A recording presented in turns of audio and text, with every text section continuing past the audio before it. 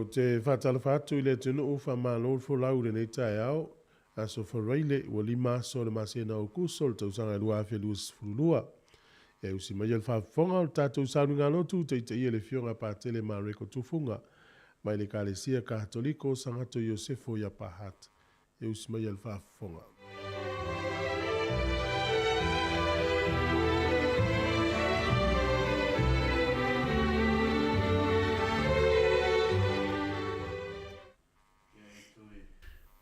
Whatano whātu male ngang whiwhi e lo male fo mai Samoa. E whape fo i o tātou usoma, tō whawhine toke lau lo mwhaiona, whawhongwhong mai. I nefu tai au manino male, tai au tatoa. Natu sa o tō maua se mano longa tō while mū male, sa onga le mū le pōn pō. Le u mō mali atu le pō luri mō na whainta. Ai wala fui ato le malama o ni fui as fo i mai le tu e lo to so i fo e fa pe fo lo mato ola mai fa malo so i fo la mele ai tu fa tasi mai lo fina ngalo so mato fa moi au te ia tato sa ninga le ngang fa tai lo tato tu le fo i tai fo i le swa fo le tama mele alo mele ngang pa ia amen ngang pa ia Fio mai e whātumoloto au. Mai tutu i le awhi o loa lofa. I au inatu loa nganga on whaolai ngai leo i lato. E te whafo winga me umai laulang. Lea tu aina o ina loto au ngal malam o lea ngang pa ia. I aluf mai a te matou, i a matou maua le poto. Mai le nala nganga. Malfifia ilan so soan mai. Ono Yesu Kiriso, lo mātou wali i. Amen.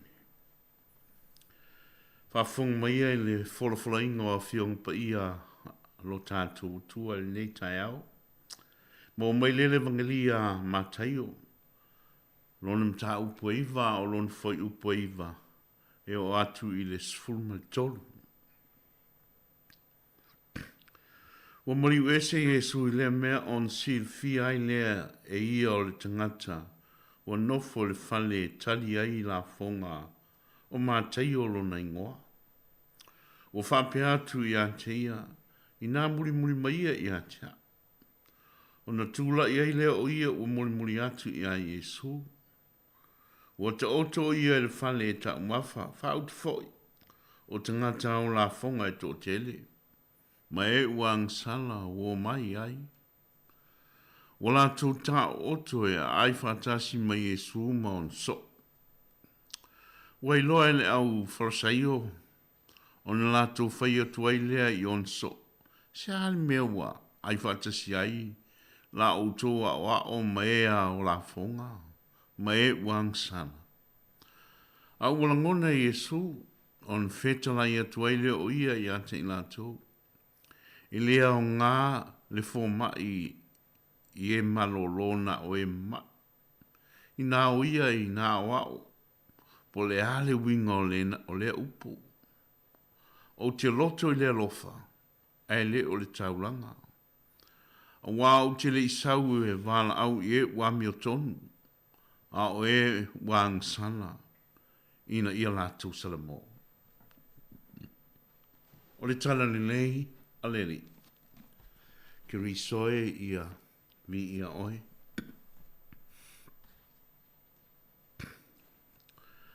Tātou tsula le no whale atua. Ina ua tātou au lia mai fōi le neia sa fōi le soifua le lei. Ia, avela tātou taurung si i le atua. Wa le atua e malu ai le nganu. Malu ai fōi angai whanua. E malu ai fōi lo soifua malo uola mai. Ia e ole anga i tonu lau whaasoa i le ngā ruenga o le lufinga o le upu soifua lo tātou utua e.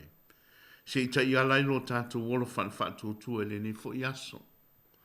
Ma le tātou whainga malanga e meise le anga i atu huma whenga i ai mwhe au ngā ruenga ma tiuti o le ni Vaiaso. O te loto i le lofa, ai le o le taulanga. O wā o te le isau e wala au e wa Milton. Ha o he wang sana. O nei upu msaunoanga. O upu po saunoanga a Yesu la vaia. E ese mal matango fie mal fa mafana loto nei upu. Po saunoanga lo tatu oli mo i tatu umalama. O i tatu uma yang sala. Po i tatu uma foi e mwhai o nang sala. E leise tasi e mama. Mele la ngona i le fia o le loto ini nei saunoanga ma upu fa mafana. Ma wha malosi au alo tātou oli. Wa o tātou mauti noa ai. O lo tala noa mai. Ma o lo tātou wha whengai ma sea tua e malama lama i o tātou waiwainga wha tangata. Ma o lona whina ngalofo i tātou toelili watu i a te ia. Ai leo le whasala o i tātou. O ia whetalai. A wau whapea lava o nā lofa mai le tua e laulangi. Wai au mai ailo nā tali e tō tasi ina ia le whano se tasi e whatu tua i a te ia. Ai e maua le ola e whamau. Whamaitara le mangalia i le ni tai au. O le walawinga o mātai o e vema apostolo. Whatasi e ma le tau mafo Yesu whatasi ma mātai o mana woang sang. I le nafiafi. O le whailonga le o le whamauninga, o le whamangalo, whapalepale, ma le anganga malam o lo tātou wali. Ina ua vai atu la ufarasaio, o ta umafa whatasi e su ma tangata o la fonga, ma tangata angsan. Sa la tau fisiri. Ai se awa ai whatasi ai e su ma nei tangata leanga. Le au la fonga ma tangata angsan. Tali Yesu o te loto i le alofa ai le o le taunanga. O au te le isau e wala au i e ua Milton a o e ua angsana. Sa le winga o le taulanga ai le o iaise alofa. O lona winga o nao se au o nanga nga o la ngutu ai le o iaile loto ma le alofa.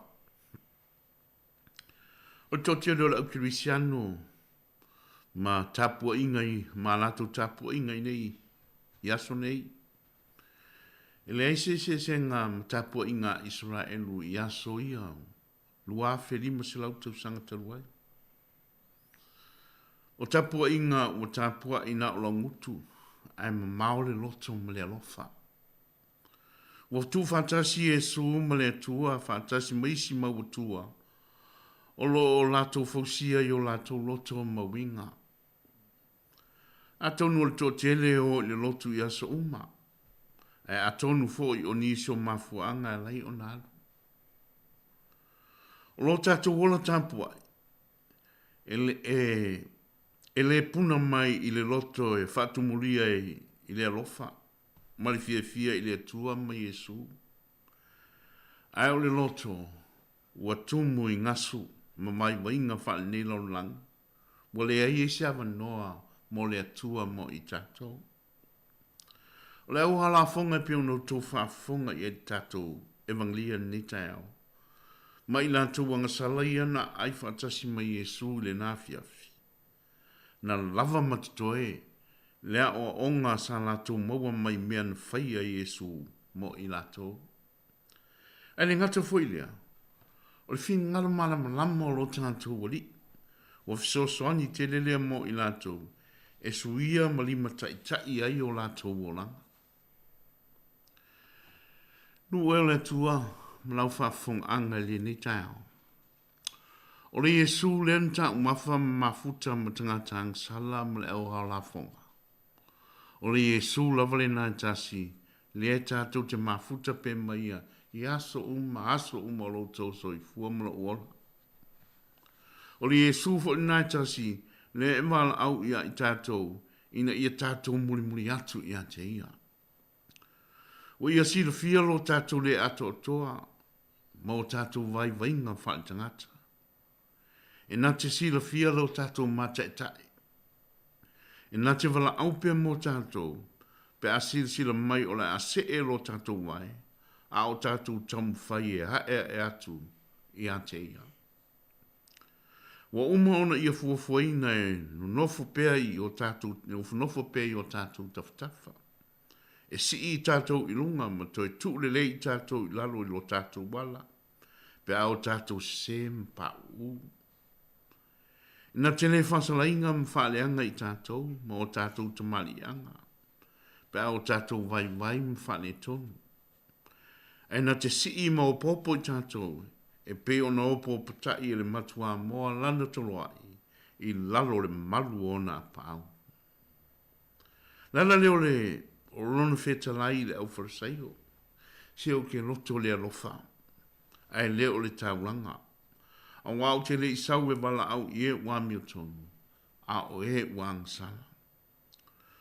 O winga mamanatu o le au wharasaio, o la tō wa siri le lei a totoa, e mamama mawalunga na ilo o isi o la tō uso.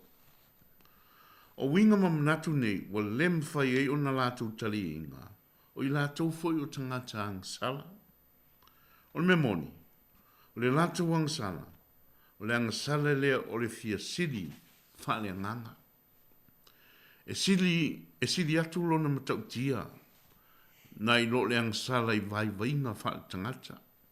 Lea o lātou whai matusi li mai, i isi o lātou uso i utaia. A whai e isi ke risiano, po se isi o tātou a velo na manatu whaasau siri, o ia wa yale to mai a to toa malelei. O lem whai ei o na talia ia, o ia fo i e vai mai angsa. O te lui nei mo oe, hei toi saa le whao, se toi ti mata le upenga. Se ule manu ai tanga i le ngalu. Se ia toi sisi la tasi lava le sa taulo o lo tātou wali. Lan mien nai te sila atu iai. Tā lofa. O Yesu o lo tau o maliu o ia i se oti fai mali e i lunga o lona kolose. Ina ia toi whaafo i tā ua i le atua. O ata uang sala i lo tafa mawalunga na tutu i ai o na au ma tau ai o i al kolose. O le siri, ai pesa i tua ina i tātou i le mafu anga o lon maliu. O le tali i le ai lava. O na ao lo whano loa o lo i e tau a veinga le matui ma le tinga. O lo whano loa mai e toi ave atu matalia inga i tātou. Ma fua i mai le wha maa longa, ma le wha maa longa atoa, o a tātou ngsa. Pe e se tasi, o lo wha maa ina pero na loto i le manatu wha sausiri. Ma ia te enga le neivala au o le salamo ma le wha maa ngalo. O lo ofuinga mai le tangata na maliwe au noa, ma se angsa. O ia whetalai, o te roto le alofa, ai le o le taulanga. O wa o te le isau e wala au i e wami o tonu, a o e wang sana. E leo wha pe atu Yesu le au wharaseio, ai mea rai le anga le lato whai ngā taulanga e le ai. Ai o le fina ngalo lo tātou wali i mo le au wharaseio, i o whatasi o lato loto, ma le anganga o lo whatino ai a lato taulanga, o na moni ai leo me uma, o lo lato whaia. A vese o lato manatu whaasau siri ma le tusi lima, o ai wale anga o ai e foi ang sala. Le ana mafuai on sao no i upu nei, o te roto i le rofa, ai leo o le taulanga. Lo watu no ue, le nafo i le ala fua ma le fasinoala, o fata tia mai lo tātou oli i mo i tātou. E lima tai ai lo tātou wolanga. Fa pelo tātou wola tautua, me mea uma e tātou te whaia. Ai meisi a tātou whainga taulanga o lo whai, mo le mamalu mo le vi inga o lo tātou tua. O lo tātou wola tau muli ai e sūmlan tala lei. Ia fasino ana ni e fionga pa ia lo tātou wali. Ina ia mumu pele la me polo na mi o tonu. Ia ai o loto mfinangalo.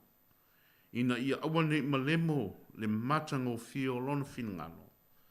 Ai ia totongo pea ma lama i teimi uma. O te loto le alofa. Ai le o le taulanga. O wau te le isau he wala au i e wa mi o tonu. A o e wang sana. Tato vi atu le tua i lona vi inga.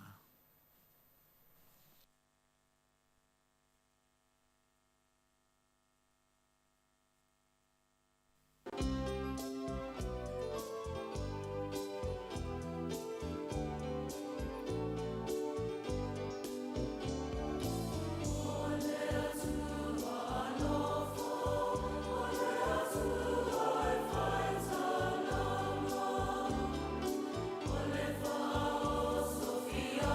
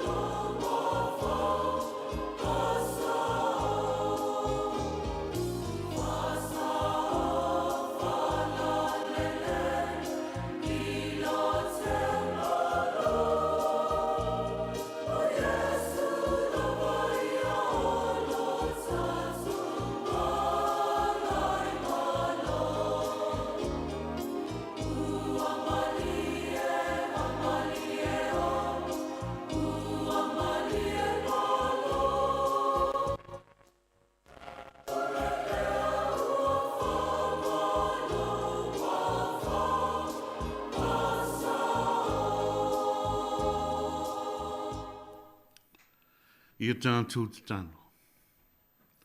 Neli e, o matou mai o luma i le ni tai au, ma le loto mawalalo, ma le whataua. E la ngona lava lo matou whataua a, i lo tātou whawhenga iai.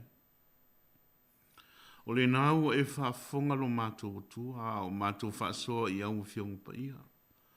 Ma sula lo walofa, ma lo matango fie le whatua o ia. Ia mea upu wholofola nei aso ma nei tai au e peo se vai manino e mātou te utu vai iai. Ma ngā lala e fia tau mafa ma fia inu iai. I lona malu ma lona matango fie. Whaftai ono lo walofa e lau tele. Mai lei fo isono tua oi.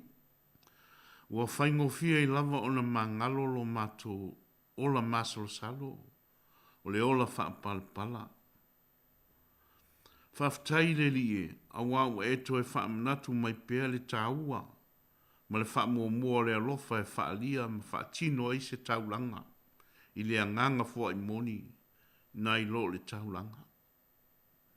Wa e to e whaamanatu ia i mātou, se hale wingo le taulanga, ai le o iai le alofa e wavalua ma le taulanga. Wa to e whafangu i o mātou, wa e toi whafangu i mātou i le tāua o se au unanga, ma se taulanga e sau mai tonu o le loto fuatia ifo ma le loto e malie, e le na o la ngutu. Whaftai te maanga nofa, lewa e toi whangwhangu i mātou, o lo mātou wola tāpua i ate oe, e ao ma te tau o na puna mai i le loto e whatumuria i le lofa ma le fia i ate oe. Ma Yesu lo matou whaonga. Leli e whatau nuina pē ia i mātou ma o mātou tangata whatau waa. Lau whaamanga longa le whatua o ia. E tusa mani masei ma leu a lau whanau e whainta. Ie si lano whamai, ma ia mangalo o ni o mātou whale tonu. I loa lofa e whapalipale. E ui lava ina te oto whai o te nepu pēr mātou wa ai i le whaatingonga o mātou to whinga mau o nganga. Ai pētai, wale a vea le ma mea nganga ifo ai le lao lo wha mauni, ma lau tausi mai pēr o i mātou. Fisosoan mai na ia awane i mātou whiungo fie, ma la fwa i o mātou koluse. Pe au o maiti ngām pōpuanga o le taumuri muri i atoe, ma le whai taulanga i atoe e ala i lo mātou soifua mleola, ma mātou ngāluenga. A ia taula i pēra mātou wa ai i atoe maupoponga, ina ia mātou la ngona i foi, le sua malie o mātou foi poponga mo oe, ma lau tala lei. Pe asu ma lau mai e istanga te ripu vai ona e mātou te inu ai. E atu mau mai pēra lau whamanuianga mo i mātou uma e leo noa. Whamanuia mai o mātou ta māmati nā mātua o lo whaia le whaiwa le tāpuai i le aso ma le aso. I la tau o mau ai whanua noanga o no le malanga al maliu ma le oti. Whamole mole, pa i atu i ai lau wha whanwhananga. A si atu lau mana whamalo lo i a i la tau o ngase i maota o sulfa inga, ma te tonu o maota malawa. Whamanuia fo i la tau o lo i to ese, ma le whale pui pui. Whamanuia mai le ngā luenga tautua, o lo o whaia la mātou ofisa whasa lau nei ma le leti o nei o le si ufonga lau mua, a wāi tautua inga lo mātou watunu. A ofi ngā saloa i lo mātou watunu o le nei aso mausu i whi au ma ngā luenga matiute, tausi ai ainga, le li e, mātou te taro, ia apo yo awalofa, lo lato soifua mleola, lima tai oi ngaluenga uma, misi wot whanau ia o onga ni aso. Toi whei loa ai uma a inga le fiafi i le fia molo file mo, bi ia lau fio. Tato mafuta whatas pia ma oi le ni aso atoa, se i o mai le taua fiafi malon pongsa, e a latu le iake riso, lo wano, ma lo mātou wali i. Amene. Il suafo te ma le alo mle anga pa ia. Amen.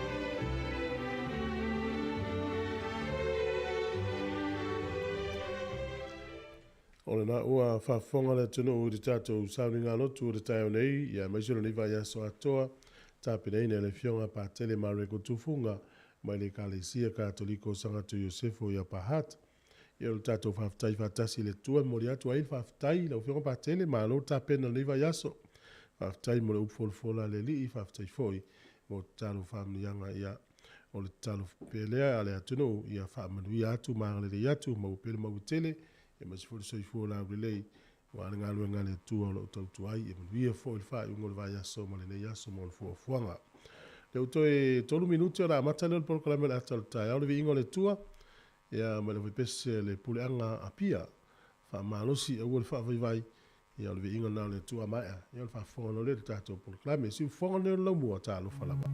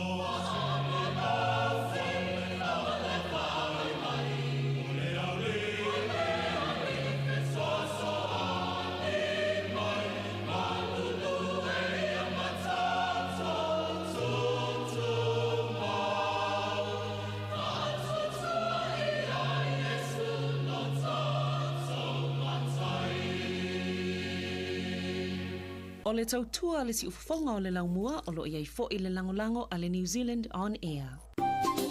Hi Samoa, it's Auntie Tala here. Instead of Fifi Falo, ile ata o le tai au. Laugh of the morning. I'm at the mail apple feet to the Vaiaso, si ufonga laumua, ata o le tai au.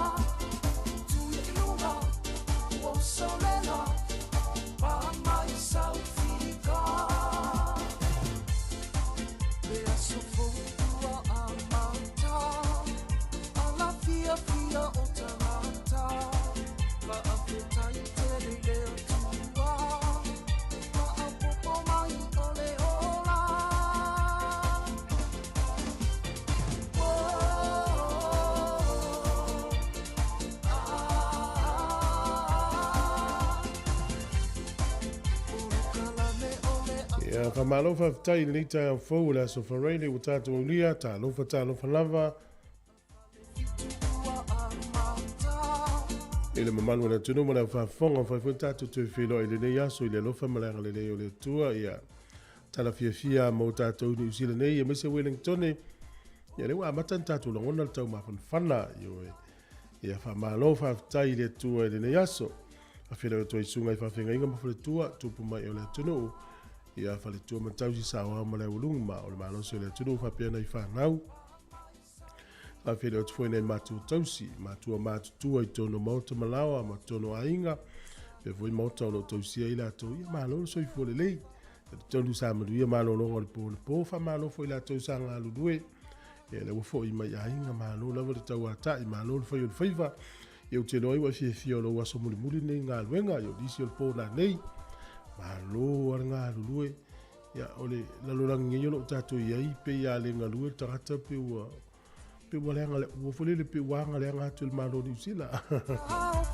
ta wala tongi le tax episode soni foi ila tina ina statu tu nei yo le mele ya o te fie la foi to fata lo fatu wala so umile nei yo tatu fasa le lunga tau tu lava ile limanane ile fiafi malo foi tatu wompa anga lo momel tu ngol Facebook o YouTube fa pe foi tatu app ya tanga fa so atu tatu Facebook pe share tu lunga lo lau api o fōringa ina ia maua fō inisi o lo a inga marisi o uo ele o mou mai tātou whasa lunga li tai au mo le tuala whaftai mai whamalo i loutou whamalo mai whaftai mai ia mātou tu whamalo a tuoin whaftai ia tu mana tua tu i lau telefoni le tātou app le nā le Samoa Capital Radio app ia so soani fō i ki inisi o teimi le whai ungo le Vaiaso so teimi lava wai luas fu whai tu la fitu aso le Vaiaso le tautua le nā le tātou app ia ale nei tai au ia tonu lava ia o solonga le ia fuafuanga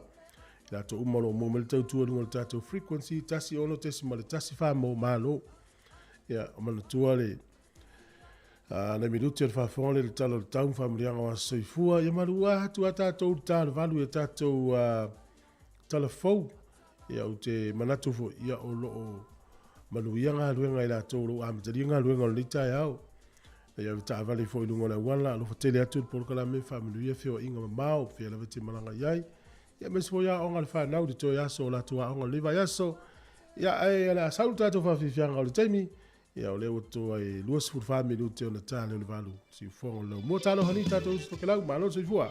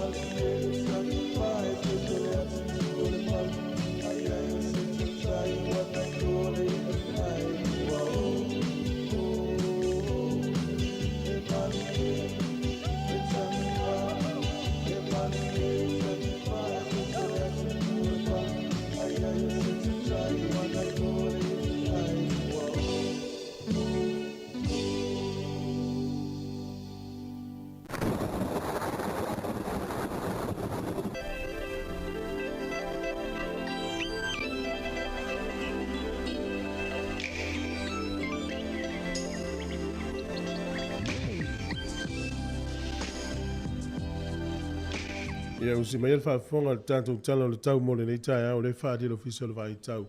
Ia au o le nei aso Wellington. O le aso tai au e langi le lei le tau ma vai le mato le la. O le aso sa, son fua ma le aso lua e wha malu malu e fo ina i timu. Ka piti le so ina i timu le aso le nei, manu o tū whanganui mu tau naki e langi le lei le tau vai le mato le la. Wairarapa, Hawke's Bay, Taubo, Mamaupu e langi le lei fo i le tau le nei aso au kilani. Le u whaelo mai fo i le malosi o le pua oa i au kilani. Ia ua whaelea ngā ina inisi o whai ngā maranga wa lele. Le fuisa wha ina i au kilani a nafi. Tālu sia i leo. A wha ina i lau maranga o lo e whawhanga mai. A eva ia le matau le lai le so i au kilani. Hamilton e langi le lei fo i le tau le so e pua oa fo i au tau. Ia vai fo i le motu i saute i le aso le nei. E langi le lei le tau le tele vai ngā le motu i saute. O le maulano le fuole e malulu lo ia i le whae le nule o Queenstown. E mawhanwhana sifurwhitu Dunedin ma ina Vikago. O le te lengo le tunu ne iaso e matele na ia le matele le la tele wanga le tunu. Se i wanga na Wellington e mana inu ne tau wha malu malu i nisi o taimi. O pia i ina i timu ruas furu ono le fuole vela luas ufale e mawhanwhana. O le angotoi fuole lai le so i no nei Wellington e le toi luas furu vanu minute le ono le fiafi. E oso ele la tai au luas fulu minute te a ele fitu i tai au tai au. O le fu o le mawhanwhana ia ma le maluru lo ia i le wā le fitu a ngai lunga le sifuru rua. Ia ma maluru le na. Ia mawhanwhana lo ia i sifuru lima, sifuru ono, sifuru fitu Wellington e manutu a oi. Tala o le tai mo le au whangote le nei aso Wellington ia sua le tai le te au le sifuru le tai au nei pe le tai. Toi sifuru 2 minute le lima le fiafi o na toi sua le tai la tai le sifuru tasi le po na nei. O poli lua pe le tai le te au le valu le tai au nei sua le tai te au le afo le lua i le au auli. Ia o le toi pe le o le tai la tai le iwa le po na nei. Ia mo le au laftupe ia malo la valanga le nei. Tasi tala di usila maulau tupe Australia e valu sene. Tupe fiti le utala tolu sifuru 5 sene i le so pe a tasi tala di usila. Tupe Samoa ia tasi tala New Zealand molo tupe Samoa e tala ono sifuru tolu sene tala ono tolu sene. O le tupe Amerika tasi tala New Zealand maola ono sifuru tasi sene ia le malo tele. O mereke malo no stele tupe Australia ia Amerika.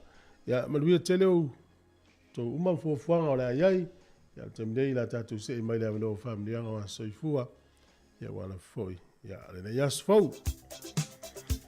Tatu iai le aso lima o le masina le nei ia o aukuso ma lol for lau, ma lol tau atai. Ia maruia tele o tau aso i fuol i meni lava na aso whanau at samocapitalradio.co.nz pefia mai se whamurianga. O le tusi fai taulo mo le tusi a Roma i lima fe upo i lima. Roma mtapo i lima fe upo i lima. O le wha moi fo i e le mai. A wā ua whaamalingi mai le alofa o le atua i o tātou loto i le ngā pa ia. Ua fua ina mai i a te i tātou. O le whaamoi fo i le mai. A wā ua whaamalingi mai le alofa o le atua i o tātou loto i le ngā pa ia. Ua fua ina mai i a te i tātou. Ia, o le ngā lua mawhai a le ngā pa ia na te. Whaamalingi atu le alofa i lau loto malau whirangalo ia whaua wile o ngā lua ngā lei. Manui o lo aso i fua nei aso, pese nei marisunga ya Willy Tavita.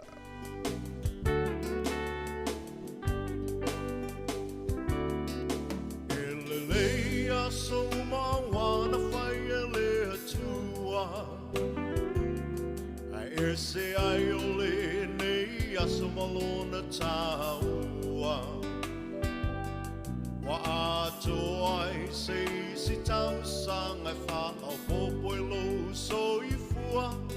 Ono le lofa o le atua. Malana pule wha a so i fua. O ai e le tangata wai o manatu mai ai. Le tele o nei tau sanga wai a fua i mai. Le atua le vi inga le wha manu ma le wha whetai. Au au au no mea matatau ai.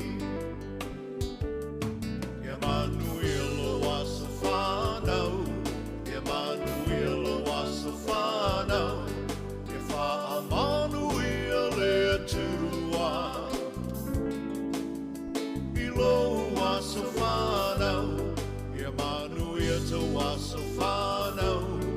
E manu ia to waso whanau. E wha amanu ia le tua. I to waso whanau.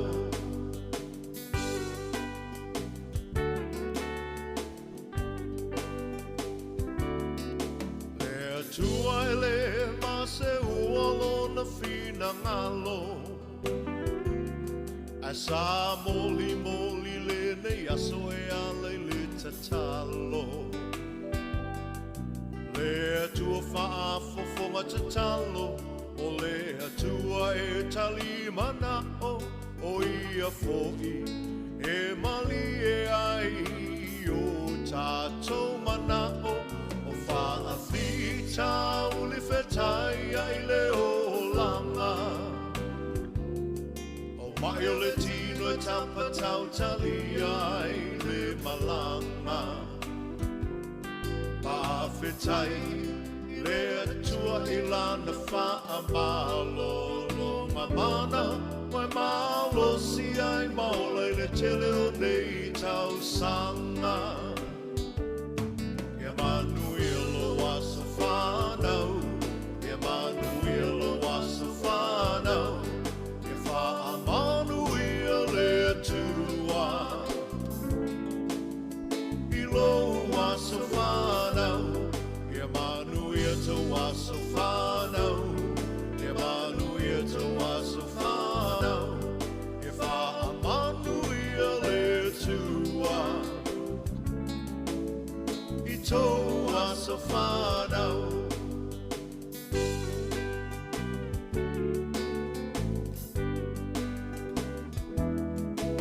Ia fia la ia le tele o au me alofa. E le aise me alofa siri nai le mana vaola. O le fina malo le atua. Tia ele maseua, awa e wha I fo I le moto, ai e toli fo I le matua, mai le tau pati mai o ai ngana lua. Wa venga wa ai ia e mamana le atua. Tato tatalo ia wha o popo ina e le atua. Aso, na se mana o laua tua ia whai a pelo fina ngalo. Emanuelo waso whanau. Emanuelo waso whanau. E wha amanuia le tua. Ilo waso whanau. Emanuia to waso whanau. Emanuia to waso whanau. E wha amanuia le tua. I to waso whanau.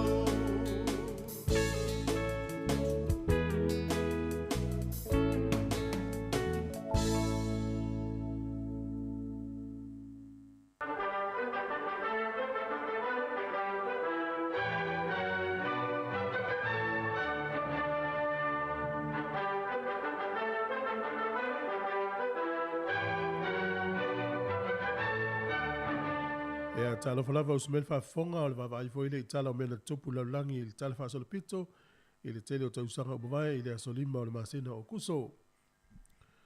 O le asol le tausanga e tasivalu valu fa na tu uai le maa fa avai ia po le maa tuli manu o le fa tangata le o le Statue of Liberty e tutonu o se motu ina i New York.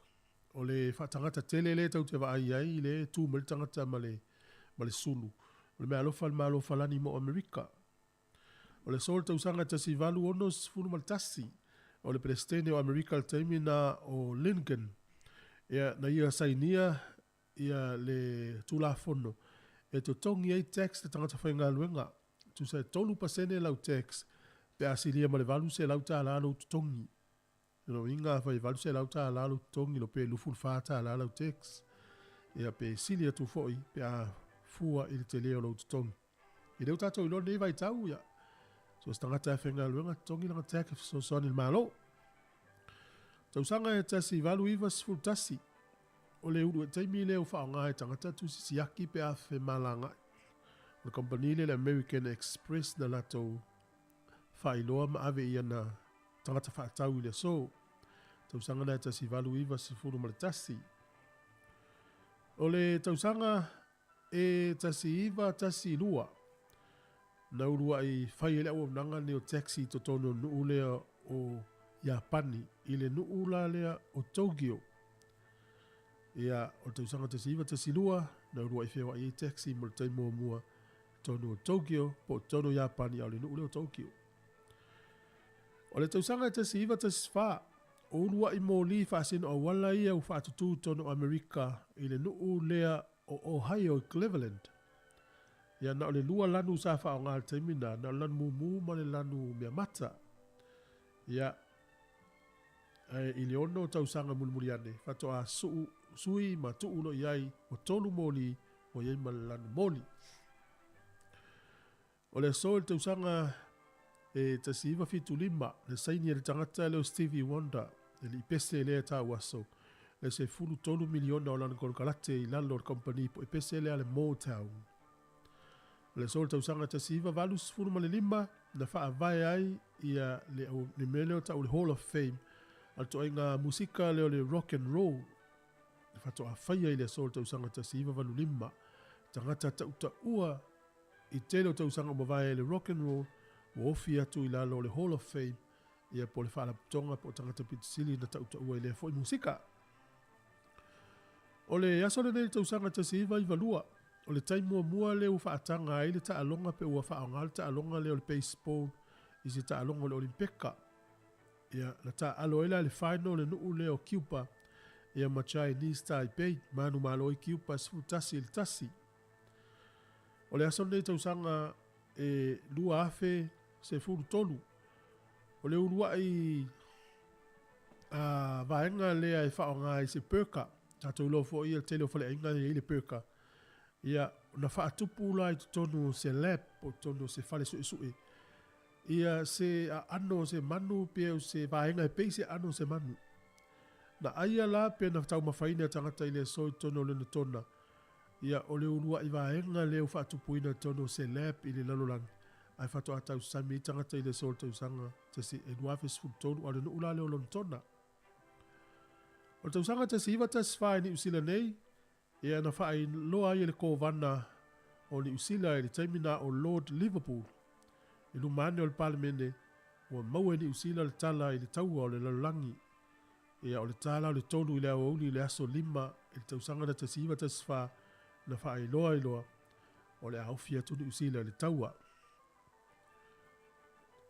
O le so i le tausanga i tasi valu fitu valu i Samoa. Ia na saini ai le malienga i le vā o tutuila. O le atu ina atu ele ia i whangatongo i lalo le vainga a le Navy le malo Amerika. O le sol tausanga e tasiva tasfa. O le sava aia si amani por kovana o si amani le taimina i Samoa. Dr. Erich Scars Ewith. Na ia wha iloa i ona tangata. O le ale aiso la tuanganga te te atu. Pe au sufa ia Samoa. Ia e nuu ia e langolango ina pelitania. O le sol tausanga e tasi iwa lua tasi. Ia o le asoifua lea. O le urua i pale mia o Samoa. O mata afa fa muina fia me mulu nuu le lua. Na soifua mal nuu leo lo to fanga. Ia o le nasfa nau le nei. O le aso le nei tausanga e luafe ma le tolu. Na mali westasi o fita Samoa i tonu. O le nuu leo Mosul i Iraq. A o ngalue ai le li leo Farao le tufunga. E na o le luas fulu ona tausanga. Tatou tala ia to e mawal whapoponga tai masani whaaftaila. O le tautua le si ufonga o le laumua o lo iai fo i le langolango a le New Zealand On Air.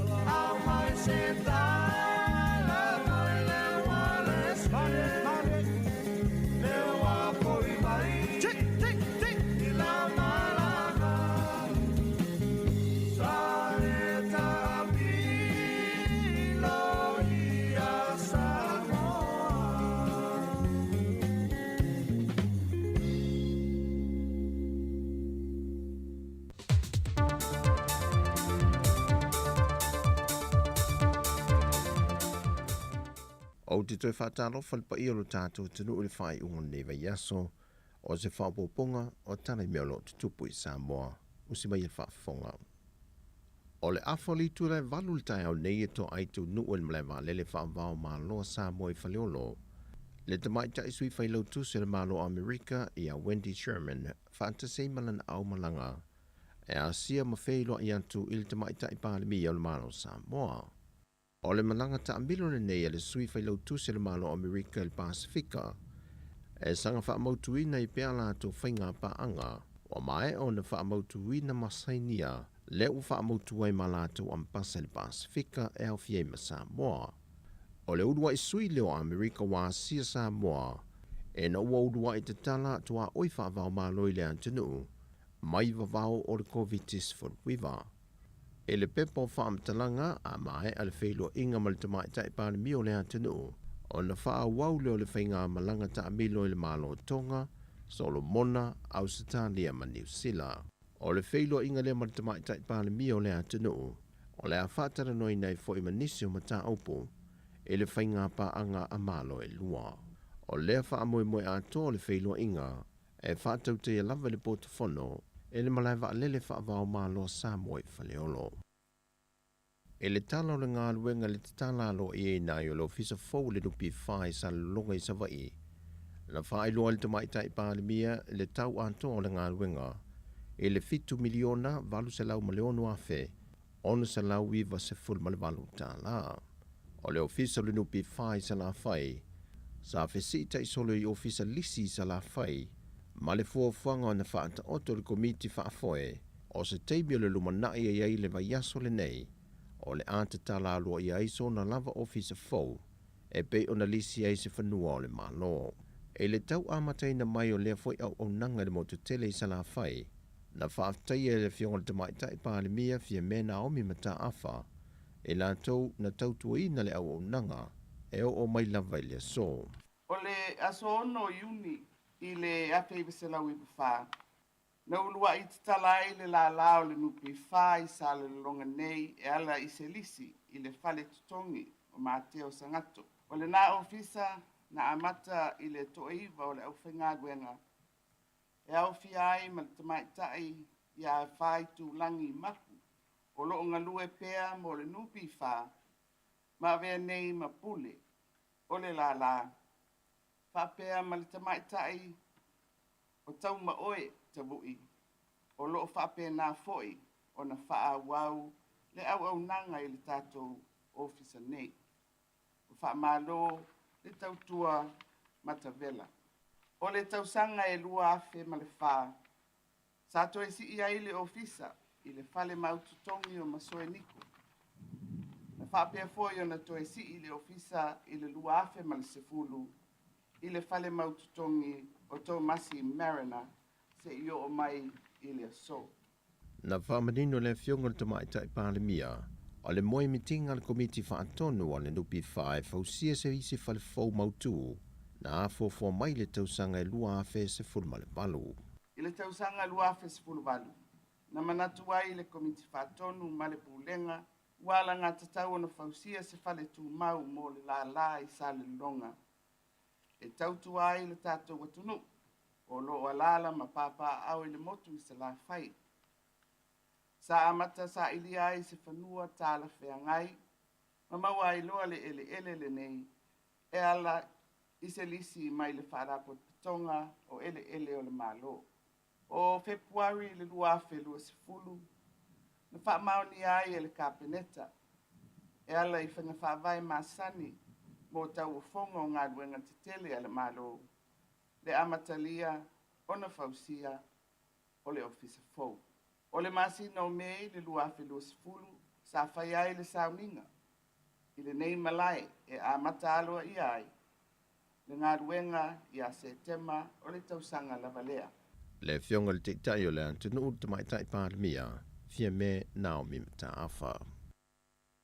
Wa te ena le tamaya a wia whireti mo fiti mo lianga i ono lo whaasanga i anteia, e le malili wai o le tama ono se fultausanga ma le se fulvaltausanga o lona atalii, e se whaalavelave na tula i mai fonga po le masina te nei, le na whaonga i le tamaya mo fiti se la au malosi, e wha o le maliu ia i la ue to ruepe o na ta ua, e se ese inga i tua oio whanua.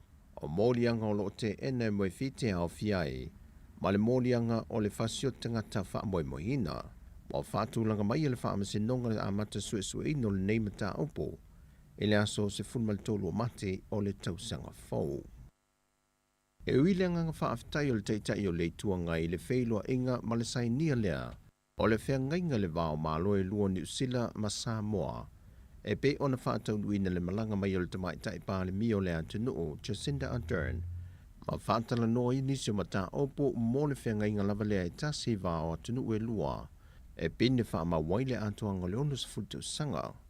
Pei tai o se tasi o mata opo na tuli mata ia le vaenga wha opo whaia le JPP, o le talo sanga i leo le titai o le atunu, e na ia te tala mawe ese New Zealand le lave le waye nei tulanga o whemalanga inga, e le talo sanga i o le atunu o mo visa malanga i New Zealand. O whaalia le teitei o le tua ngai wa whaisi whainga tātele ma ua le tala whengai. Le tali talia le mamalo le antunu o talo sanga mo visa. Le ua o tu lava nisi i le taivalo Vaiaso.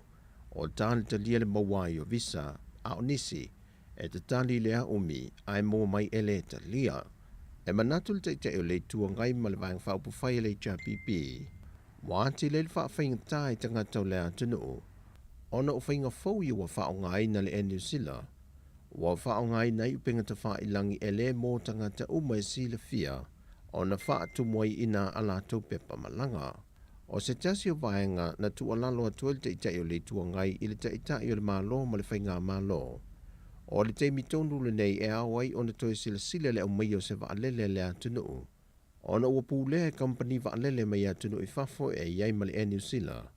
Le taunga tātele o pāsese ma ua le aise tonga fite ma whai tangata Samoa, ona ua pūlea ia company vaalele mai atunu i fafo. Sau no tu la epa, o le uti ma le tau whaasua soa se le nia tangata le nei vaitau i le a fiai o le tama o aingo le laulangi, e mo mi ai le fisosoan tele le whainga malo. I ona tangata i atunu i fafo ma Samoa nei, i le taunga tau le si tanga o pāsese, ua i ai le teimi nei. O talafobia mai Samoa mo le whaai ungo le nei Vaiaso, man via tele lu tātu o tunuu, whailoa i le asonga fua, whaasoi foia.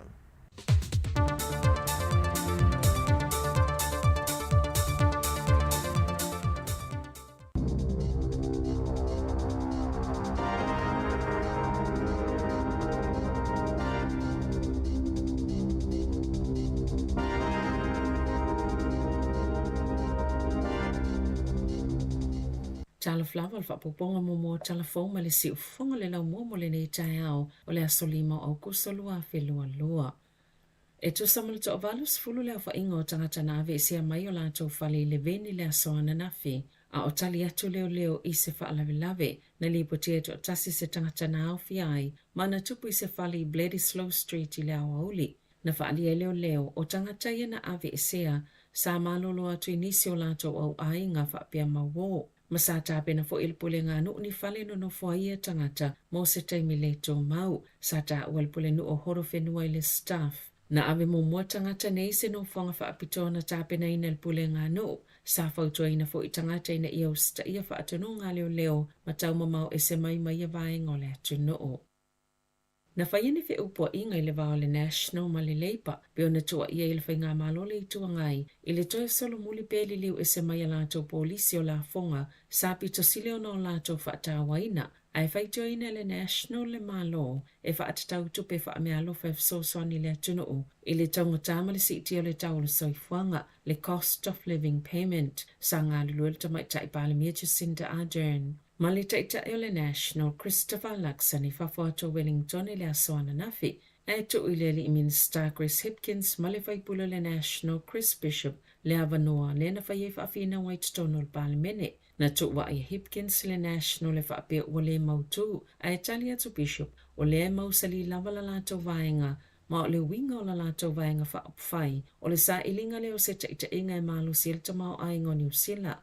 Ma whaamautinoa ia vave na whaamutal whainga malo leanga waa na tali le Minister o Chris Bishop o se tasi pito silo na oso whaina I stangata le palemene ia na upo na sauna o Bishop I leo tustala o le ala leo lona ia le palemene o le pui ngo whaamomongo le vaenga whaupwhai le National whaasilsila le National o la lato polisi tāwal tasi tesi malafitu piliona tāla o la funga e ave isia ia sa fulfula le masino mati o le a whaataatia ese.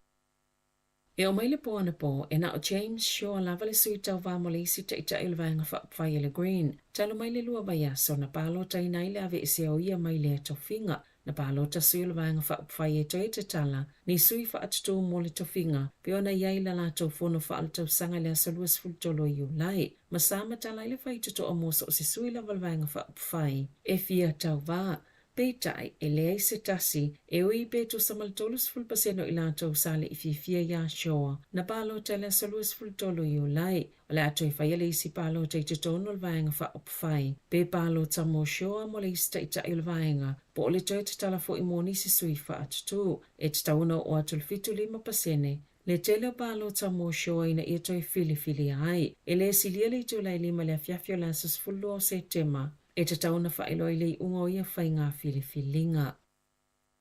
E atangia mai ele mawhaiene usila o na mawani tui pui o le whaamai o le monkey box, mua o le iono pepesi le whaamai tutono le atunu. E tu saima sa saunoanga Dr. Nick Chamberlain, le whaatono silo le au nanga lau telo le soifua malolo ina le atunu, mua atu na avise tu sil whaalapo tuputonga o le Burnett Foundation, I le pale mie whaelo atu iai, o lo iei le avanoa vave mwhaina tau mamau ese le atunu o, mai ni tūlanga o ngau ngai o iele soifua malolo ina lau tele. O lo talo sanga I fo I le malo, ina ia whaatu ina se fuafuanga ina ia mawaini tui pui, e awe le whaamomoe le tūpā o I tu ainga tutusa, le pito sili ona lamatia mai le whaamai, e to o tolu tangata I New Zealand na awhia le monkey box, e to o lua ua toi manuia, na tā awala mtanga luenga soifua malolo ina, a au se tā lia e whaapia, e whaase lau 5 awhia la tau tui pui, ia ua mai o na whaamautu ina, mo le monkey box.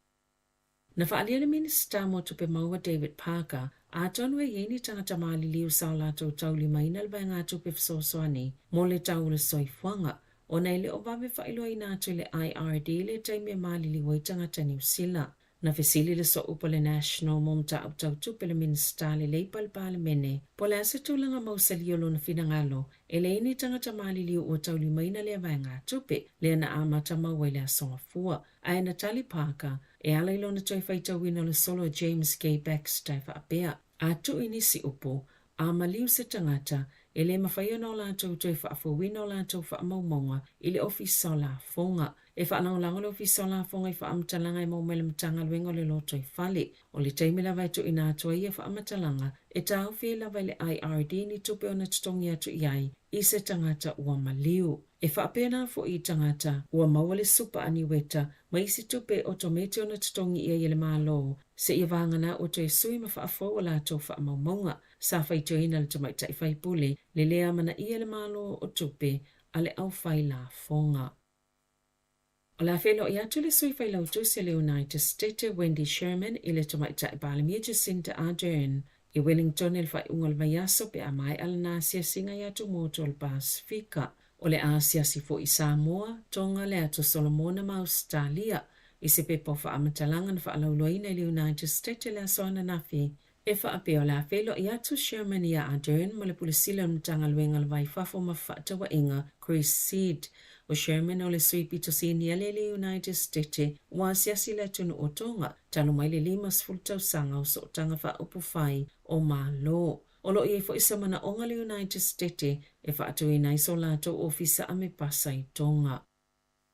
O le pōna whaataunu uina i le tufanga whailonga o musika Pasifika lua whelua i le Vodafone Events Centre i Aukilani e to olua sifuluono i la tōna filfilia e whaia i ele whaiunga muli mo e ua whaamuni ei nei whailonga i vaenga SS fulmal tolu o se tufanga whailonga i pātipatia i musika a tangata Pasifika i totono New Zealand ma o se avano e avele whaaianga mo vaenga ua ausia e le au whai musika Pasifika i totono Aotearoa ma se avanoa mo isi whai musika o loo tupuae o se taimi mo ua toi whai eia tufanga whailonga i luma o tangata mata talu ai le COVID.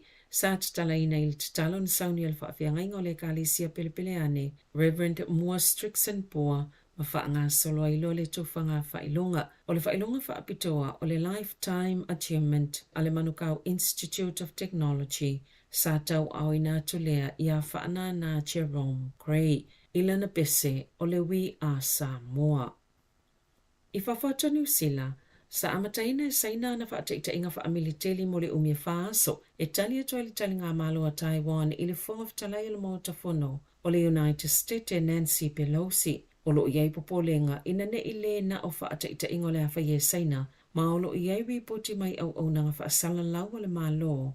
E whaapeo la ta whanatu ne mea tau whaatontonu mamao i lunga ne o Taiwan o se mote pule ina lava i la tau lo au maua i tangata i 2 miliona e la i te tila militeli a Taiwan mai whaalangolango i le United States mo au upenga manifesto swani na ta ue Pelosi o lana whainga malanga o le whaamalo si a tili leo whainga whaatemu kalasi peitai sa whaai te lava i le whaongango le upu tū o tasi e le mana na ina ia tutupu ni whainga whaamalo si a Taiwan e le whaatasi na whaaleo i saina lo na titee i le ase singa Pelosi i Taiwan pio na whaalia le so upo le mtanga luenga le wai whafo saina.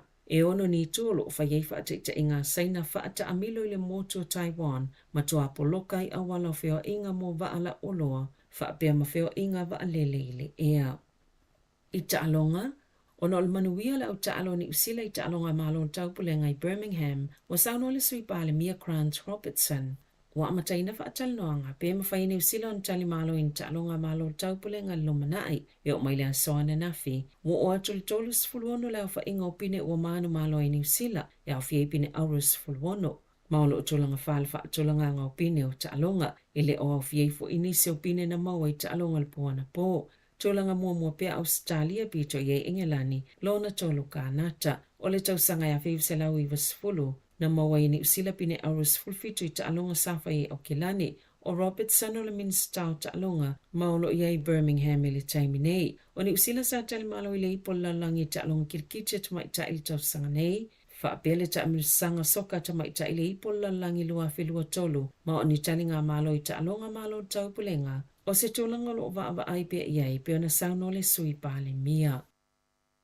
E whaasuinga o whaile whaia onga Ian Foster i le ol peleki mo le taalonga mawherika i saute le asa mai le aule na whaia ina ia Ayalani i Wellingtone. O filifilia George Bower, Samisoni Taugei Aho, Angus Ta'avao, Sam Whitelock, Scott Barrett, Akira Ioane, Sam Gain o le kapteni, Adi Savea, Aaron Smith, Bowden Barrett, Caleb Clark, David Havili, Rico Ioane, Will Jordan, Majodi Barrett. Walau whaleo Leo Dane Coles, Ethan DeCroot, Tyrol Lomax, Tupova E, Shannon Frisell, Finlay Christie, Richie Moonga, McQueen Tupaya.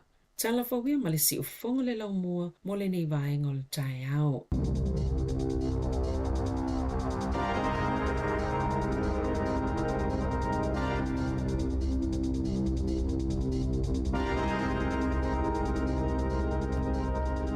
Ya malo lava fa mai te mi le 2 minute o te ne van lo si fonga le mua e il tato fa tana fa tole ta pena mai il a fo le valu il tai nei ya malo lava malo ta wata malo fu fa fa ya lo fa solo ya ta longa malo ta pulenga peltania ya po ila to malo uma ya sai la lo pulenga peltania tele to sanga mai Fōringa mai ele so valu au kuso le vaso le so lua tātou New Zealand. Ia o te minei, ia au vai atu le lisio o auro siliva ma apa me mea iwa ia i olo o tūlanga sifuru ono i Samoa. Tasila na auro, tolu ana pini siliva, wha pini ar tātou tunu. Ia me tawina fo i talonga ia tau fituli le pole lua se lau mita. Tau lua fo ina ia lo le tātou tunu nasa tau vama ia lua se lau mita. Ia pi e te i fo ilo ta ia la ta ia va ai mata i le. I le mawhai ma le maualunga wo o ia li sawa o tātou tamaiti. E mo ia lai le imanuiana i tama ia toa lua i le o atu le semi-final. Ia a e o i talonga ia le Commonwealth o se tūlanga maualunga tele. Ma nei le tau fitulia ale wuri ia o te lor talonga si isi ua me mafa le o te le pine a tātou ia polo ia i tātou pine. Australia nae tūlanga mua lua Engelani tolu ka nata ia whālo ia New Zealand 5 Skotilani iono Afrika fitu initia valu Wales Iva Malaysia se fulu Nigeria fulu tasi ia Cyprus fulu lua Uganda fulu tolu Northern Ireland sfuru fa Kenya, sfuru 5 Singapore, ia ma Samoa no tu sfuru 1, ia sfuru fitu ia Jamaica, sfuru valu Trinidad and Tobago, ia sfuru iva Cameroon, lua sfuru Pakistan, ia sau ilo lisi la lo fiti na lufuru tolu. Au vaila le lisi lea tu so Samoa la tu no Pasifika lea e mai no umalaiti umal Pasifika le fiti Tonga, Cook Islands, Vanuatu, Papua New Guinea. Samoa le sili ana pina inu umalaiti umayal Pasifika.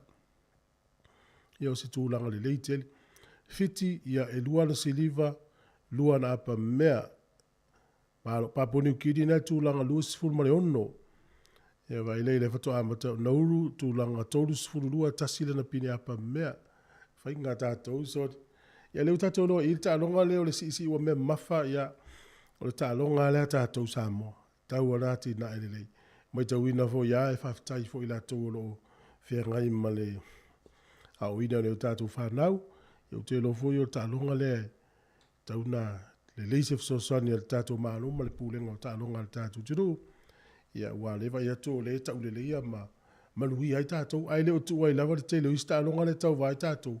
Ia ai ona le whalanga mai ai matua nau tama sao ai e o ai ia ele o lava vai foi stato pese mali foi la foi tau tala le a mo tala le on tala le pese o le tunu o Lucia ua fautu ina e company va le Lucia ia ave va lele fa ma male se so ona o mina o le tau fio va lele ia ona ua tau le ai ni me foi o spare parts o va lele e lo ingala e la ua la ia va lele a tau iloa umi malai wa alele o le ato o ye wha maamale o me ina o le vai tauwhi o na ua tau le ai talu ai le tapu le whaia i malo sifo ia nga ia Lucia ia lo inga o le tele o vaenga i e fsosani wha alele ia i e mo meo tōtonga vo i o wa alele a mese lava tauwhi ia mai malo sifo ia le lau ave el fautuanga mo tuata le fia i loa le tala le alata te alu se wa alele ia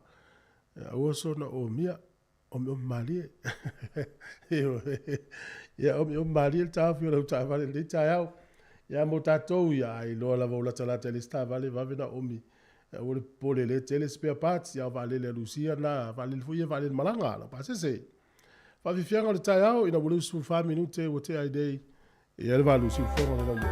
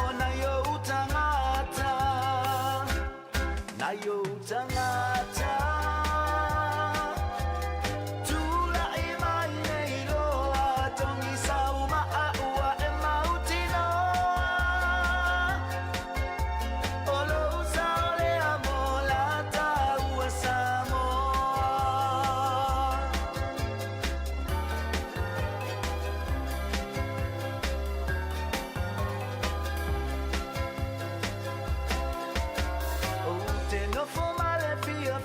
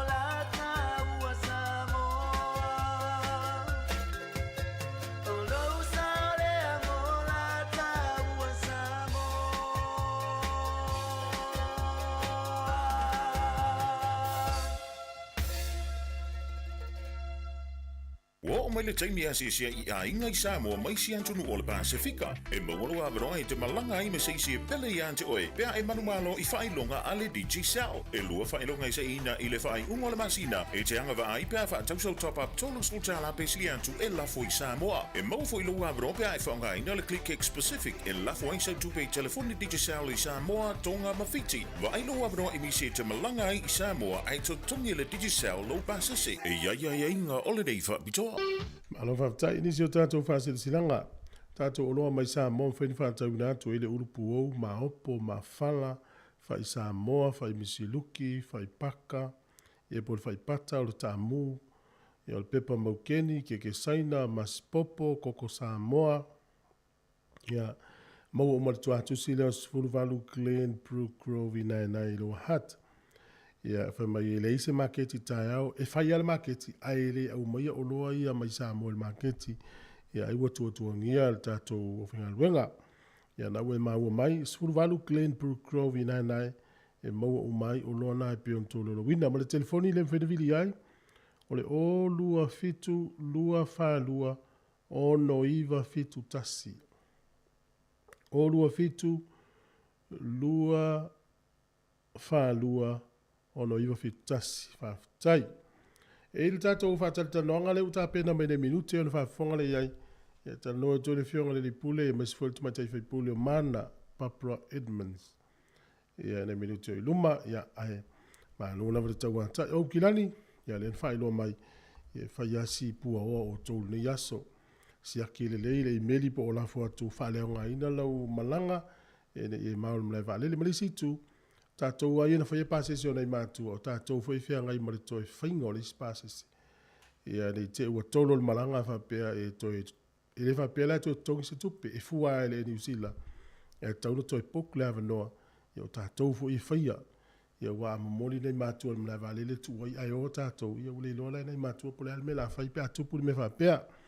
Nei whamanatu ia ua tu la fo ina la tau, ia ai lelei. Tārusia o loo sōronga le rei whaiva o le rei tae au, ma le rei aso. Ia la atoe watu leisia tātou pese. Ia tāri e tātou porklame le tāpena mai. No whātu mō tātou ainga umalawa. Ia o lo mō mai whasalunga so se tu o lalulangi. Wellington e leo mare ele mawhanwhana. Ia whamaru le tau le rei aso. Mai le RSA.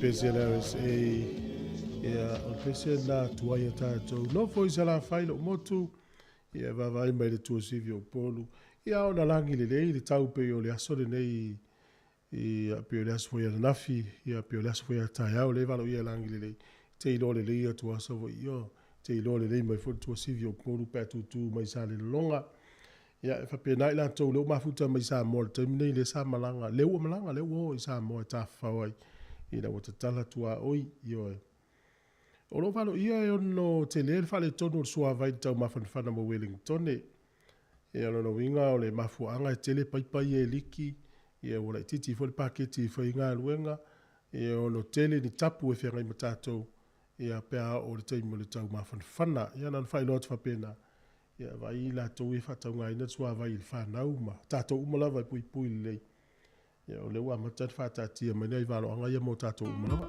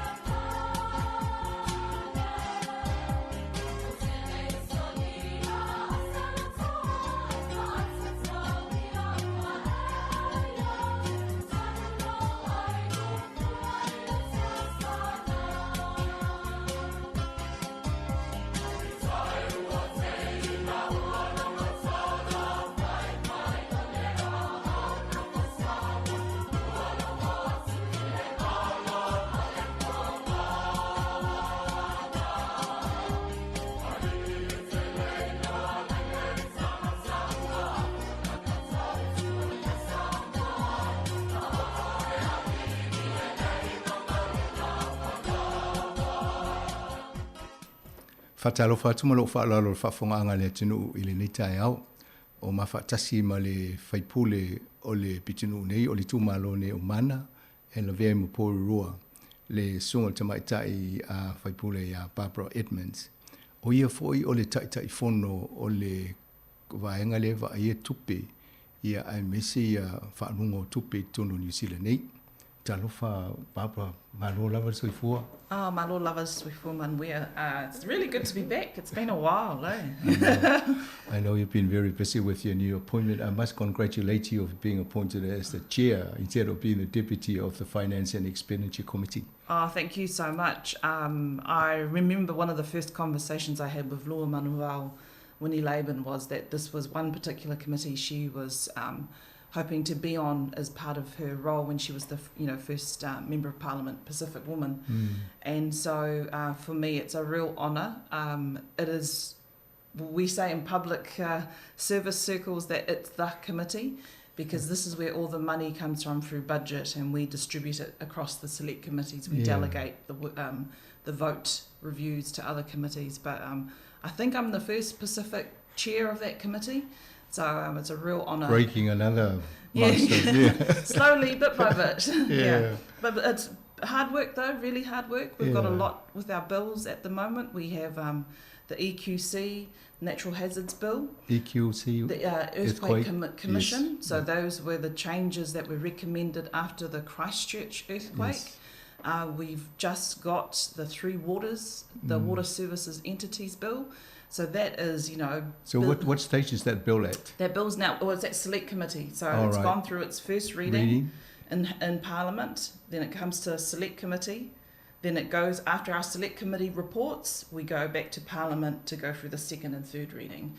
So that's with us at the moment. We will be hearing submissions. We've had over 85,000 submissions. 85,000? Yes, a lot of them are just templates, form template submission. We're treating as form submissions because they're exactly the same. There's been some very good organised campaigns around it. May not, we'll go through those submissions as part of our committee, but we will be in Auckland, Hamilton, Nelson, Hawke's Bay, Christchurch, Dunedin, hearing submissions across the country in that third week of August. So we'll split off into two subcommittees and to hear most of the submissions, because not all of them are actual submissions that are asking, like you can improve the bill this way. Some of them are, very formed. So we just work our way through it, and we get the advice from our clerk of our committee. Oh, that's keeping you very busy. Yeah, it's really busy. Yeah. I think you touched on some of the functions of this committee. So what does it actually do? You get all of... So we have legislation that we review, draft legislation we review, any sort of legislation that's around tax, anything that's the Treasury, New Zealand Treasury, their policy usually comes to us. So we do lots of different bills. We've also got... anything to do with money? Mainly, So all the, even budget. The budget comes to the Select Committee for us to decide where all the different votes, vote police, vote education. Is that the draft in the draft form before it gets published, or is that after it's after it's been read in the House by the Minister of Finance? It comes to us, and then we split the budget up into the different committees. We say social services, you have vote social development. Justice Committee, you have vote police. So that's our delegation. We can keep whichever vote we want, but we normally delegate it to the subject matter committees. And then we also have, every quarter, we have the monetary policy statement. So the Reserve Bank Governor, Adrian Orr, appears before us every quarter. But we regularly meet or have him on different matters. We also have Treasury before us a lot of the time.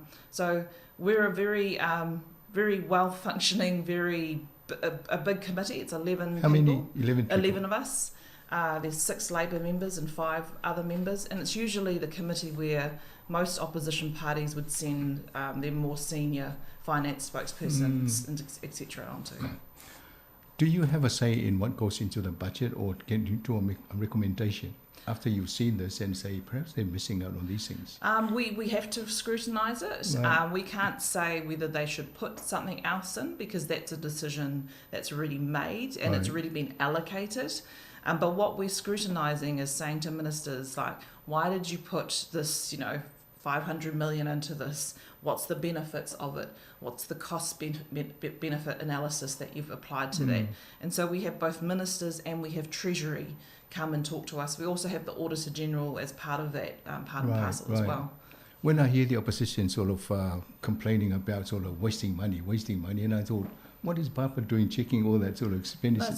So every select committee is responsible for checking that expenditure. Yes. So the difference is what they're perhaps complaining about is the implementation side. Right.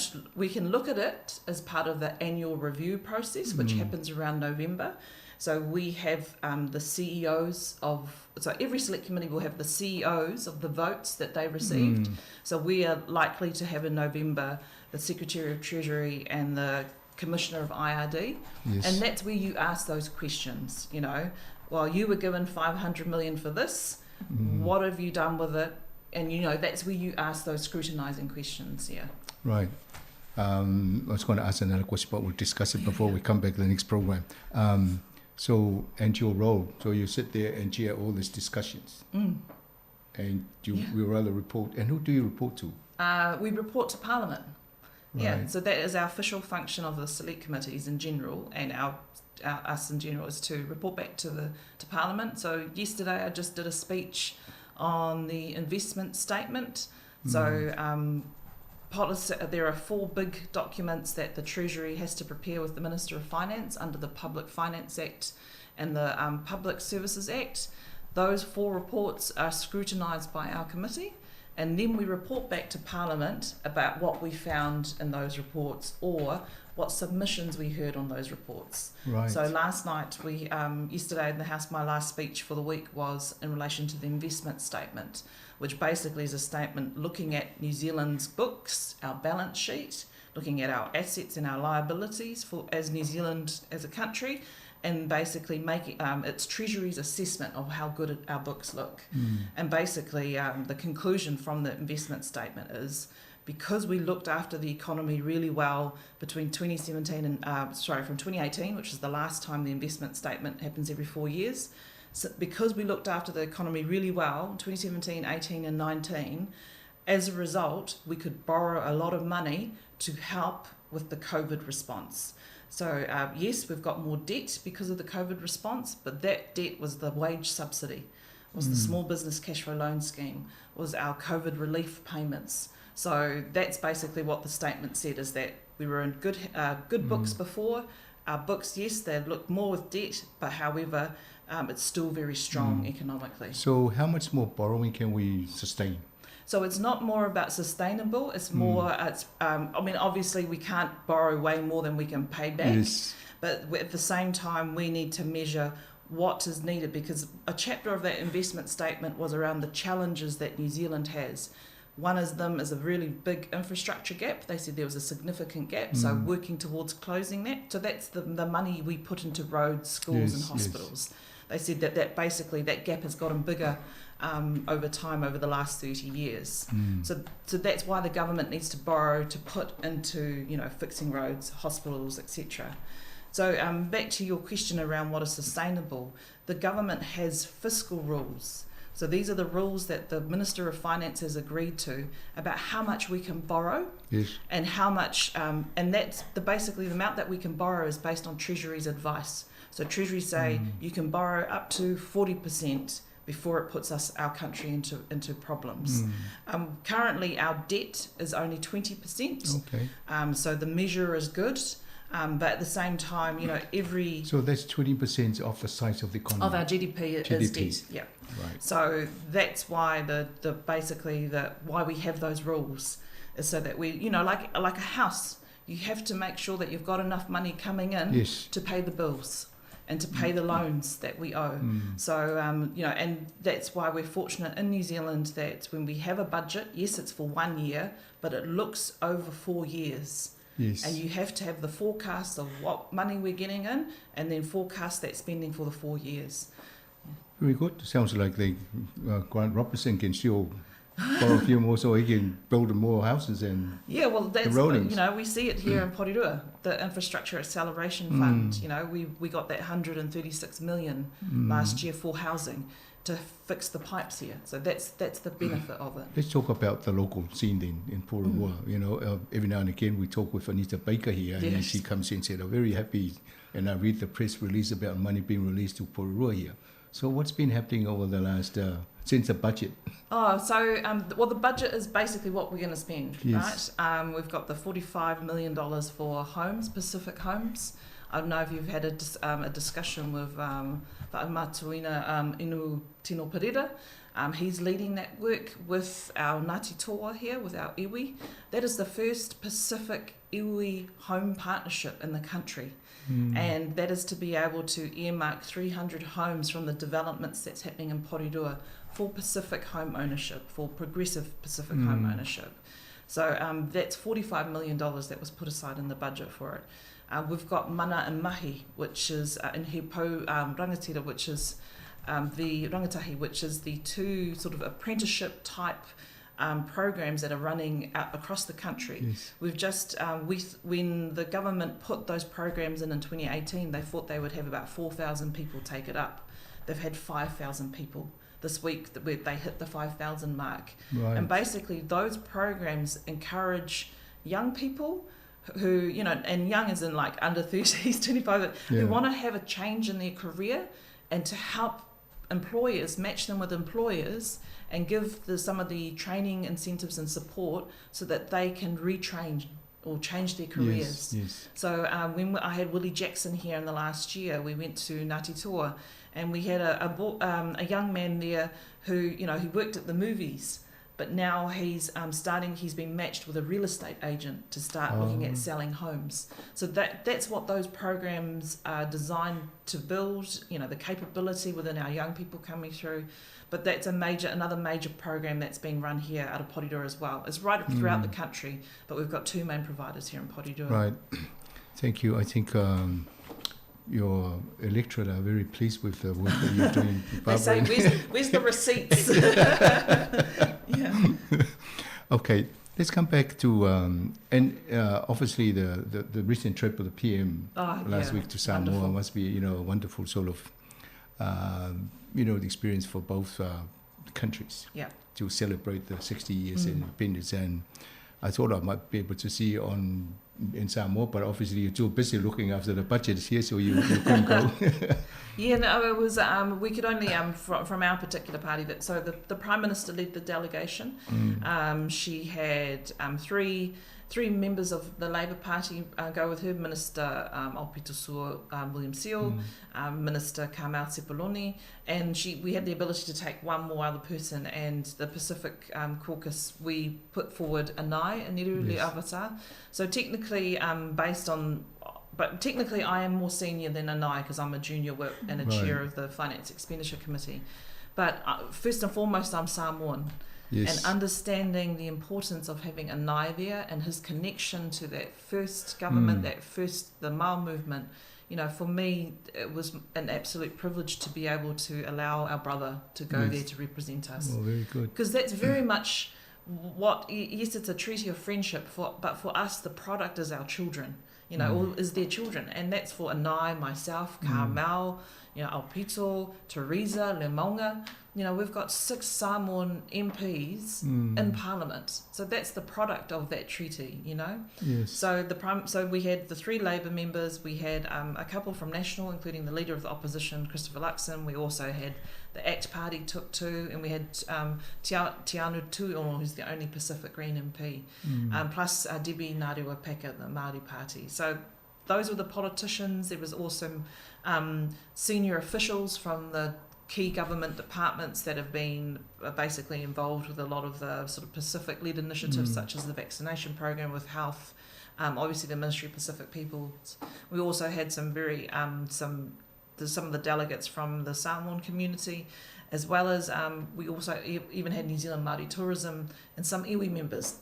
So we had Helmut Modelik from Ngāti Toa, and we had Pania Tyson Nathan, who is the CEO of New Zealand Māori Tourism, which is based here in Porirua. So we had some really great representation of mana there, even though I couldn't be there. But, you know, it was an important delegation to go to. It was a short trip. They were there for only 24 hours. But, you know, our Prime Minister, she works really hard. And if you've seen any of the photos and the footage that you've provided, seeing that relationship between her and Fia May is just, you know, it's very inspiring, especially for our women. That's right. Yeah. I was thinking about people like yourselves how would a politician here feel when they go over and the treaties between Samoa and New Zealand? When it was signed, there were no Samoans on this side. No, there weren't. And now we've got people going there sort of shaking hands with your own people. Yeah, and I remember talking to one of the Hele, who works for the Ministry of Health, very senior in the Ministry of Health. And he was talking for him, this is, I'm sorry, Hele, if I should share this, but, for him, it's like he was brought up in Samoa, went to school in Samoa, has come to New Zealand, has a very senior role in the Pacific Directory. And for him, it was very emotional to go back to Samoa, but to be able to see, and again, it's that reflection of our Samoan people here through that treaty, through our parents coming here, what the product is that we are now starting to infiltrate the New Zealand Parliament and the public sector. So it's a very, I was very, very proud of our delegation. And I think it was Samoa hosted an amazing event. And right from the start to the end, I'm just proud to be a Samoan woman and to be able to represent our Samoan family here in Parliament. When you look at the budgets, because in that trip, they announced 15 million to help with climate change and another 12 million to do something else. So obviously you would have seen that when it came through your select committee. No, so we don't need to see that. Okay. So again, that's part of the budget. So they have a overall budget, and then the PM can just make an announcement out of that. So figure. depending on, so that might have those knowing that she perhaps was going to go to Samoa, that possibly would have come out of Vote Pacific Peoples. Okay. So that would have been every month, every dollar that the government spends is in the budget. It's just within the layers of the votes. So it is likely that sort of money would have come out of either Vote Foreign Affairs or Vote Pacific Peoples. Right. But that's part of our international, both our obligations, but also as a good partner, as a good treaty of friendship partner. So the 12 million towards the rebuild of the Savalalo markets, that's so important. I remember going there, and the last time I've been there was when I was much younger, before I had the children. I was 22. Those markets were historic, so the unfortunate thing with them being burnt down during that fire, New Zealand's contribution for Samoa, because now their borders are open and the tourists are coming in. I understand the flights are almost booked right throughout the rest of the year. But basically, having that makiki back there will be really important. Very good. So, Barbara, I know you're busy, but we're going to schedule some of these discussions. Absolutely, pleasure too. But it's good that you're able to come and share this with us. In terms of the salaries and the benefits, the government keep doing some of those programs to improve the wages, the salaries and the benefits. So again, these are the things that come through you. Yeah, so the cost of living payment that's currently out. So, if I really wanted to rattle it off, cost of living payment, increases to minimum wage, as well as increases to benefits, increases to the abatement threshold. So the abatement threshold is how much you can earn before the money is cut back on either your benefits or your working for families. Increases to working for families, lunches in schools, free period products in schools, removal of school donations, for removal of NCA fees. Ever since 2017, these are all the different government policies we've put in place to try and make the expenses for New Zealanders living here easier. And we know it's really tough now because inflation is incredibly high, mostly due to overseas impacts, and you see that across the world. I think the US is at 11% inflation. Yes. The UK is not far behind at 9%. New Zealand is currently, where we're sitting at the moment. 7 in the low 7. So it's hitting everywhere across the world. And what the government has said is that we could give everybody tax cuts, but it would only benefit those who earn the most. And so we don't agree with that policy. What we do agree with, though, is that we need to target who we provide support for. So that's the cost of living payment, which is $350 over 3 months. And the reason why you target it is, one, it goes to those that need it. It's a lot more than they would ever get in a tax cut. For those on the minimum wage, they would have only got $2 a week. So at least they're getting. So now it's $27 a week. The other major thing is, if you put money back into the economy, you have to watch inflation, because what could happen is it could make the inflation worse because you're putting more money in and people will spend it. Because we know that people in low income households will spend it, on food, on the things they need to do. So that's why we've said we'll rather give it to everybody, and everybody putting in more money. We put it just to where it's needed. And so Treasury, their assessment is, yes, a lot of these policies may have small inflationary impacts. However, because it's targeted and it's temporary, the inflation impact is minor compared to what would be a much bigger, say, cash payment or to a bigger end of income. And that includes everybody who is not on a government payroll. Yeah, who's everyone not everyone that earns under $70,000. Not-for-profit organisations. So that's just for individuals. So the cost of living payment is for individuals who earn $70,000 or less. And so they. But the only criteria is they don't also get the winter energy payment, because the winter energy payment is something we brought in 2017, and that covers the winter months for those that are community services card holders and those that are over 65. So this is capturing those that don't get those benefits, are on low incomes under $70,000, but just need that little help over while we're trying to ride through this inflation peak.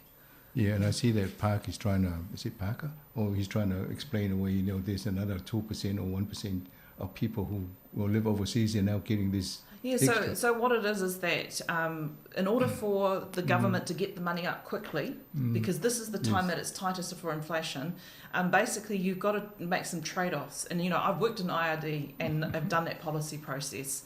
So there is a very small percentage in which that basically they can't really put a figure on it, but the National Party have said it's a percentage of whatever. Yeah. But basically, because all the data that they can do to get it out the door needs to be checked by other people. People need to change that data. So there will be a small amount going out to people overseas, or possibly people that they were in New Zealand, a couple of years or overseas. The main thing is the majority of the people that need it have got it, and they've got it quickly, compared to the opposite would have been they'd have to apply. So can you imagine 2.1, who we think was 2.1 million people trying to ring up IRD or doing an application? Costly, very costly. So and I think 2,000 people already returned the money? Yes, that's right, they've returned the money. So basically it's that trade-off between fast distribution versus the compliance costs of having to ask people to apply for it. And it was much better to get it out the door faster. Thank you. We come to the end of our time here this morning. Yeah. That's why I have allowed the discussion to flow in the English. Now I have to do all the translation when I do my morning show. Yes, sorry.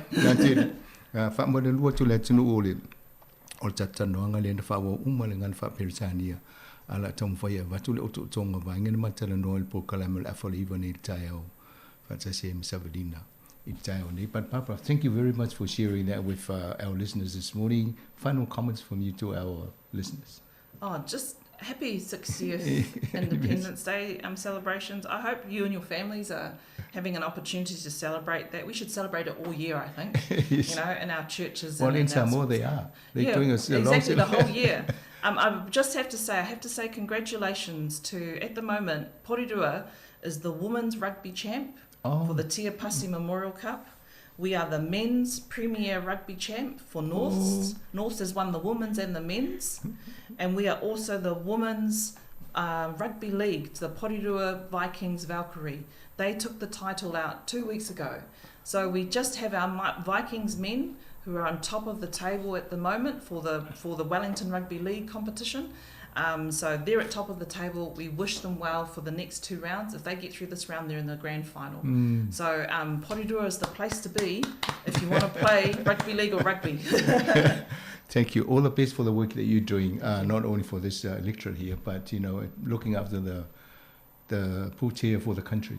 That's the job, and I'm proud to say, as the first Pacific Finance and Expenditure Select Committee, those are the sacrifices our parents made for us to get a good education. So thank you so much. Yes, and congratulations once again. Ol tatou por kalame na mfaina tu fatsia il tau ne na fo tatou fai pule mai nei li tu malone o mana tu mo fo sistemi lu mo tu tata no te mina ia tu faso fo.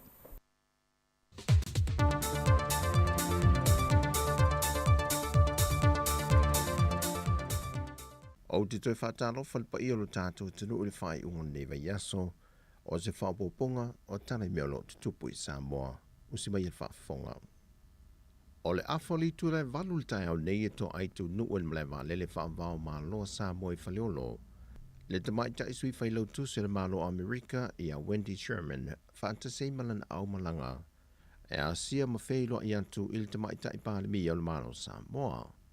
O le malanga ta ambilo le nei le sui whailau tu se le malo Amerika il Pasifika. E sanga whaamautuina I pea la to whainga paanga. Wa mai o na whaamautuina masainia. Le u whaamautuai malatu ampasa le Pasifika e au fiei ma Samoa. O le udua I sui leo Amerika wa sia Samoa. E na ua udua I te tala tua oi whaavau maloi le antunu. Mai vavau o le COVID-19 wiva. E le pepo whaamtalanga a mai a le whailo inga ma le tamai tai pāle mio le antunu. O na wha wau leo le whainga malanga ta amilo I le malo Tonga, Solomona, Australia ma New Zealand. O le whailo inga le ma le tamai tai pāle mio le antunu. O le a whaatara noi nei fo I manisio ma ta aupu. E le whainga paanga a malo e lua. O lea wha moe moe ato le whailo inga. E whaatau te lava le portofono. E le malai wa lele wha vau malo sa moe whaleolo. E le tala o le ngā luenga le tala lo I nai o le ofisa fau le nupi whai sa longa I Savai. Na whai loa le tamai tai pālemia le tau ato o le ngā luenga. E le 5 miliona valu se lau maleonu afe. Ona se lau iwa se ful male valu tala. O le ofisa le nupi whai sa la whai. Sa whesi tai solo I ofisa lisi sa la whai. Ma le fuafuanga o na whaata oto le komiti whaafoe. O se teibio le lumanai e ai le Vaiaso lenei. O le anta tala aloa I aiso na lava ofisa fau. E pe o na lisi ai se whanua o le malo. E le tau amataina mai o lea foi au nanga le motu tele I sa la whai. Na whaaftai e le fionga le tamai tai pālemia fia mena omi mata afa. E la tau na tautua na le au nanga.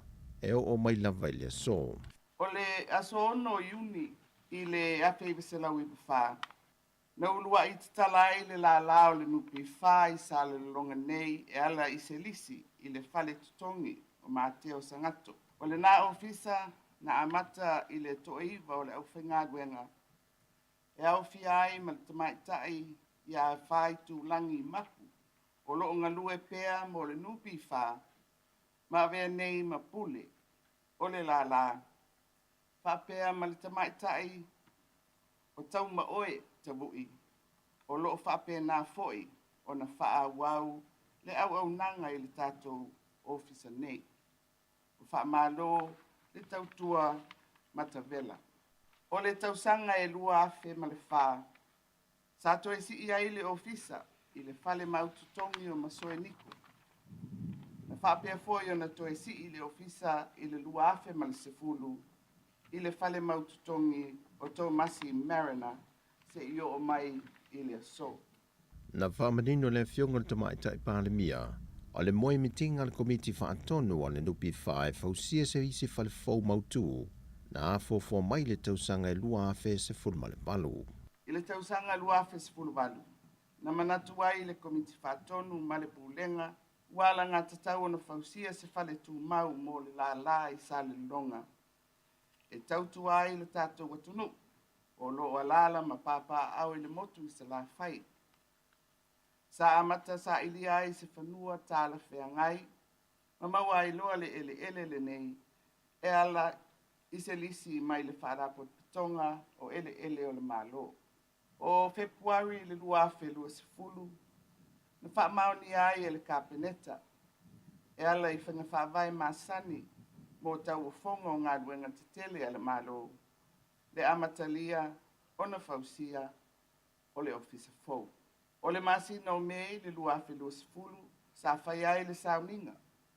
I le nei malai e amata aloa I ai.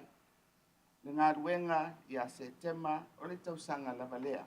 Le fionga le te tai o le antunu te mai tai pālemia. Fia me Naomi Mataafa. Wa te ena le tamaya a wia whireti moe whiti mō lianga I ono lo whaasanga I anteia. E le malili wai o le tama ono se fultausanga ma le se fulvaltausanga o lona atalii.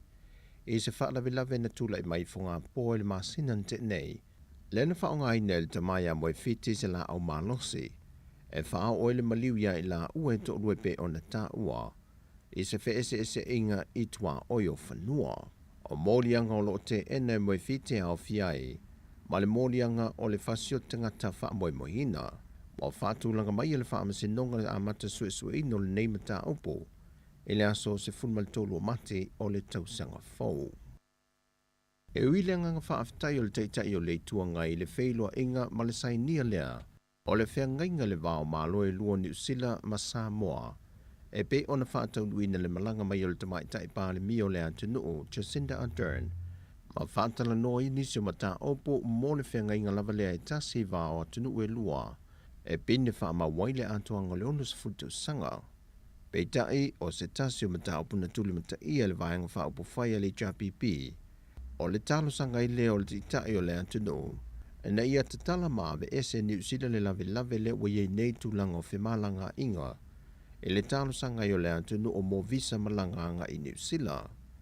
O whaalia le titai o le tua ngai wa whaisi whainga tātele ma ua le tala whengai. Le tala talia le mamalo le antunuu o talo sanga mo visa. Le ua o tu lava nisi I le taivano Vaiaso. O tala talia le mawai o visa a o nisi. E te tali le a umi ai mo mai ele talia. E manatu le teitai o le tua ngai ma le vāng whaupu whai le JPP. Wāti le wha whainga tai tangata o le atunuu. Ona o whainga fau I ua wha o ngai na le e New Zealand. Ua wha o ngai nei upenga ta wha ilangi e le mō tangata uma e sila fia. Ona wha atu moi ina ala tau pepa malanga. O se tasi o vaenga na tua lalo atua le teitai o le tua ngai I le teitai o le malo ma le whainga malo. O le teimi tonu le nei e awai o na toi sila le au mai o se vaalele le atunuu. O na ua pūlea company vaalele mai atunuu I fafo e iai ma le e New Zealand. Le taunga tātele o pāse se maua le aise tonga fite mawhai tangata Samoa. O na ua pūlea ia company vaalele mai atunuu I fafo. Sau no tu la epa, o le uti ma le tau whaasua soa se le nia tangata le nei vaitau I le a fiai o le tamao a ingo le laulangi.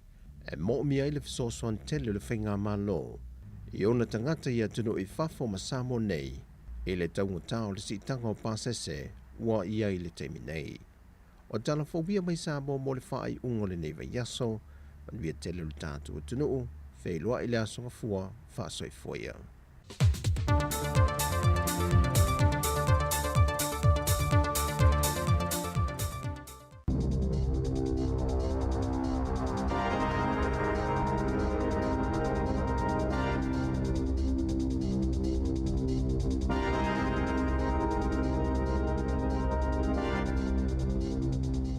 Tui whaatala whaatala whaapoponga o talafoma le si ufonga le lau mua mo le nei vaenga o le tai au. O lo so ina le whaululunga ofisa mo sulfa inga ni pule ngānu I le atunu. Ono ni atunga lunga le whaonganga ni polkalame moa o onga po workshops, manisi fono tanga I le aloa ia, e tau whaatau wa aina I whainga whaatemu kalasi tutonu lava pule ngānu, e ala I le whaao fia I matanga talau tele. Ina ua whaasirisila ina le so inga le stofi. Le sauno ai Peter Bosha, e le te tau na whaini whainga whai unga I tua pe wha alilo lilo. E le ise mea tau fie pule ngānu o mai le whaioni alato pol kalame o onga pe ta eolo na popolenga o ripote wha pe yei nisi pule ngānu o a tono lo lato wha onga ina le avanue alo ese mai ai I alato matawhai oi I lalo tu la fono wha amatalanga aloa I amafono tanga. E ono masar salo I le tunu lau tele pe a whai so I pule ngānu ni pol kalame wha pe e le talaina. I le lau tele e tala noa ni mata upo o yesu suengo le wha au tui pule ngānu I Rotorua Lakes, Taranaki, Taupo, Palmerston North, Rangitikei, Waimakariri, Timaru, Maitumalo, Clotha. Wa tapunia mo sina wai taimi lea onga o le Gloria Vale Christian School, mo sa taimi le tua maua o wha ngā solo I se suenga I tua ingai wha apea o lo tutupoi ni sa wanga. Wa tele tau sanga o alia e mai ni ripoti tua ingai wha sanga I lea onga, I sa wanga mātanga ama sa wanga wha o lima, ma sa wha atino I leo wha apea ma le oranga tamariki, ni suenga ma whaieni mōlianga, na ta weni sile One News, na wha atano ina mātua I tutono no whanga, ina ia whaia o ngā tamaiti I tutono lātou a inga tau na nafi, e ele malam lamanga I wha apea, o lo wha ngā solo mtanga luenga wa onga se suenga, I sa wanga I lea onga, Ma ua whaamalolo le pule a onga manisi o whai a onga mō se vai taimi. Wana o le to olua whai a onga le taimi nei le a onga e a oa oina tamaiti o atu le to olua se lau. O le alale na whai le whai unga tāpunia le a onga mo le taimi nei e tu saima reporti a le leiti o New Zealand. Na whai ane whi upo inga I le wao le National ma le Labour, peo na tua ia I le whai ngā malo le itua ngai, I le toi solo muli pēli liu e se mai a lātou polisi o la fonga, sāpi to sile o no lātou whaatawaina, ai whai joina le National le malo, e whaatatau tupe wha mea alofa e fsoswani le atunuu, I le taunga tāma le siti o le tau le soifuanga, le cost of living payment, sa ngā luluel tamai tai pāle mia Jacinda Ardern. Ma le taitai o le National, Christopher Luxon I whawhātua Wellington I le asoana nafi. E tu I le Minister Chris Hipkins ma le whaipula le National, Chris Bishop, le avanoa le na whai e whaafina wai tutono le Parliamene. Na tu wa I Hipkins le National le whaapea ua le mautu, a e tali atu Bishop, o le mausali lava la lātou vaenga, ma o le winga o la lātou vaenga whaapwhai, o le sa ilinga le o se taita inga e malu silta mao aingo New Zealand. Ma whaamauti noa, Ia vave na whaamuta le whainga malo leanga waa na tali le minister o Chris Bishop o se tasi e pito sile o na oso whaina I stangata le Parliamene ia na upo na sauna o Bishop I leo tu stala o le ala leo lona ia le Parliamene o le pui ngo whaamaumongo le vanga whaupwhai le National whaasilsila le National o la lātou polisi tāwal tasi tesi malafitu piliona tā lao la fonga e ave esea ia sa fulfula le masina o mati o le a whaataatia ese. E o maile po ana po, e na o James Shaw lava le sui tau wā mo le isi taita il vanga whaupwhai le Green. Talo maile lua Vaiaso na pālota ina ile ave esea o ia maile e tofinga. Na pālota sui le vanga whaupwhai e toi te tala, ni sui whaatutu mo le tofinga, pe ona iai la lātou fono whaaltau sanga le asaluas fultolo I ulai. Ma sama tala ile whaituto o moso o se sui lava le vanga whaupwhai. E fia tau vā. Peitai e lea se tasi e ui pe to samaltolus fulpaseno I lātou sale I fifia ia shoa na palo tele solus fultolo I ulai o le ato I whaiale isi palo te te tono le vaenga whaopwhai pe palo tamo shoa mo le ista I ta il vaenga po o le toi te tala fo I moni si sui whaatutu e te tauna o atul fitu 5%. Le tele palo tamo shoa ina ia toi fili ai e le silia le tu lai 5 le afiafio lansas fullo o se tema e te tauna whaeloi lei ungo ia whai ngā whiliwhilinga. E atangia mai ele mawhaiene usila o na mawani tui pui o le whaamai o le monkey box, mua o le iono pepesi le whaamai tutono le tunu. E tu saima sa saunoanga Dr. Nick Chamberlain, le whaatono silo le au nanga lau telo le soifua malolo ina le tunu. Mua atu na avise tu sil whaalapo tuputonga o le Burnett Foundation, I le pale mie whaelo atu iai, o lo iei le avanoa vave mwhaina tau mamau ese le tunu o, mai ni tūlanga o ngau ngai o iei le soifua malolo ina lau tele.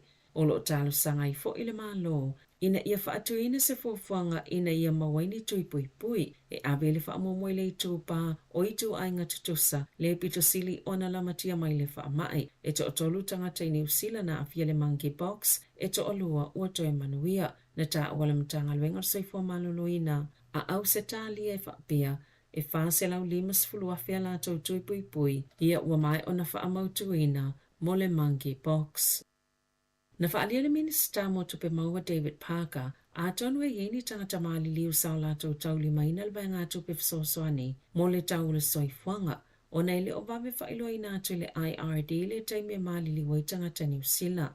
Na fesili le so upo le National momta au tau tupe le minister le leipal Parliamene, po le ase tūlanga mausali o lona finangalo, e le ini tangata maali liu o tau 5 ina le ngā tupe, le na amata maua le asonga fua, a Natalie Parker, e ala ilona toi whaita wina le solo James K. Baxter whaapea. A tu inisi upo, a maliu se tangata, e le mawhaia no lātou toi whaafu wina o lātou whaamaumonga, I le ofisa o la fonga. E whaanaulango le ofisa o la fonga I whaamatalanga I maumele mtanga luengo le loto I whale. O le taimi la vaitu ina atua ia whaamatalanga, e tau fie la vai le IRD ni tupe o na tutongi atu iai, I se tangata ua maliu. E whaapena fo I tangata, ua maua le supa aniweta, ma isi tupe o tomete o na tutongi ia ele malo, se ia vangana o toi sui ma whaafo o lātou whaamaumonga, sa whaito ina le tamaita I whaipule, le lea mana ia le malo o tupe, ale au whai la fonga. O la whelo I atu le sui whailau tu se le United States Wendy Sherman I le tamaita I Balamia Jacinda Ardern, I Wellington il fai ungal Vaiaso pe a mai ala na asia singa ia tu moto al Pasifika. O le Asia si fo i Samoa, Tonga le atu Solomona ma Australia. I se pe po fa amatalangan fa alauloina i le United States le asoana nafi. E fa apeo la felo i atu Sherman ia adern mo le pulisila mtanga luenga le vai fafo ma fata wa inga Chris Seed. O Sherman o le sui pito sinia le United States wa siasi le tunu o Tonga talo mai le 5 sanga o so tanga fa upufai o malo. O lo i fo isa mana onga le United States e fa atu ina iso lato ofisa ame pasa i Tonga. I fa fata New Zealand, sa amataina e saina na fa ata inga fa militeli mo le Vaiaso e tali atu ali tali ngā malo a Taiwan i le fonga fitalai le mo tafono o le United States e Nancy Pelosi. O lo iai popolenga ina ne ile na o fa ata inga le afa ye saina ma o lo iai ripoti mai au nanga fa asala lau le malo. E fa apeo la tawhana atu ne mea tau fa atontonu mamao i lunga ne o Taiwan o se mote pule ina lava i la tau lo au mawe tangata 2 miliona e la i te tila militeli a Taiwan mai fa alangolango i le United States mo au upenga manifesto swani na ta ue Pelosi o lana fa inga malanga o le fa amalo si atili le o fa inga fa atemo kalasi peitai sa fa ai te lava i le fa ongango le upu tu to atasi. Ele mana na ina ia tutupu ni whainga wha amalo si a Taiwan. Ele wha atasi na wha aleo e saina lona titee. Ele ase singa Pelosi Taiwan.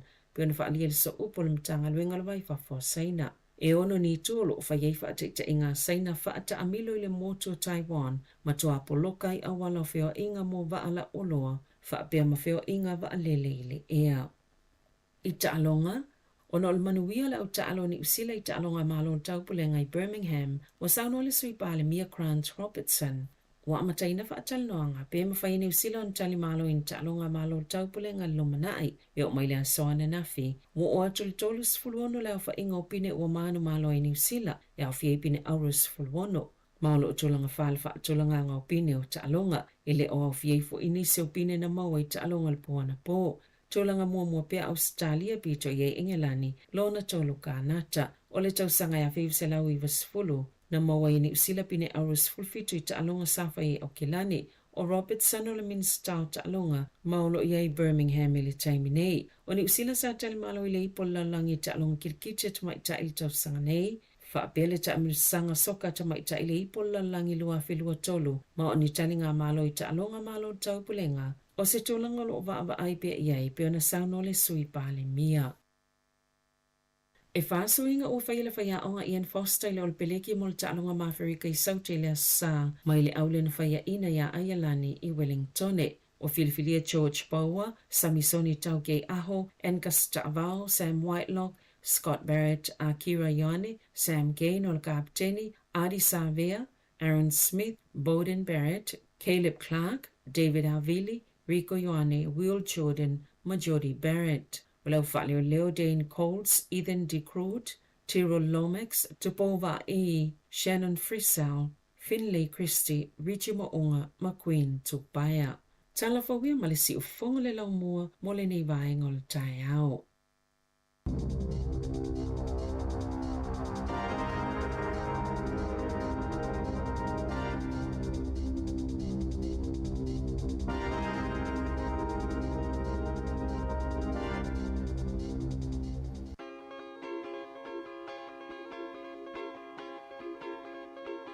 Música malie awe fefe mana ya sivae Música malie awe fefe se mayona tene Usumai la pese malie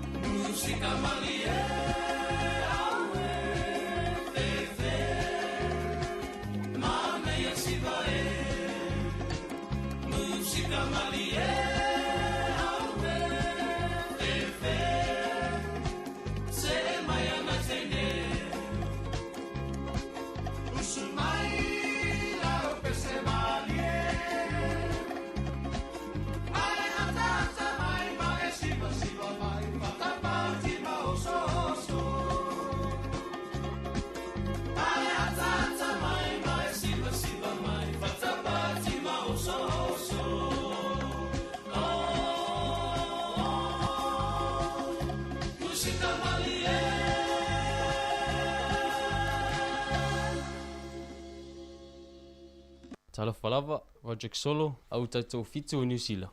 Whafafonga mai pea, i le si ifofonga o le lau mua.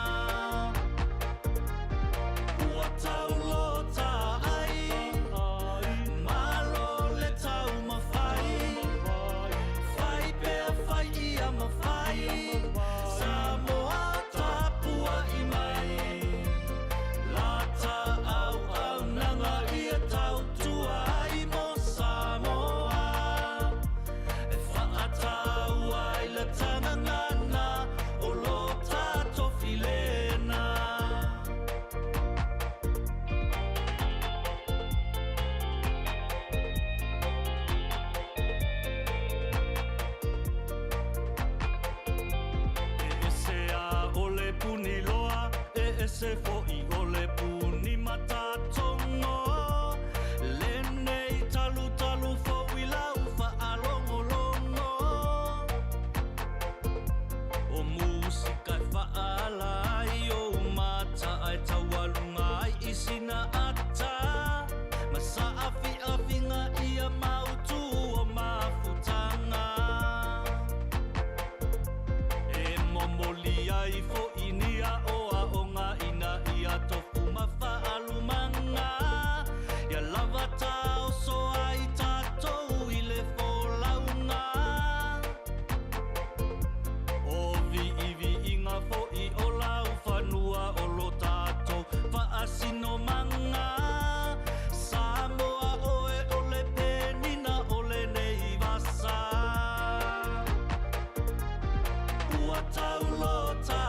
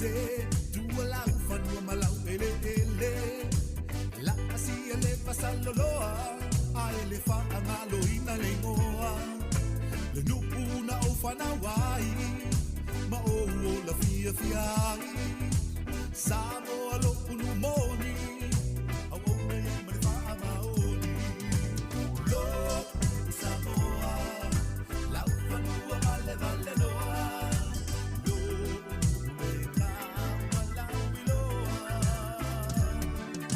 le nu una ufana wai ma o la fia fiai Samoa o lo unu o te no fuai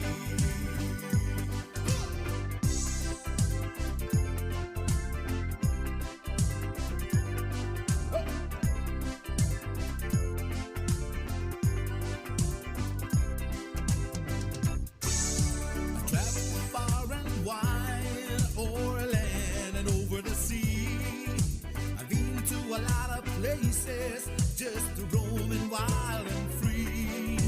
Le nu una o fanawai, ma o la fia fiai. Samoa lo unu moni, au au na yai ma le fa amaoni. Lo Samoa, la fanua vale vale noa. Lo unu na wala wiloa.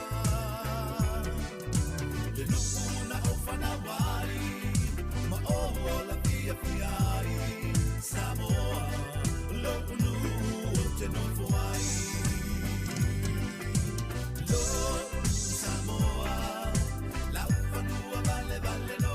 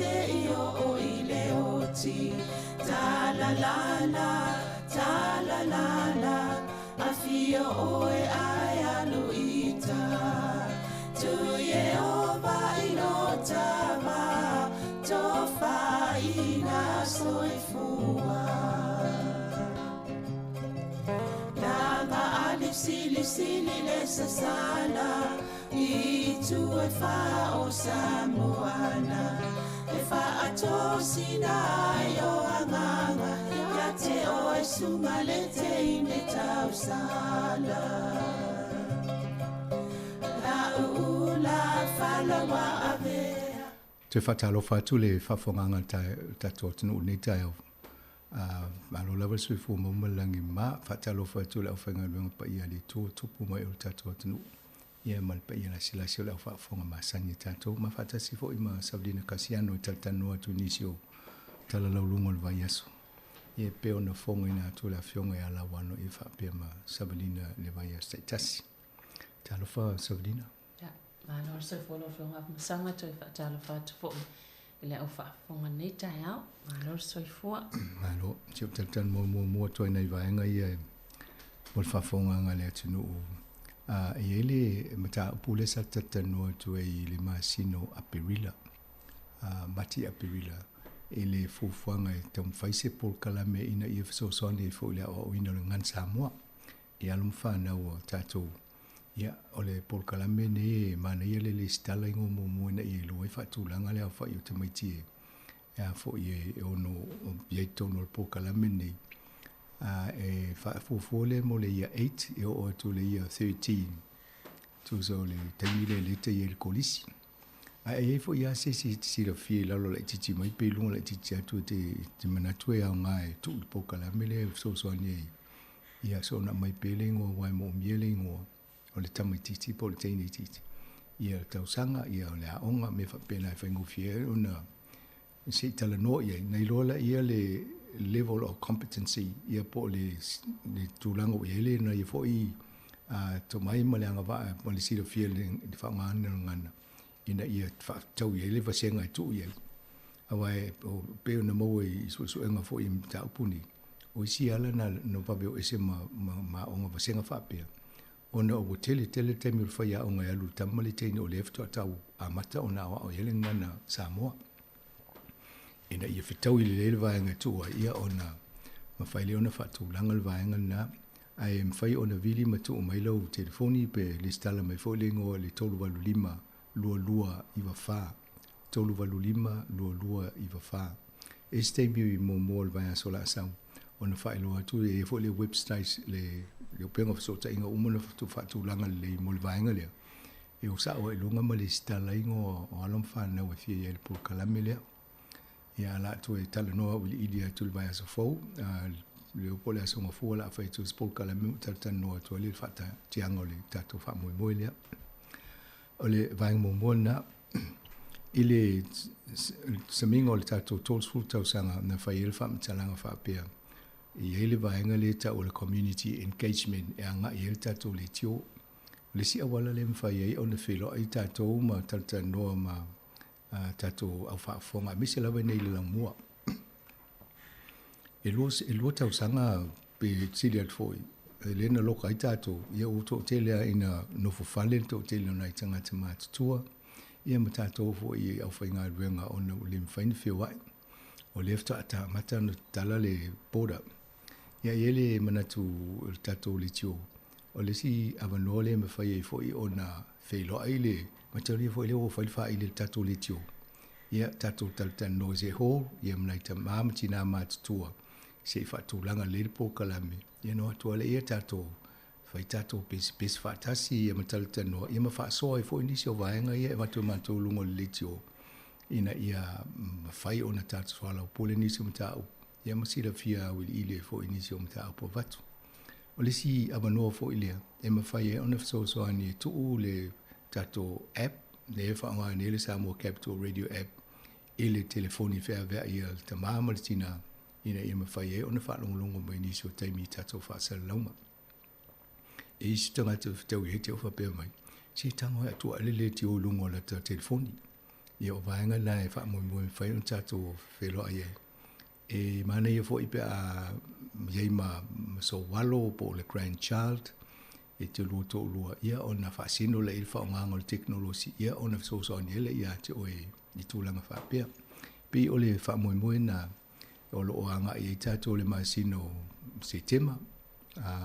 Ia ma tatou tartan no. Ie fo istaimi a whapea o porua. Wa le o i tatou le tio nei porua. O la watu e mana tau le tau wai tūlanga fo i o tofi o le lungo o le Porua City Council. Ia ona whesiri le iai, e ngan Samoa, e whaamatala e mātou, whaatala e vai. E mwhai fo na whai tatou tūlanga whaapea i isi vaenga o ai tonu o le lamu nei, i le Hutt Valley, ia ma Wellington. E no atu umane o la tau i e tau wāne o le pule nuu, ia po le fo i o council councillors po fai puli. Ia on tau fasili le iai ma fai po a mene mana o e so ni ia ma tau malama ia fai leo lau palo tel masina oktopa.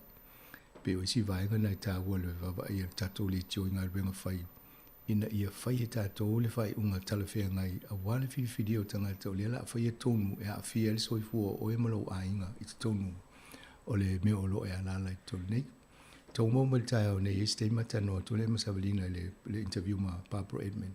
Ia pe o le tumutumunga ia o nisi fo ifa mo ngo te pela papo le wo i le tu finga. O le va ia le o tupe ma tupe fa alu le malo i le tu finga pe ona ia nei. Ai o vaenga nana e au nga i le tatu si le fia o mata upuia. Ia ma fai e lau whiwhiringa i tangata talawhea ngai. E le anga to ona whiwhiri o tangata. Ai watu na le misi o fono. Ele o te lese sa o soani fo i tu malo. Ia pe o mena e o ngai e tanuanga whapea. Mai fisi sa o tangata. E mai e sira fia i fo i pes tangata nga waa. E soani i le tu malo. E pe o nai vaenga nai toi a watu fo elas whamtalanga i stay mua.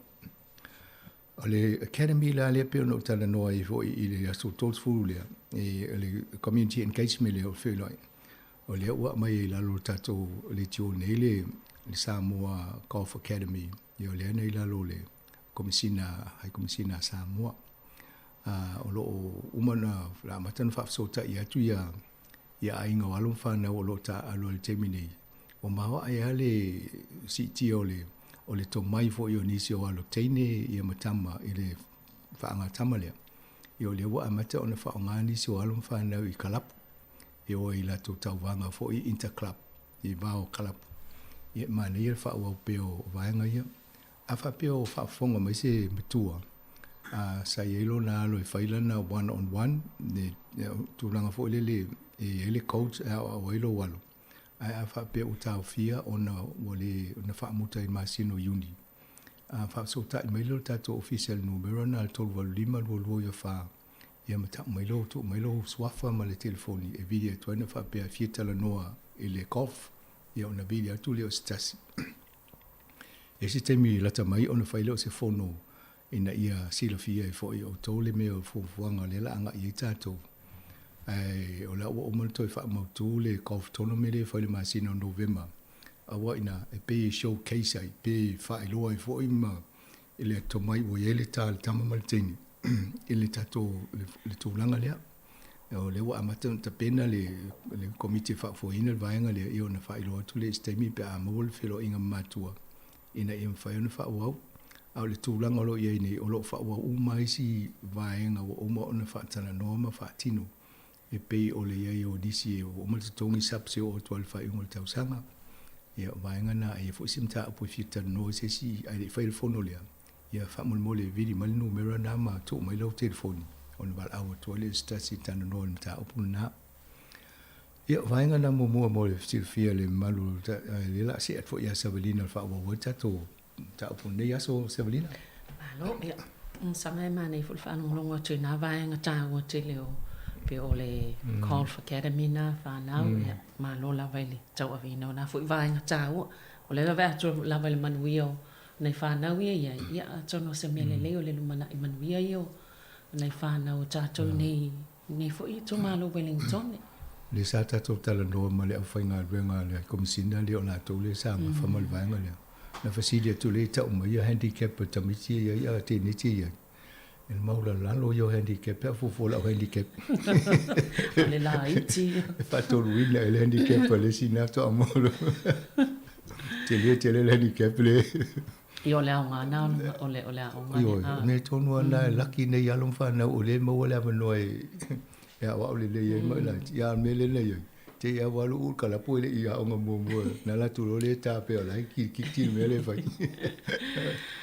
malo ai tono e mana ia le lo tanoanga male tamai tai fai pule ya Barbara Edmonds ia mana i fo ia mo so noanga wa pe le to alua so e fa tal no le ngole tio taluna ave ma tai fono le fo committee ta o tono le parliament moni tono le simiti mitanga tele ale o le ngate ya tato nei tato umai Samoa ia por Pacifica foi o le Pacifica mo le o le tofi le o le taita ia o le fono le o le committee pe ale o committee le ta o tele tono el Parliament New Zealand awa i e va ai ma fasidi nia le faunga o tupe le tono paketi una pasi el Parliament New Zealand ia le ngata o tama o Samoa Pacifica ia o tama tai foi mo le o le tofi le a Barbara Edmonds pe o le mo i tanuanga o tona o le tax lawyer o lo ingo lo ia na tau fa pito na ia fo ia o mal tikeli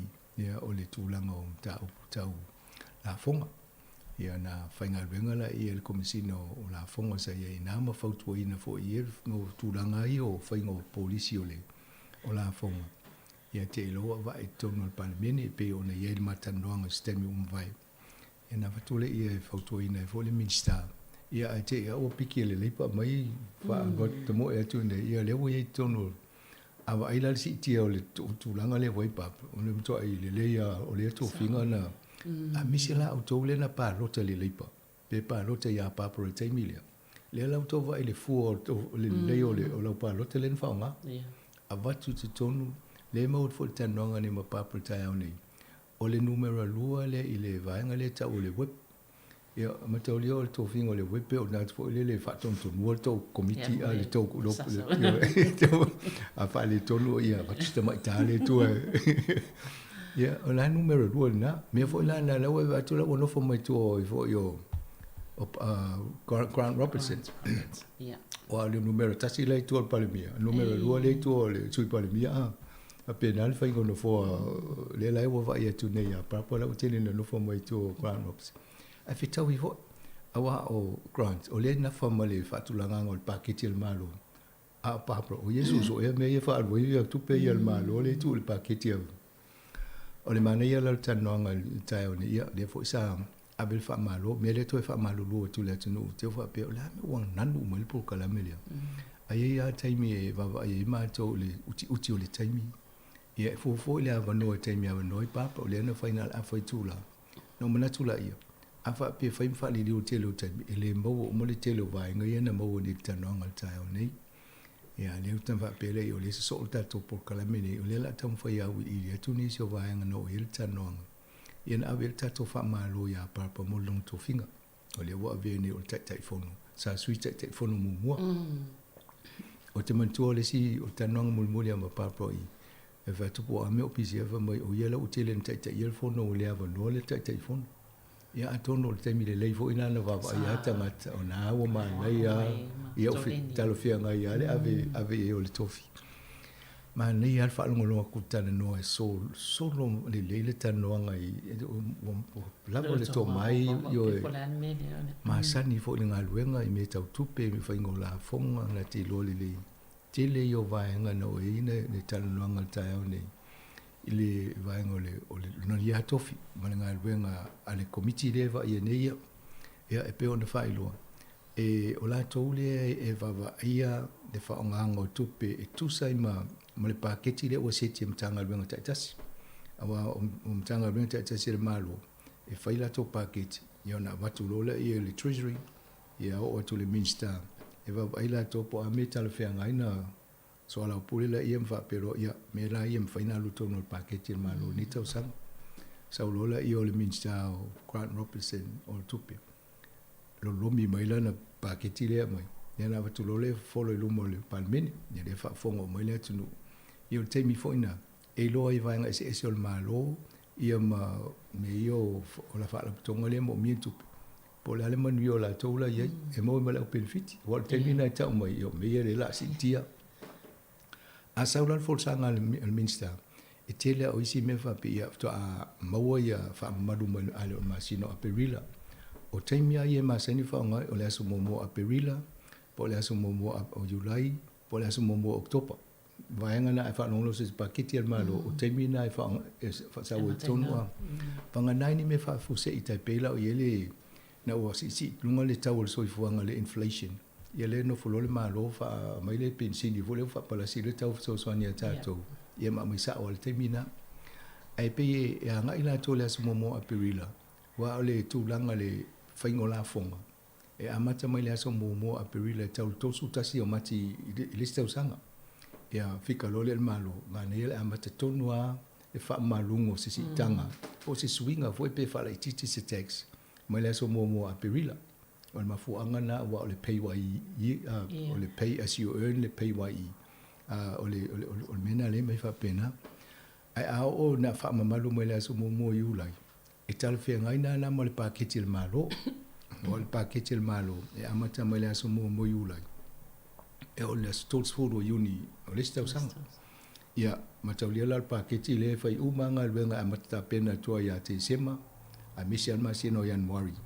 e o tia mati wo ye uma me tonu en avelola ia fai filinga al kapeneta mapasia ia lo milos sa lo Grant Robertson ia me tela masino me ia mai fol sanga tonu palmene mapasia lo la to fono mo na mati peita ia no malole mai lo i official malo o si la vaenga na le va e la to ele tu langa tongo fa nganga le tupe po fe pe ini swinga fi si la to pe ne ta we pa pro e ne ta ni la to committee pe futa si ele fa no longo tu ye to ongo tanga to le lipa ai lima tanga ta mai si party ia la ye to ia la mo wa to pe ai to no majority ana ina fa ingo fia la na molto no pa lo ta pe pe visi si fa ingo se pa lo ava la volto no na ia la ye mo le chia io ye le telephone ia passivo la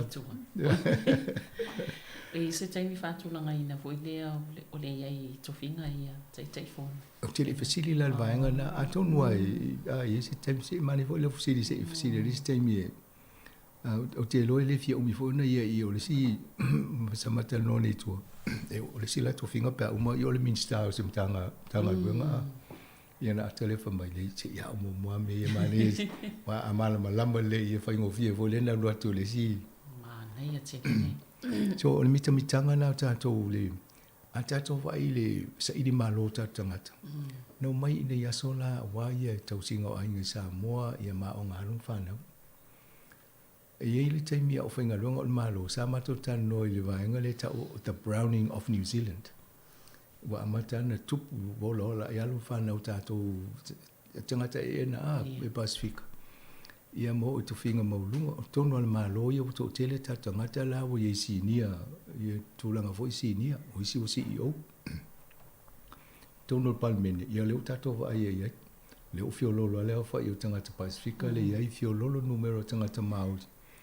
Te loa lisi rimas futau sanga iluminai,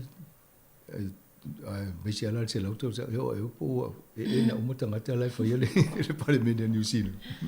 Pa ma fa le opu le browning of New Zealand. A wale o tele malo fa na o tato le wa mai nei. Le sa mo fo tan no ngata lo nei ai le mo fa po kala mene ma papa. E mo o mia tato policy people. It's a tono vaenga ye fa tono a misale in fact. O si vaenga il malo. E la o fa a mai e mo lo ava no fa sa lau se vai ngol malu ti silfira e tauna una ia tatamiti ne mai le fa sa lau le tio ai le tanga no ngol vai fa fu le tsa una ia mai fa ia tonu ala fa ia tanga te yen mama anga i Pasifika ia mele ia no fu no vale si tu si ato mele tal fianga ai de i o Pasifika le si la ta fa ia le policy ele e ola mai fo so fo le olanga le ita to fa la vela Peo le nganga na ta. Ia on mena le ia le wo ia papra i malanda committee le. O la tola na i lo ia paketi vai nga se ia ma va ai po fio po sa alfa nga mo tupe. Ia on ave fo le la tuli poti.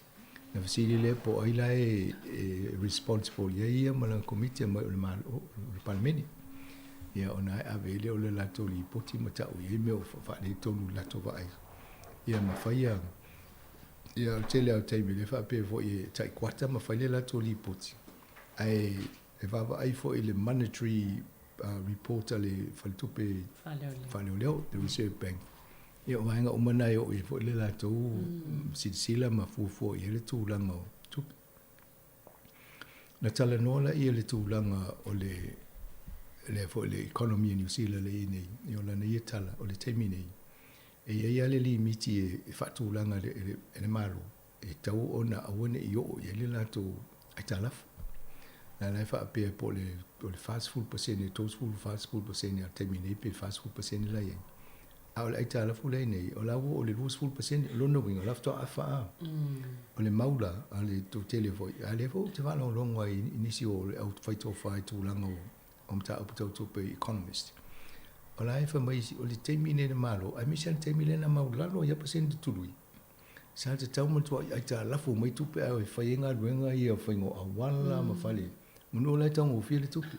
Ai le tai fo yo o le tumutumu o le mele fa ngata mai ia fa mutai la fo i le ai ta lafu New Zealand.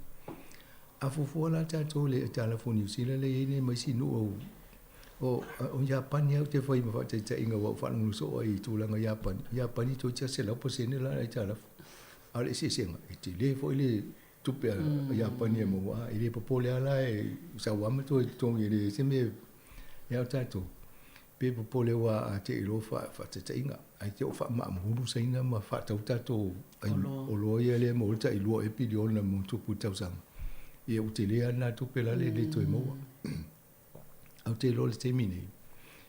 Elisia vanga se isi temi ofisiri a papa wa o le tax lawyer. O le si o mo lo tongi tangata. Ai si e foi mo le tupele mo ma lo la fonga. Ma tauri. Alu longa lo tongi. Ia o si e foi la le vanga le ye o la es full fitu te si mo le 5% le si vanga pe o to le 5 fasu valu e afe. Se to so me numero ai lunga tu e no atu la i to full ia mal tosu tolu mai fitsful lo anga ilunga lo overall fitsful wa ina tosu lo tolu pesene am ona tangata lana tenen fa moni anga i si tanga ia le na ta o papra ta oni ia ona tangata na leila lo ale fu fitesi mal 5% lo no winga so sta la te mo ia ese mai na le su fitsene mal su fit mal afasene ia si ilunga ina ese mai le tosu e mataulia la si ina ilunga tongi wa le o fai mai tau e nele tato wha longo le te leo si tanga nisi o tangata fo i tau si ma. Ia ma tau lia la o si tanga ia la mai ni lunga la tutong. Ia na maulunga fo le ma la tu tupe le la fong. Ia tu e fio lolo fo i la tupe. E watu le lima anga vale, atu e mai le e mamori atu le la fonga i le lima anga vale, ala o le ma whatari ma le lima le. Ai pe o nisi na vaenga le na whatari tano. ai se I vavaia I fo I na uma toi fa wo to le tala le vainga lea. Lo uatunu Samoa e wa e la lenei. La lenei o e inu o le vasa. O te mita mita inu e se poso se mea. O na o lo ingoa o le Samoa. Ua avea ta ua e ona le whanua. Po o tau sitia le ingoa ta ua po o tau sonoia. Oi tupu langai o te ole. Ina nei e fia wha Europa. E nau ia e maua le poto sili. Sili sili. Awane ia oa ona o loulu. A ia sili sili lo loto. Tupulanga o Samoa o te Toi fatalo fatu le fafonga le tunu. Le fa wo tu le pol kala me tato tatano fu tala lungo le vaiaso I manisio vainga ina batu mo. Ai le la fa wo tu le tano nga ma papro admin nisio vainga no il tano. Pino tano stemi o le temi tano nga na fa malulu to le tunu wo le ma faia ona fa fa di wo tu ngan sa mo pe ona masani. La ngai tele mata o pusa fia mo se fina ngalo le tato case le tato malo. Ya le tam fai e watu ni se vai ngai fa mtala fo la tonga luenga tu sa mata no ngal tai o nei o munsi de fio papra Italia ina vano le aso ngafua mo le aso really pe o aso na tu amano le malo ila to fai pule e o ilo to tu malo ya ma fai la to felo inga vai ngai se eso le tu malo mtata noi o le fo ila o mo fa tu langa mo e papra no officer se fai ngo pol kala me ale lato Pacific Caucus o vanga umale a fai pule malo lo no inga ita mi tal no ia fai pule la mai si vanga New Zealand tangata Pacifica ye lungo le tato litio ala vo utal no ya pa e ma fai no su mai ma mai se minsta o se si foi vanga e o vai o solo na malona no mai le ma to lo tu imita no to foi ni se vanga ye lumanai yo ngal venga na pa pro la fai ni ala o umon mata fiu tanga I malato e fatu langa lato pol kalameia ai tutong wa o fatu ya papa se so ni mai le yo ala o umon fai ma ave le tau o tau yo pol kalame mana ia foi le tapena wa e le fa pe na sa wono foi foi homework foi le interview la to ia ma fai fai sili ma ave ia se vai fo se la to tu pe so ni o tu langa na la o il tanonga fatu langa le tau interview ma mta fa pena ai fifia pa sa o tano ia ngani ole mta pula na sa tala no ni ta o vai ngo tungi le usitia e ila le lisi mai pa stemi yo na batula I start tano to yo tano ngala so vai fo ala e wo fa lo ina ye vai nga se no ye ia fo fanga le malo talo na pale mal fa nga malo le lip awale si ti ina o si tango ta tum ne o mai temi ne le wo was fulu mon tupule le minimum ya sa mata mai la lupe se fulu valu pe fulu vi beta la le tulanga na ye e o vainga umana o le va ye le malo sitia na talango fo le il tulanga le o le tax matoli o le national law mai o le la to mau e fa palasi la fonga tanga to fenga venga uma o le finaula le la to tu e le tal fe ngai awa a fa pe fa palasi le tax o lo no wing se fulu no afe fa popo le tupe mama al tupe maua ali ta le tuanga ya lax e pe molto langa na e le ofia wa tanga te maula la lo atstom e la ki pe maula luta la tu sa le no nga papra e ole silsila na le pa e le ofita wi wa palasi le fa le titil tatu la fo e benefiti e tangata lai maululunga tongi. Ai le si kue e tangata e pito i lalo. Al mena e sili le mai la tolu tupe na no faile si o wala ia peila o le benefiti le tala no le tolu se lau lima sfunu ele wa mai e whaasa fua ele. Ia no fasili le tūlanga na wa e atonu mo whawhaonga le atonu. Tanga tuwhenga ruenga umapu tanga tala i whaila fonga i nei. A wha peila lo i fole i fitsfuru wafelo tongi. Ia nana mai ele maa lole mea lofa na tolu se lau lima sfunu ai vai ele tolu masina le sao e ole. Ia on me lau tu wa mai nei tongi o lai maua uma tangata lai le stala lai atila to ingo lai whainga ruenga osi wale to ye tono New Zealand teimi nei alai fafo New Zealand ia la o tua i fo eli tua ngai whapea ne mai mau tupe ia o alatu nei tangata ai de ono nofo tono New Zealand ia o le mau le malo pe fo entau whamitala e papel tai o ni a whape e whaatali li whaatinonga le polisi le teimi nei o le inflation ole fofanga lea na fai se me Italia tu le termine le usi i lunga le tau so fuanga fai lo mo le tonu la fai le tupe lea ale fatinonga la ava pe su e po ai tonu ai tala fianga i lo ia umul tau sanga o tau sa i e umul inflation a sili lo le fatino ma le tala tonunga a luatua a tonu e ni se toi fa foi mai e o termine lua fe tangata lau toi fa foi le tupe wai le umana mia la to ia la la tau sia la to e fo ni samaria va pena e te fa fo ia tu le tupi ia ona fio lolo ela ia o le tonu ia al mau malo o le tuanga to te le tupi mai mau ta to le wa lu tanga tene ia au te loe ona le sa we matanga tamali liu a tonu o ia ni tanga ona o fa mo mo le va tanga le ngai toi o te le mana o check sa o pa mo liu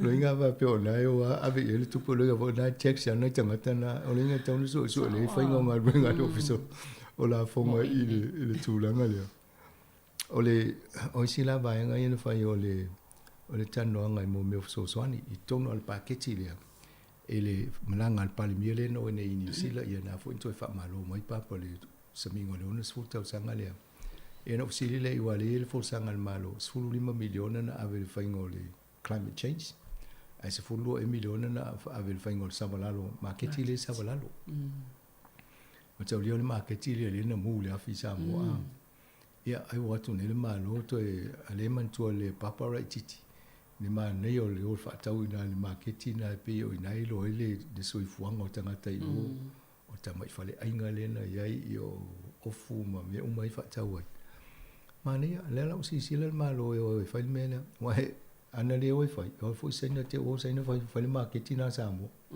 a o fia o fa no lo ave o fa le New Zealand ne wa tu langa nei ai nei o le fo tam fa ya malo New Zealand fa inga tai fa le I Francis Kids Park ia o lai ia tanga te Wellington le o mana fa se na mena a lai fina wa se no ina tau na fa la tonga la ia wai no le ia se no so se me ala te ia pe ia o le garden se na lai wa le garden of Eden o we tu lo ta fa Samoa ia ia lai fina o me na te ropo feo ia le fina ngana ai sa o na la tau fa ia fo le fa le Samoa le sa te no fo mo le fionga ia Dame Roman va wini leipe a fa le mo Pacifica e peila o le tupena lo sile pe so fo la pe lo la to e fa mai o le tupena e ma faia ona fa me alo fa mai to no tupe maua o tupe o le paketi ale o matanga ruenga o pito po le matanga ruenga le vai fafo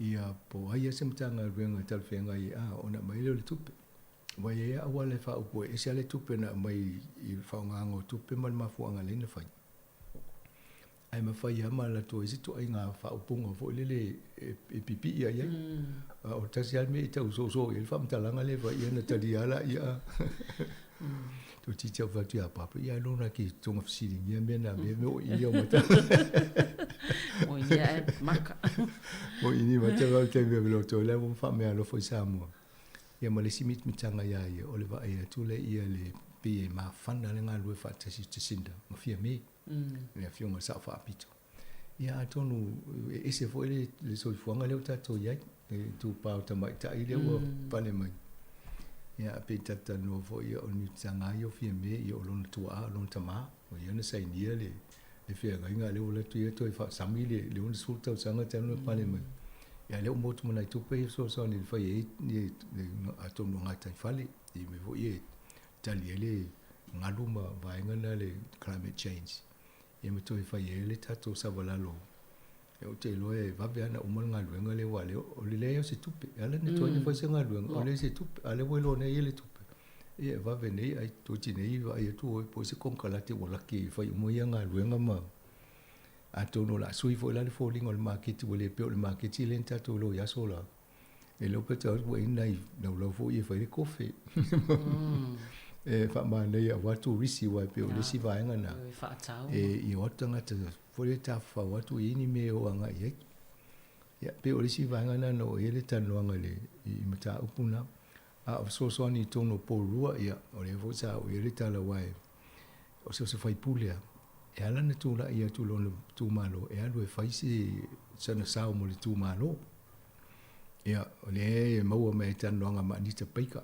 ne pule no po rua i te mi sa umata le nom fia pe Samoa mo fo le 4 miliona ali o miken mut ya o miken mut le to langa fango fale e le fa pe ye le paketi nana mai e fa so ni le fango fale ni polo e le na ta we fa ye sina fe lo le biliono tu pe ye na mai e fa tana no e avo e fa su 5 miliona ta la le na mai e fa so ni le fango fale nei ai nga lu fa ta se ele o fam to ai no tino periodo le ta mo la ye le vai ngale nga lu fa ta si mangati tu ele fong o fale mo tanga ta pacifica mau ia po fale ta mo fie ia mo ia nga fatia tanga te ne le banga ne po yo me siri la mo na fa ma tu mo le tu pena lo inga ala na tu ai o le leon tanga te o fa fale ia wala ata to vai ne pisi solo la ka mo ta ne ni usila ia ele o la tanga ta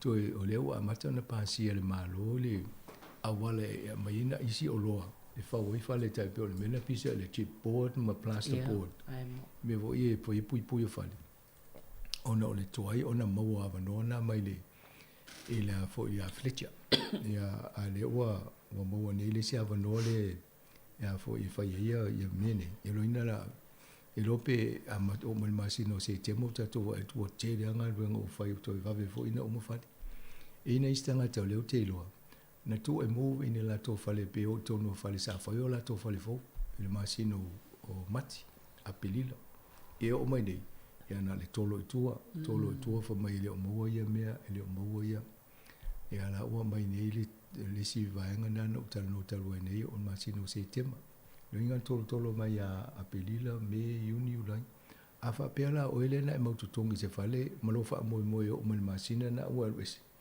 ia ona tongi ala renti ia ale fa tali atu le tongi ngo ile alona le wo amata vo ne tongi ile fale fo ia tal si wa le la mo mai nei va nga ia le na ia ona mo e lola ia fa ngo fie ia fale pe ona tala no al mata apulta ia nei ole tu langa la I porua ia amu ia porua le wa mo tu mai ni si o va nga nei ta no vo le tu langa le o paruta ia lo mane ia le pule nganu mama me pena ia lai to no le si va nga nai e vo le la to va ai el malu in tangata fo ie watu tai tu so la to ma fo i faingo o meni e wale anga I lungo le ole a fo nga lungo fa ia le malu ia simta apunta le no le tu lango le tu ngai ma me ia ai o fainga ia fa polki so se polisi al malu fa ia mai ale tu ngai ma fa pe mai mau ia me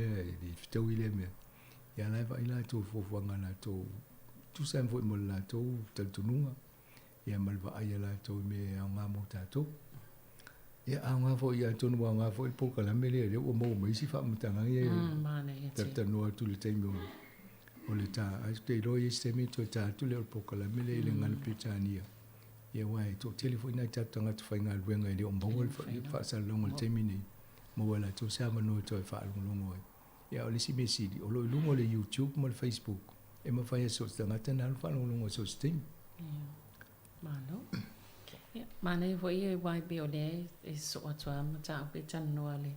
Wa isi me tele i le Vaiaso pe o le se singa le ale. O la ale whainga maloa Jacinda i a manisi. Mane whainga mal palmene ani si lei. I Samoa mo le whailonga le onus futa sa. Pe o le mana i o le isi tala no mau ma le saunanga Barbara.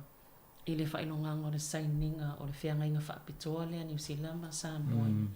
Onus futa sanga. Pe o la tau ia le to ono means ono fai pule a pe ono fai pule Samoa i tono palmene. O la tau la i o fua i o le saini o le whianga inga le saini. Mane la wha uia Mane ia i o le upunano. O le product le o le ioi. Mane ia wai le usiri le langona o la tau la ia le o tono palmene. Na saini le whianga inga i asola o Samoa ma palangi saini. Ale watu nei lulu lima ma samile on sulta usang ai vai me Samoa watu le tu le palmele a le ia pito ia na tu el wa ia ale avele amano i famo avele amano ia anai de si fai pulele mai au kilan ia mai si na sa ese puloni ia na ina sui o maoli ia ma nisi me man ia la wa ile chatata no fo ole ia ile ma mata ta yo isi tu party ese e wai a o nei lulu lima yo fenga ta talento mai to fisi ala me o avele su 5 miliona yo sama fenga ta talento e fosi tala i wale bo a va pe e lote la tolunta ufa pe ta si al me ala ina lote pe ele level su 5 miliona ave me se 5 miliona e fai le lenga wenga mo ele e manisi me o le onos futa sanga sa whainga malo national, Labour national. Ile taimi ale o le sootanga lea ma whainga o le whianga inga whaapitoa le Samoa. O le mtua i mana ia o le wa inga na ina o tutu mai runga e le sitemi ne whai le tala e vo ia Jacinda. Ia ata ua tu le ngoa le ta ia whamole si e lo pe tūla i mai. Na, sa o le. Mana ia i o le whainga mena o maua ia o ia di sui o. Whala wiloa le leia suina. Le ai sa atonu la vo to tele le malo le atonu sa mo mawina sa ta mo fele ta to office fa sala la o tu sa o atuni si va ngai sa mo le avano ta to tam fa sala la sa mo le sunga ya ta si salem sem e ai tonu o le media New Zealand e de mo se avano se si o ta to ya la sa ye le avano le fa tala no ya na mo le avano e ta si ia sa fi al tato media person di Samoa ia tasis o vatu ia tu le ven numero tasi ale media New Zealand ia wa ia silia tu le tasi le ven ia no o tu lola ia pe ia o ia la utai tai malanga wa o ia la no nai no fu Samoa ia o mai o tu lola me ilunga i vai di ia vatu lola ia o le vo ia o te mai tai ia na pu le malanga no ia tangolo e vatu tato po filme i tato famai la tasi o tele lo po fe o tangolo vatu matu tu tono tu o mele foi mele lut ia male fai sa no angal pale mia mai nana po e toila to ata le to tele o lato ia lana mo le le yat mai ala to tasi sa fatu manelo o fu en nana no e to ia mo lana so ana tu se sa mo capital radio ia mane vo mo le avano in talanola ia maulava no e mai i tato whaasala launga mai le maro i whiu taka inga fo i mai lato i o ia na uwhaitu le tasi sa vai o le avano le o te tawhao ilo alo e observe le whaingo ngā ruenga tangata hatu whawhapia ia maua e fo so o isi da fie me e whaingo lato me e sa tato i nal Pasifika ma ia la sa telefo i anga ruenga nana tu ina mai e tasi sa i ata ia malesi mea whamai tasi o fia mo mita e mai le TV en selfie city mai tau po ia o mea ia whaongai ia vai mai e tusa lea ma to equipment ia o mea nai tau mwhaita to le tio e ave ia mea i talawhea ngai ina ia le le ina ngai ruenga ia luk tala tanunga a e mana o le lese ngai ruenga wha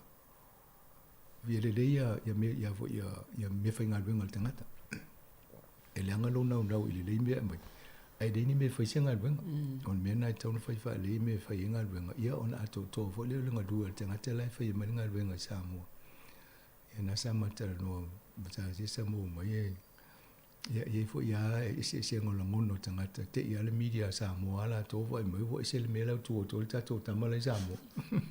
Ele voi pea vai ele loto le anga ina e tato tam fasala o le isi vai ngale se senga ta se sa no la sam fa ni so so ni fo ie ele se kinga o me ia fa ngalo ngale mfen fa nga mo so ta inga mai te le alo na sa o lai o le si me na se tato mai si tangata ie fa nga mai si le tu mo Samoa.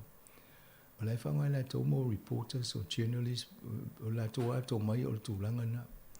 Ai leo te li so la tau sila fie tua tō le whaonga o le social media mo meo. Mea ie whaonga e whai hei whasalaunga ma tuu ilunga o le o Paul Kalame o le ilunga o le computer. Ia ma mai e ia. A tato tō mana tō le tato a maingo le whaingo pālota i whai Samoa. Ia e tolu e camera se taze se whaonga. Ia pēla o mea nai whaonga fo i mea ia na whai nei. Nana solonga le lea fo i whasalanga i Samoa ma o fia fo i le. O maurunga i fo i le mainga le official pale mi o whasalanga la o loa la tau whai a mea o social media. Ai atonu mana i tele le malanga le lopo la le stau sanga to sa me se to mo fo ni si miliona Samoa. Tau tini to au lia tu tini to sa. E se tangata no fo tu le mai ki tangina. Pon me tapena o samingo le talang o market ile ta to ye. Na. No po le tau sang. Tau no foi fa le se tato yo tau no e se i vai po la le se ngol market. Tau no po stato por kala me fo le mai ata toi. Atu no ai fo inisio la fa fongo ini ata toi sa po le market po an tau sanga. Amai se tu longo le website. Na fa solo to ale le va inga se yo le te mita tala le market fo ia na mai lo le ata tau va a ai voi pa ini se una ini ata na po ila mau tau sanga tele po fa le inga ia po ala ni va inga to no sai ia na va tu le tu lunga ka ko website mai mo fo ila tunu malo ia ata tono msanga ia ata no isi va inga ia le pe mata wa to fo io o I saina le na on le sa tal no ai le va sta wai sa e tal o ne tau no le malanga Nancy Pelosi ia le na o Taiwan fa ta te le lo moto so le fa tu ai e ma fa lo loto e o fa ve si la rangi ana o ai o le fina e ma wa tu I sa no nga mali puti o Pelosi la to e na fi na wa ile tu langa le o le a fo le democracy fa democracy. Ia peo vai ati a saina. O la pule tutu fo ia saina peo na ia isi te unga tupulanga o vai tai. Ia fa pena mai sino o la langi whainga. E le ese sa o lo tongo ave tangata lau tele. Peo tato, tele o sa o lo tongo le mo tato to inga pulenga le ni tato whainga fa democracy. Fa pena peo tania. E mo ia e te lele ese ma ese senga inisio vai. Alain whaina whai ale maua le sao le tonga le lalo le awa a yeilo le mele sena ia olo te lia olo vale ia te ia ule to vai ia ia ole mena lai tupu ina istanga te ia whaine e ese le ole mena nana pole ole va ia to le ono tupu se tau ai ia ala ia lua ia ole alo te vai tu ne ia te ia mai o mai ne ia va tau a saina si o mia uma Taiwan ma foi o le la foi le fa tai ia o isi me le la fa na lungo Taiwan a ma fa le me le na mata mai Lucia ma Ukraine o lai a mai fa dinga America e fo linga mai o na o va o tane ma o tanksi no na la o tu e o fa ia Ukraine ia ele ia fa mai ia Lucia le se me fa pena o le o ma to fa tai o fa la me nei o no so fa na e fai o le o fai nei sai nal mele ta ilo le lo pe fai o tu fai ngol Vaiaso nei te o tau te le mele tu pui e tal si e o nei o se tu la mai fata mo ia ta to panet o ai e o lo se si tu la te le ai te o fa nga nuclear ne me tau ia le lo po la le tu la mai o ta to panet na pe o polenga na onai o fai unga fai tangata e te tau na e va manga whangafa po le ale me le o onga fai unga fa peni awa ana le alu nena si ale alu la fai ai o alu la fai o fisina tau fisina lu ia lau vai tu lau si o me tai wa na o o matua poloka i ala ni vaa vo e la o loa o le lola pe fa fil tama ai nga vo yo. Yo lo inga pa ole Taiwan na foi nei. E ma Amerika la ono fo sa uni foi Taiwan e para si mai lo se me i e fana lo ma. Ya tau lo. Pa lo ma tawa. Yo sa uni o tato i na o le tulanga na i. Ia, tō langa i tālonga le, visi mai ei o i Birmingham. Mani te le wawa e tu tālonga, o le mea mata ina la wai o te lontala noi fo le poka la me sports tātou. O le tamasisi i mea mafo Samoa. Mani te le alfa i longanga siva mai lunga ma. Ia wafo i lena toi whaasawa i le talafōa na. Ia malana coach e nana siva whaatasi mai. Ai wapea, e o mani tangata lana i o malalang, pēo i papo siva. O to inga tanga le la fa tai le siva la ulia. Sa ta una copyright la ulia tanga siva la no fai. E mo ni la tu pe a. Wa le la siva mo na fai ta miliona biliona la langi. La o mai mo ina fo ile. Ma ne mo me le roto fia e i tu langa mo va pe. Ya mo tu ai siva mal fia al te milena tau si el mama fo le la si o la. Au le lape vo ia lau tāpua ia nei toa langona tu le leo te te o lato pese na uso a. Ma le te ia ma le wa inga fo ia New Zealand ma le te leo whailonga o aulo ia mau pine olu. Ma isen ma nei o tu langa leo ia i o le awalo wha. Ia me se alai mo le tia wila le te le na mo ia. Le pe o tu langa na o sports le mau lunga ia tato la wila vivai.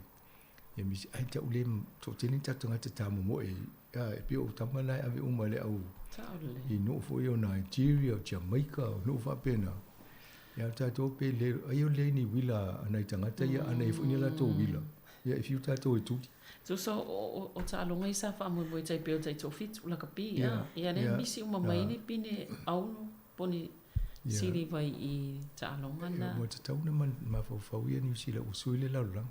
O popoto fo ila tō e ta mai fo ila kapi. I te uwha pe ata tō nau ta tō e mai mau pine o. Le e fo te mita te o mai o le si pine. E o tato pokalame nau whentu whatia mo nei Vaiaso whawhonganga le atinu. Mo le tu whaftai nei whaife au lo o ngawhapea ma le amatango tato pokalame sauni ngā lotu tau tai tasi. Ia o le mulia le awa le aso lulu, ia mese fo i pokalame le so mai le aso le asi singa mo ngasi ngasi. Pe ia o le to ina malolo ia research one ete le la anga whamal pokalame le tai o nei. O tau fo i sao, whaisao i tato pokalame, ia male au whaafonga si ufonga lau mua. Ia mana ia whanongolongo mai o lo whaia tato tanoanga i le awa whatwhata, ia whaaloalo ma le awa whatwhata. Ia matau mwhai ta maule ngana. Pe o le mautu o le manulauti ana tato le tio ina iso longa le al tato si o manga whaasala lau tono a te ro nei. Ai manu i tele lava le whai ungol ne Vaiaso le anga e fot sa pati. Whelo ina Vaiaso fol te mine ia to wha so i fua.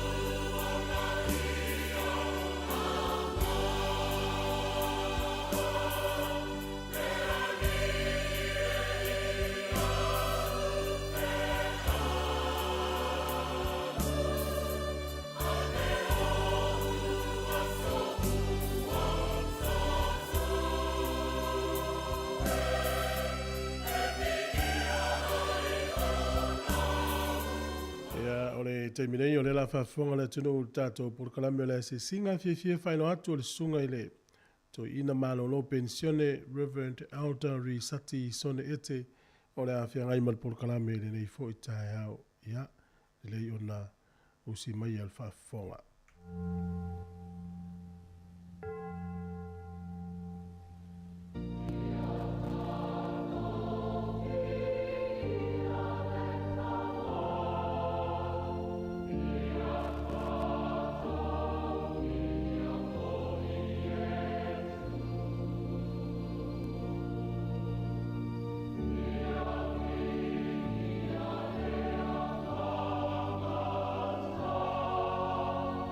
Yeah.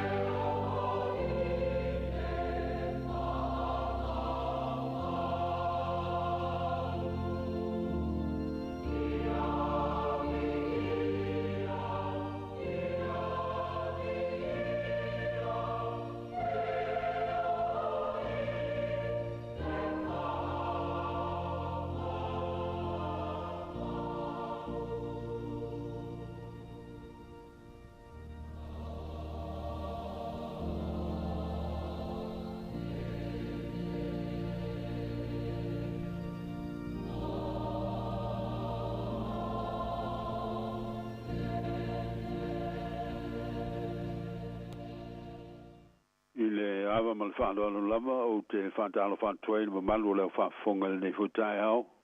Yo to sa ma pa ia ma whaingata mai maunga te tele se yo i maunga iti.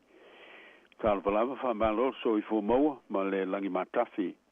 Whaatalo whaatfoi le tapuinga i le malu o le au lau au sina i te maa ma tina mātutua. O tātou matua tausi, whaatalofa i le mamalu o whaatau to lia i ngase. Te nane nisi o ngotie whanoanoanga ma le loi whafonga malingi. Tālo whalava whaamalo le so i fua whalo loa. Whaafitai le on sai, tau ti ngā ma le whatoa toa. Hao whenga iei malu i tau SS o le so i fuanga nei. Tau ina ia mau pēle tō vai o le whamoe moe. Ma le whātua tua i le lofa tau simai o lo tātou mtai le langi. E tau tōlua i nai o tātou mawhitianga uma. O so fuanga o le sifufonga le nei le lau mua i Wellingtone. Malana pol kalame masani o le asi singa i ngasi e sfraile te tasi. Mai le se fulu tō sfulu i le sfulu malitasi i le tai ao. O le tātou tāpua i le tua. Ana le se anole li ina i ate i tātou. Po tātou male lemo i le vai. Po walo fia i tātou i le alia. O le tātou viso swani o le swafa o le li le. Si o tātou te talo. Le tua pa ia le te male alo ma le nganga pa ia. O le puna o le mātou wola ma le o ngātu tonu o le mātou malosi. O le mātou leo leo wasili o nala te mai. O le tausi ma whama malu le soi fua ma o mātou wola i leo noa. O le foi o foa i mai o manuia mātalasi. O mātou tiwa i leo le nei. Mātou te vivi i mwhawhitai i lau fio. O no lau tau singa angalelei o mātou waulia manu iai foi. Le nei la vaso ai maise o le nei masina fo. A whanga solo pēr la mātou foi ngā malanga. O mātou whawhitai mo manuia. Ma le mātalasi o mea lofa o le au nona fo i na pēr. Mo le mātou whao ngā ina i le tino. I mea e tau si ai lo mātou wola. O mea lofa fo i le mawhau whau. Haftai mo tāleni ma ngā wā.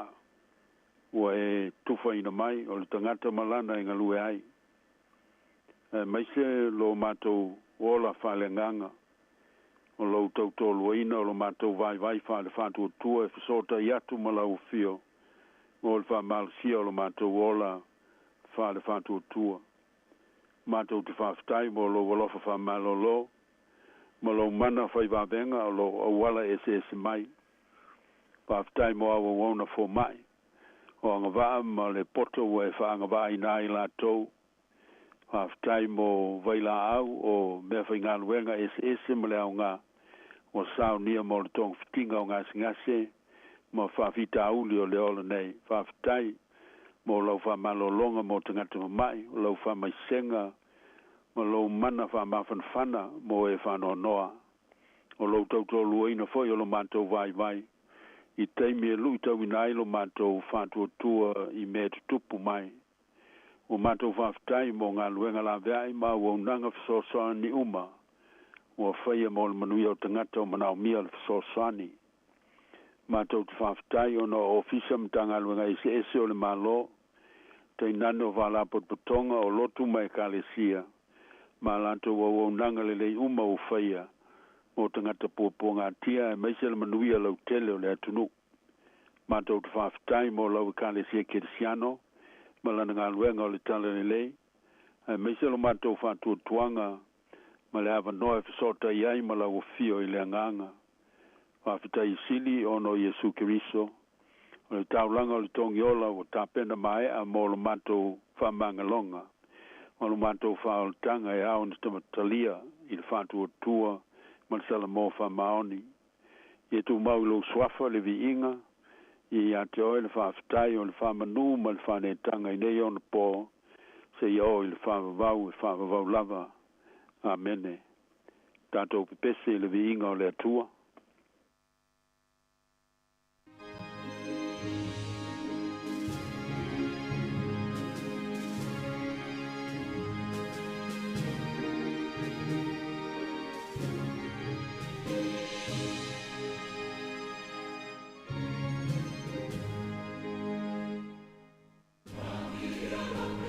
Say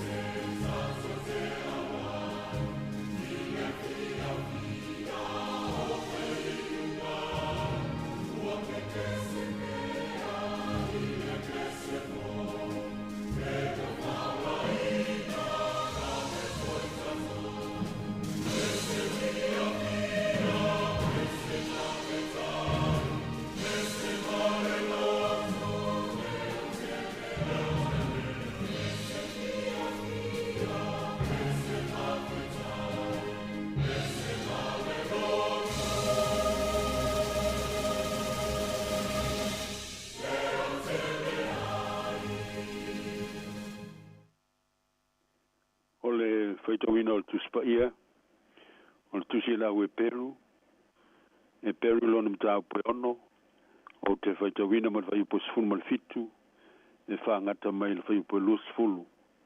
Whaafonga maia, o fionga pa ia nei e le tua. E whaapea fo i le tua, ina ufina ngalo ai o ia, e whaailoa tili ai le, e whaailoa tili ai, ie o tōwhia i mea na wholafolaina, o lana lava pule, e le mwhai au na liua, na ia whaau popo iai le tautou. Ina ia i tātou, o mea lua le mwhai au na liua, e le mwhai au na pepelo ai le tua, tātou te mau ai le wha mawhanwhananga tele, o i tātou e o sosola e tangatu i le wha moe moenga, o tuu i o tau luma, i o tātou luma. O iai tātou le nā wha moe moenga, pei se taula o le anganga, e le matosina maua mausali, e o foi tonu i talatu o le ie pui pui. A o le mea wa fio atu ia Yesu, o le o mo muatu mo i tātou, o whai o ia mo staulunga sili e whawavau, e winga whatasi ma meki sa teko. E whamanuia mai le tua le tātou whaitau, o le tātou whalongolongo i na fionga pa ia, e ia te ia le viinga e whawavau. Amene. O ia te tātou le nā whamoe moenga, pei o se taula o le anganga, e le matosina maua mausali, e peru mtapu ono, whaiupo sifuruma le iwa. Tusi ele nei tusi lau e peru, mo leo kirisiano sa waina i nā ona pō, ona o le tala le lei. Ina ia vea mala o le wha malosia, o lo nato wola wha le wha tua. E meise ina ia wha tupu wha moe moe, mo i latou. Ao ta wivi ai ma whainga tā o la latou mo li mau, ia Yesu Kiriso o le ostaulang sili. O ia te tātou le nā wha moe moenga, e pei se taula o le nganga, e le matosina maua mausali. O le utu manatu o le nei tai ao, o le wha moe moenga mautinoa. O tau mwhailitu stala o e Peru, e wha manino le mata upu le wha moe moe, e ala i le wha tepo le au whaitau, i wholawholanga umana whaia e le tua i a Aperamo, le tamao le au whatu tua. O nei wholawholanga, na vea mala o le wha tupuina, ma le wha malo sia o le wha moe moenga o Aperamo. A meise lava o le wha maoni o le tua, i ia wholawholanga, na tau nuu mai ma wha tino ina. O tātou malamalama i le tala i le wala wina o Aperamo, na tu wailo na nuu, ai alu ma le mau tino le lumanai. Se vanga nā le malosi o le novatu o tua i le tua, na ia usita i ai le finingalo o le tua. Sa le au no na fola pea i le tua i a teia. Nā va aia i le langi. Ma e whaita wina fitu pe a whai mwhai. E wha pea lava lau whanau. E ngata i lea na ia fola foi. E moni lava e whanau maiso o antali i a sara lau a vā. E te whai ngoi a teia o isa ako. O te whatuma wina foi la mafia ngai ngā maia.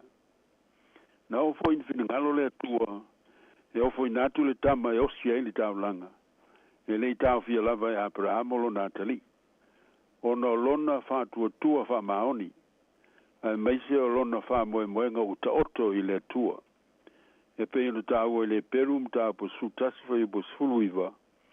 O manatu o ia e mawhaia e le tua. O no toe whatu mai te ngata na ie woti. O le wha moe moenga le nā. Sana unau ia i Aperamo mo lona Natali. E le i uvale le nā wha moe moe. Tanu wailo na whātua tua i le tua. Ma folanga le tua i ateia. Ua i atei tātou le nā wha moe moenga. E pei o se taula o le anganga. E le matosina maua mausali.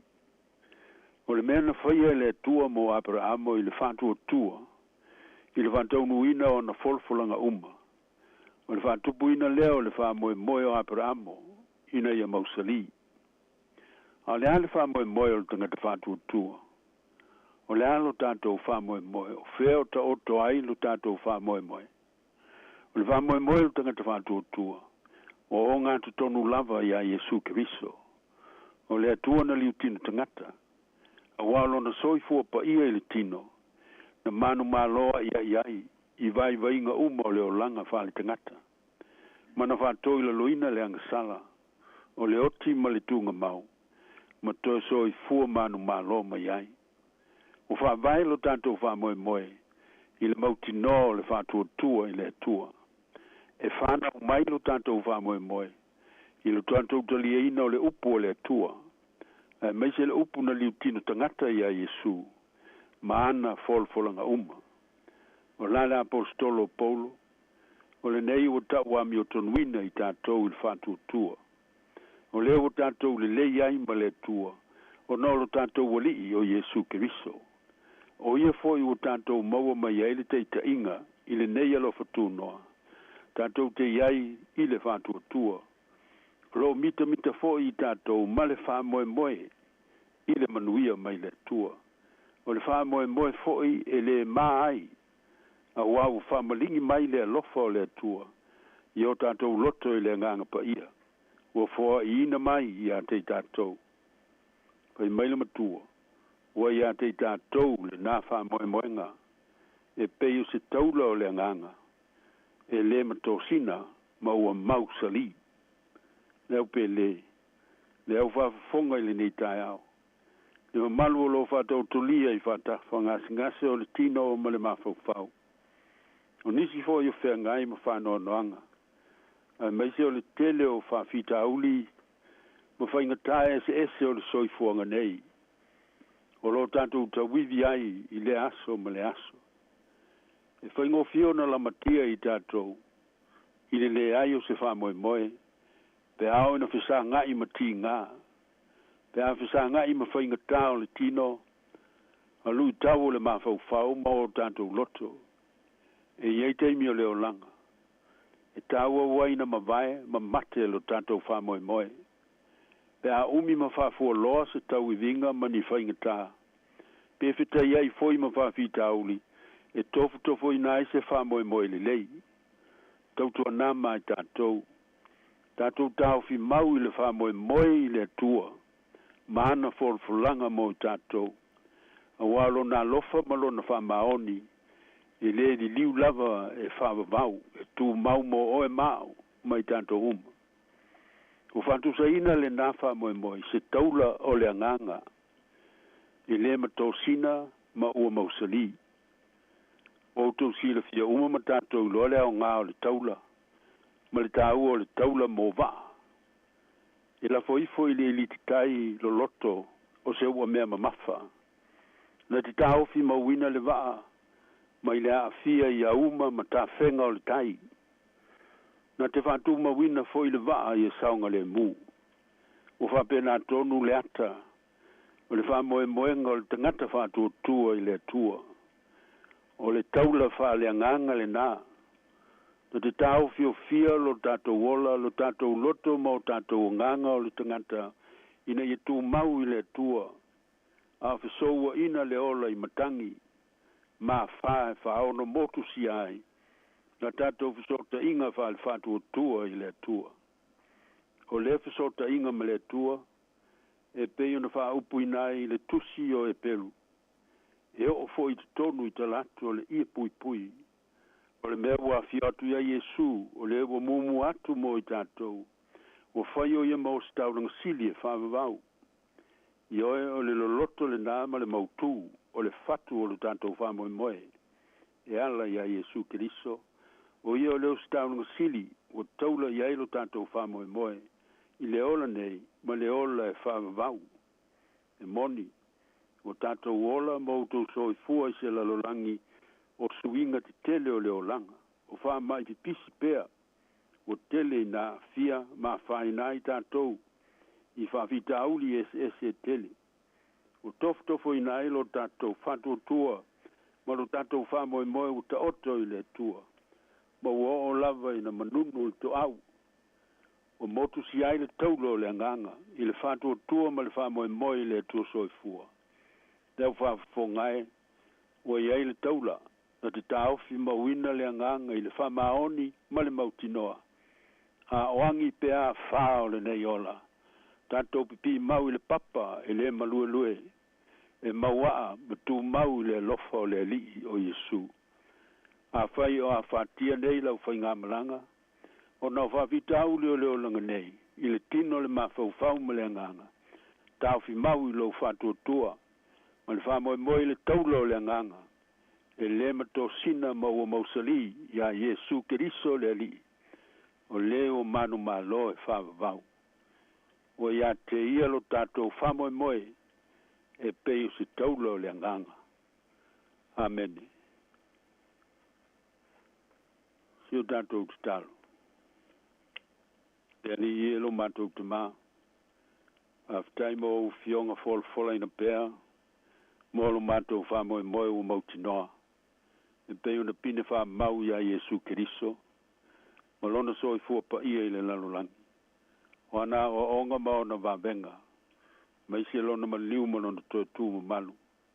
O avea ma taula mautu o lo mātou whamoe moe le ola nei. Ma le ola i te lātu o le oti ma le tunga mau. O mātou te talo, ma tu i nātu i lau fio, mo lau wha malo longa. Lau wha nau mawhtia uma i ngase ese o le tino, o le mawhau whau e mai se o loto o manganga. Ia anga le lei ma fsosani, ne ia lango maluina o lātou mawhtia nga uma.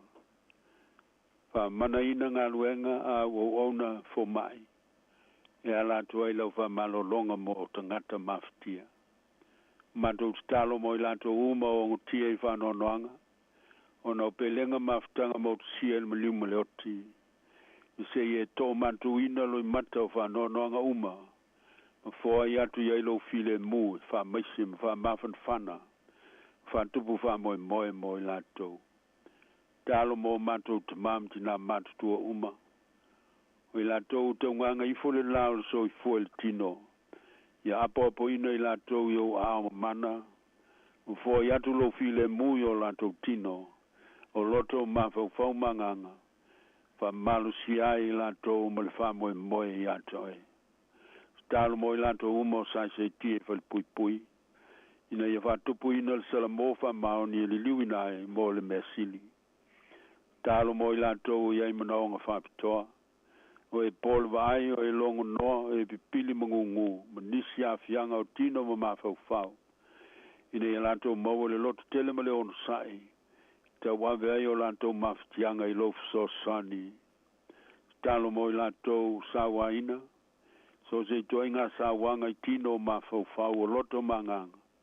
Ai meisi o whanau mtina. Se ief so sani a wong nangalelei ma le au ngā uwhaia. E mawai se la vea i mo i lātou. Talo mo le lalo langi pua ngā ina o nau taua. Te nane o mala o le natura. Whale velawe tupu whafo sei. Msuinga te tele o le tau. Ma ona fianga o a fia i le lalo langi atoa. Lele ie.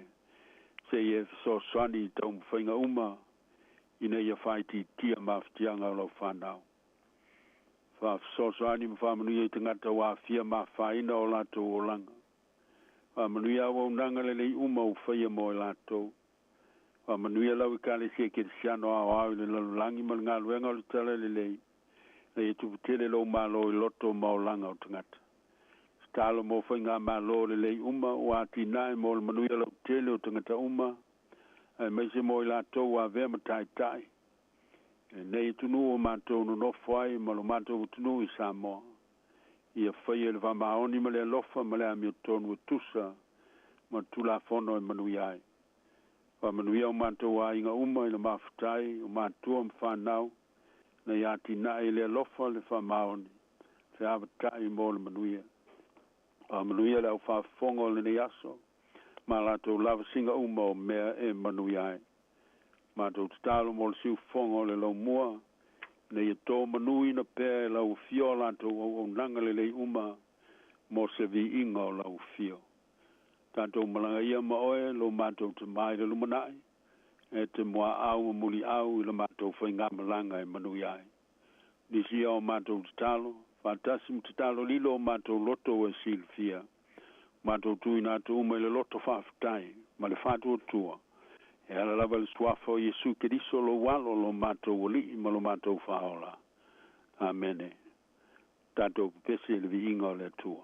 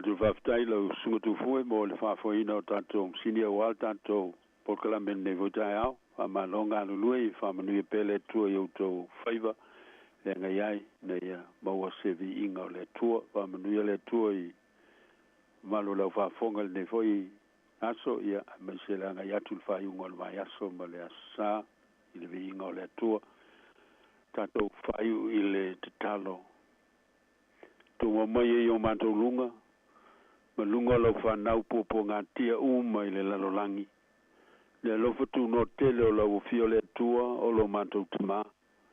Le lofa silsili ese o Yesu Keriso o lo mātou woli, ma lo mātou whaola. Ia mau pe I mātou le mawhitanga mawhanwhana, ma lo lava nganga pa ia nei. Se ia o I le whawawau e whawawau lava. Amene, ma amene.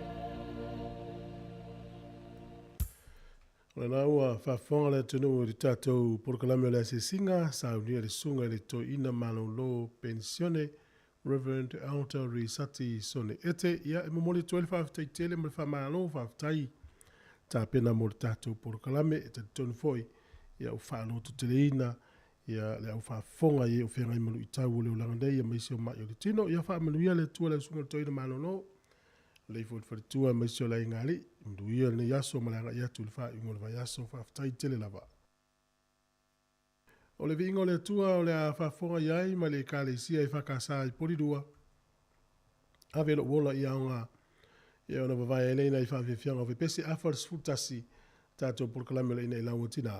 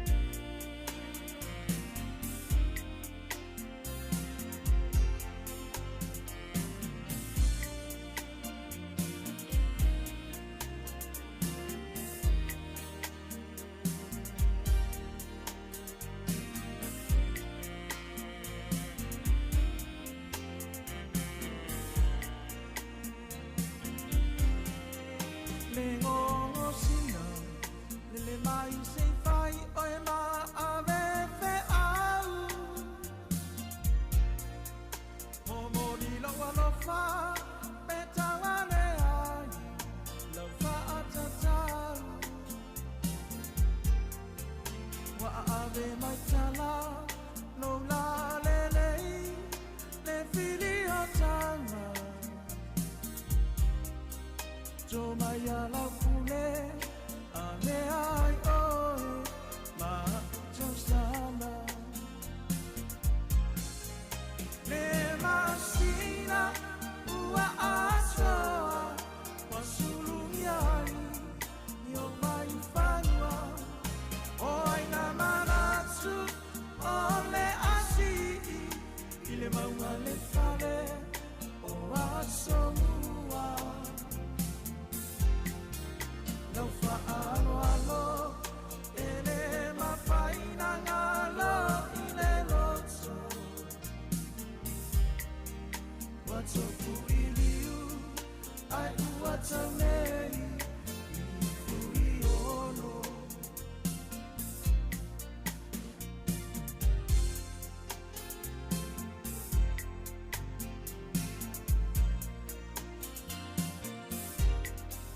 Jani ai fia longo e pei ole maua amatatia tu fala nei le la fola mana o fola sia me ala ole tane ile taksala o fa alia so fanonga o te wina male fia fia wa ele tifo ile nonu e so samali ma fale uforu la ole fiso la ole solo la etasi le maunga yolo Lau fa alo alo ele ma faina ngalo ile lotso Watso fu iliu ai uata nei I fui ono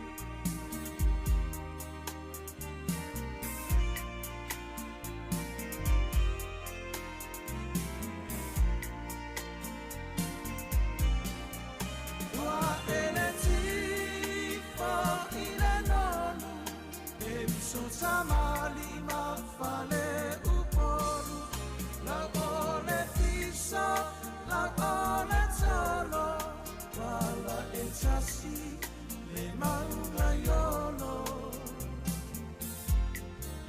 lau fa alo alo ele ma faina ngalo ile lotso watso fu iliu ai uata nei I fui ono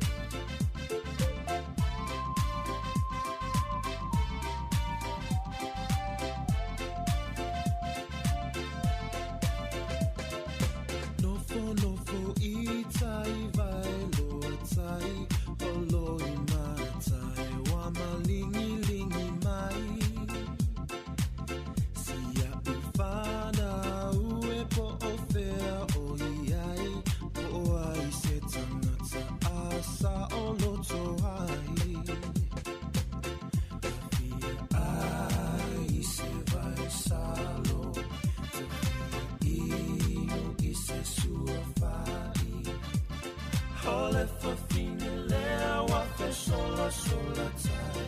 Wava ai ua o tino mai.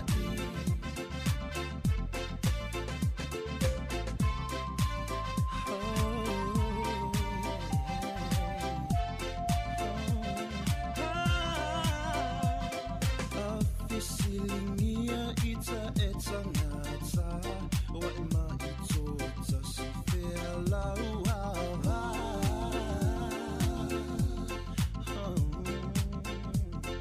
Ayota lipe unia tu ita ngata.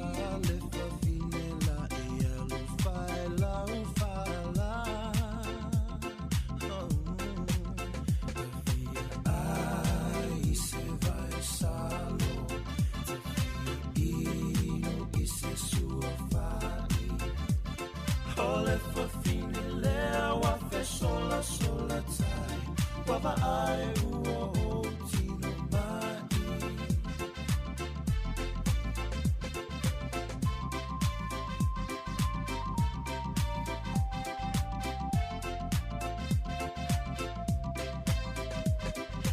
Ole fi so ia e te tani.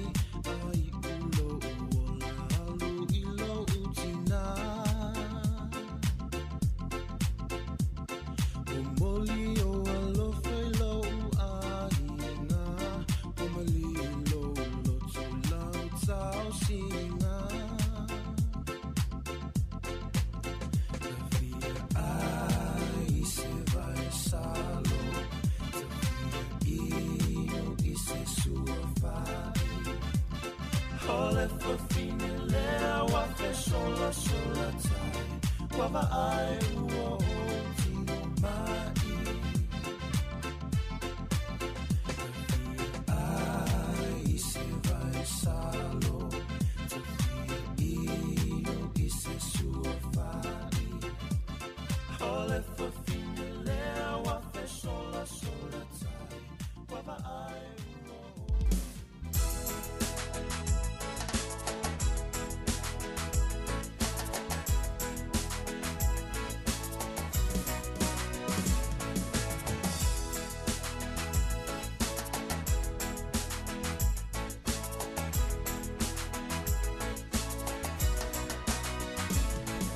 They say we're young and we don't know.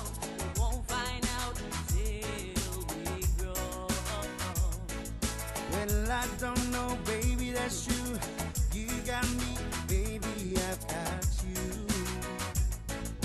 Baby, I got you, babe. I got you, babe. They say our love won't be the rent. Before it's earned, our money's always there. I guess that's all we don't have blood. At least I'm sure for all the things we've got. Baby, I got you, babe. I got you, babe. I got flowers in the spring. I've got you to wear my ring. And when I'm sad, you're a clown. And when I get scared, you're always around. Don't let them say your hair's too long. I don't care with you, I can go wrong. Then put your little hand in mine. There's no hill or mountain we can climb. Baby,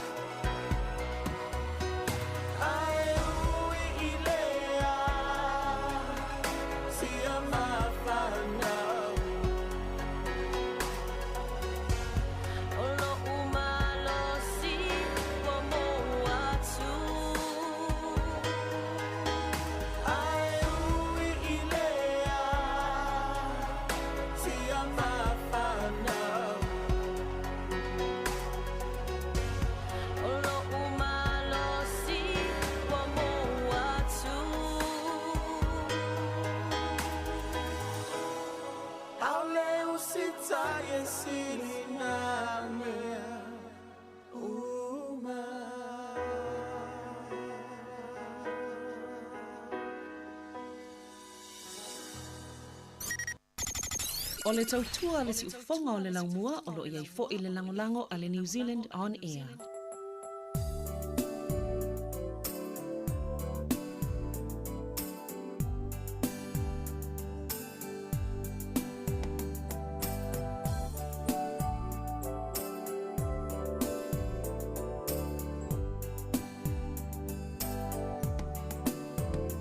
Le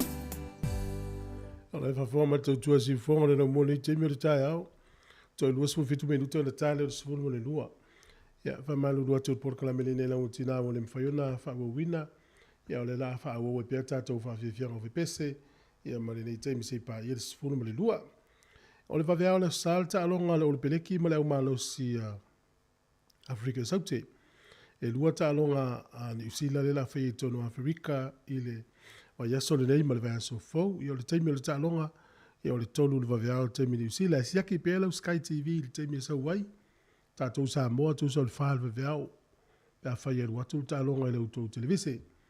I o le whā unga i o le Vaiaso, i o le tele lava tālonga o le Commonwealth, ma no tau pulenga, o no whā ngā solo pēa le teimi nei, i a mō mai moanga foi, mai vaivanga le whā unga o le Vaiaso, e whaftai, i le tū le manos foi, ina le unga alurue, ma no le whai o le whaiva, tonu ya le minute foi po dai tula yo malava foi lo nga luenga ya fia foi le ainga i le fa ungo le Vaiaso fa tai foi ne tato pa anga fa longo so se wala Facebook YouTube tato Apple so tato frequency fa tai le fa mai ya tonu la foi lo so longo le le fa nga luenga fo ngo le foi tai ao ya le fa na foi ya onga ya tonu lo manu ya foi la to fa wo fa fianga fa pese si tals fu mo le lu ta telefo le o to lu fu mo le 1 minute on ta le fu mo le lu si fongo le ne yo le wa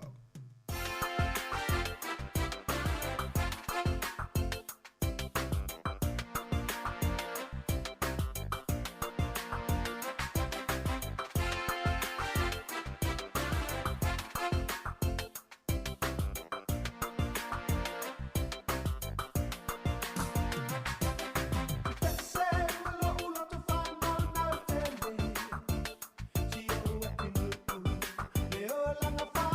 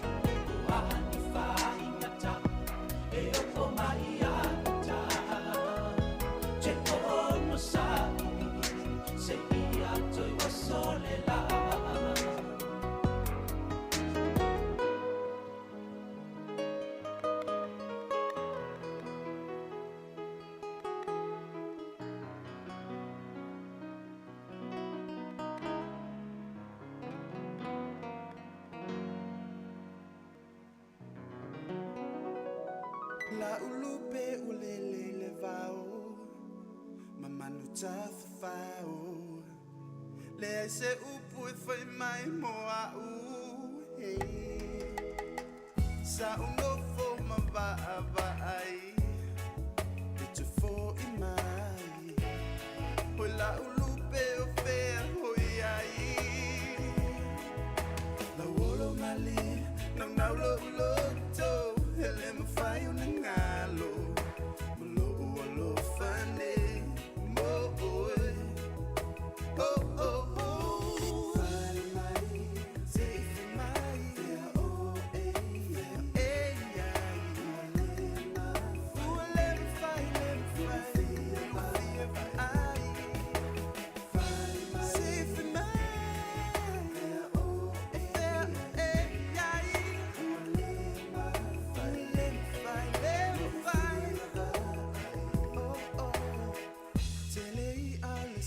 So wana o moa u Tasi lava o lo fatu Ua misi alo lalile O ino fai no se La ulupe wana o La wolo mali Nang naulo uloto Hele mawhai o ngalo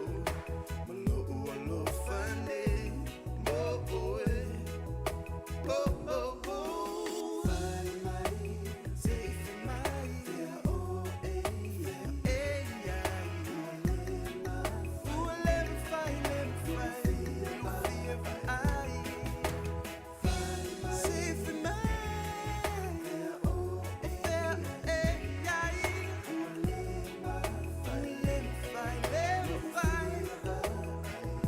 to the heights of Mount Vaya, my love will take you there. To the village of Solo, Solo, my life for you I'll share. Me and you together forever, love and care. Without you in a Madrid, my baby, you'll be the nightmare. In the dance and cruise, the music left them so crazy. Putting both this reggae, nobody no feel lazy. Picked up on the beat and every man them amaze me. Mr. T, Benjamin, check it out. La wolo mali, nang naulo uloto, hele mawhai o ngalo. Malo alo fane, mo oe. Oh oh oh.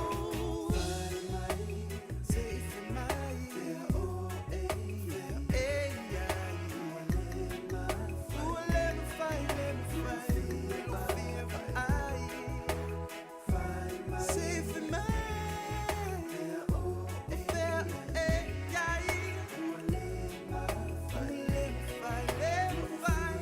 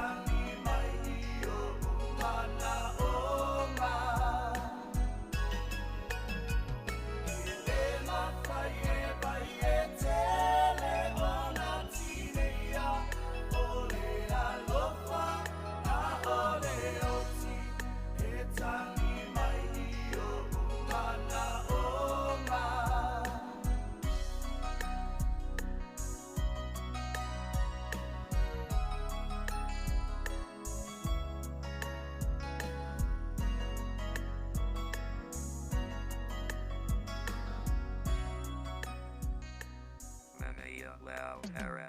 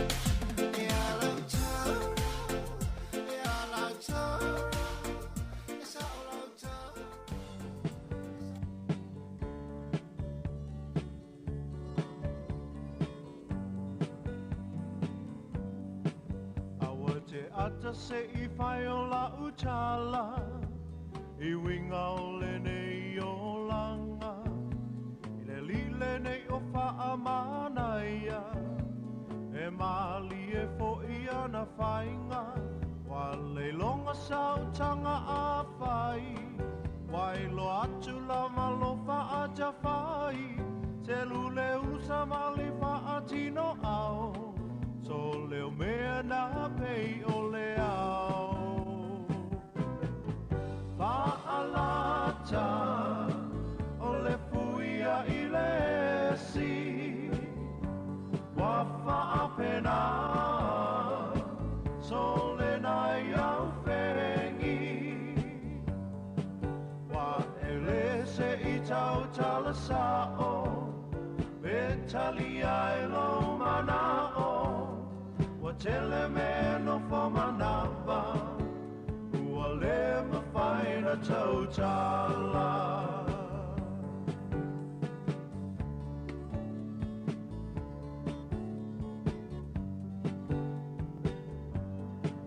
tanga e anei e to vai fale, le tau sala le na e anua e. O oewa e wha te whai solo, awa wa vangai lo loto. O oewa e le mau tonu, o ole a e liu lotu. Wa umalanga lo tau mawhai, a ole nei lava le kea mai. Pa alata, le fuia i le si, wa whaapena, so le nai au whengi. Wa ele se i tau tala sao, e talia e lo mana o, wa tele me no fo manava, o a le mawhaina tau tala.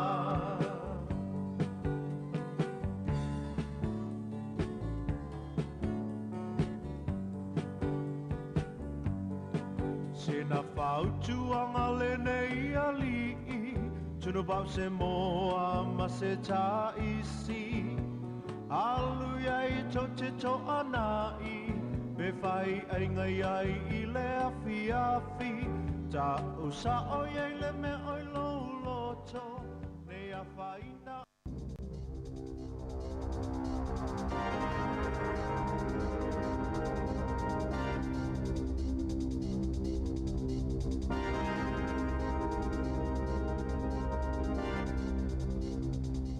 Tala flawa le whapoponga o talafoma le si ufonga le lau momo le nei vahenga o le awa ule. Na toi amatalia le tae ona le ilale sa ilinga o taifau e tolu ia ua matala itua, ona o se tama na maliu ina ua sofa i e taifau i Northland i le asoana nafi. E ono ni taifau na o sofa ina le tama lea na maliu, ma ana whana i leo leo ana nafi, ma mate le taifau e tasi, e na mawhai ona po ina le isi lua, e ono iwa tau sanga le matua le tama na maua ilona ainga, i se pito nuutu ese hokianga, ina ua umaleo sofa inga taifau, na ta ue leo leo, Olo o so e ina pēna wha pēwheo na tupu lea wha alawe, ma olo o wha awau na whautua ina tangata i lea vaenga o lea tunu. Ina ia tau mamau ese mani ta i whauta a se, ma ia longo ina vave leo leo, pe awa ai i ai. O iu lai o le tau sangfo lea wha ngā solo ai le wha amasinonga, o le tina lea na ia wha au ina leoti ila na whanau lai te to tolu i timaru, i le tau sanga taluai.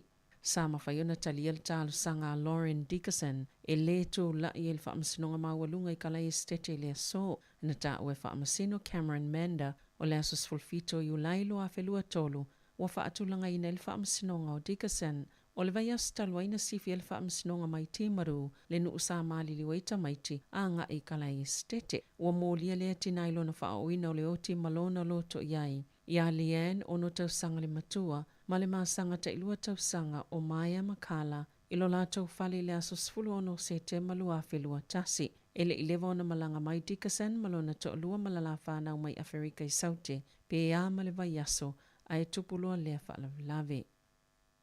O lo so ina le whaululunga ofisa mo sulfa inga ni pule ngānu i lea tunu. Ono ni atunga lunga le whaonganga ni polkalame moa o onga po workshops, manisi fono tanga i lea aloa ia, e tau whaatau wa aina i whainga whaatea mukalasi tutonu lava pule ngānu, e ala i le whaao fia i matangata lau tele. Ina ua whaasirisila ina le so inga lea stofi, na sauno ai Peter Bosha, e le te tau na whaini whainga whai unga i tua pe wha alilo lilo. E le ise mea tau fie pule ngānu mai le whaioni a lato polkalame o onga, pe ta eolo na popolenga, o ripote wha pe yei nisi pule ngānu, a tonu lo lato wha ngā ina le avanue alo ese mai ai, i a lato matawhai oi, i lalo tu la fono wha amatalanga aloa i a mafono tanga, e ono masalasalo i le tunu lau tele, pe a whai so i pule ngānu ni polkalame wha pe le talaina, i le lau tele, e talano ai ni mata upo, o yesu suengo la wha au tui pule ngānu i Rotorua Lakes, Taranaki, Taupo, Palmerston North, Rangi Tikei, Waimakariri, Timaru, Maitumalo, Clotha. Wa tapunia mo sina wai taimi lea onga o le Gloria Vale Christian School, mo sa taimi lea tua maua o wha ngā solo i se suenga i tua ingai wha apea o lo tutupo ni sa wanga, wa tele tau sanga o alia e maini ripoti tua ingai wha sanga i lea onga, Isa wanga matanga masa wanga fao lima, masafa atino i leo whaapea male oranga tamariki, ni suenga mawhaieni mōlianga na tāwe ni sile One News, na whaatano ina mātua i tutono no whanga, ina ia whaia o ngā tamaiti i tutono lātou ainga tāo na nafi, e ele malamlamanga i whaapea, o lo whaanga solo mtanga luenga wa onga se suenga. Isa wanga i lea onga, ma ua whaamalolo le pulea onga manisi o whaia onga mō se vai taimi, wana ol to olua whaia onga le taimi nei lea onga, e awa awina tamaiti o atu to olua se lau, o le alale na whaia le whaiunga tāpunia lea onga mo le taimi nei, e tu saima reporti alele te o New Zealand. Na whaiene whi upua inga i le wao le National ma le Labour, peo na tua ia i le whainga malole i tua ngai, i le toe solo muli pēli liu e se mai a lātou polisi o la fonga, sāpi to sile o no lātou whaatawaina, ai whaitio ina le National le malo, e whaatatau tupe wha mea alofa e fsoswani le atunuu, i le taunga tāma le siti o le tau le soifuanga, le cost of living payment, sa ngā luluel tamai tai pāle mia Jacinda Ardern. Ma le taitai o le National, Christopher Luxon i whawhato Wellington i le asoana nafi, e tu i le Minister Chris Hipkins ma le whaipula le National, Chris Bishop, le avanoa le na whaie whaafina wai tutono le Parliamene, na tu wa i Hipkins le National le whaapea ua le mautu, a e tali atu Bishop, o le mausali lava la lato vaenga, ma o le winga o la lato vaenga whaapwhai, o le sa ilinga leo se taita inga e malu si el tamau aingo New Zealand, ma whaamautinoa, ia vave na whaamuta le whainga mālo leanga waa na tali le Minister o Chris Bishop o se tasi e pito silio na oso whaina i stangata le Parliamene ia na upo na sauna o Bishop i leo tu stala o le ala leo lona ia il Parliamene o le pui ngo whaamaumongo le vanga whaupwhai le National whaasilsila le National o la lato polisi tāwal tasi tesi malafitu piliona tāla o la fonga e ave esea ia sa fulfula le masina o mati o le a whaataatia ese.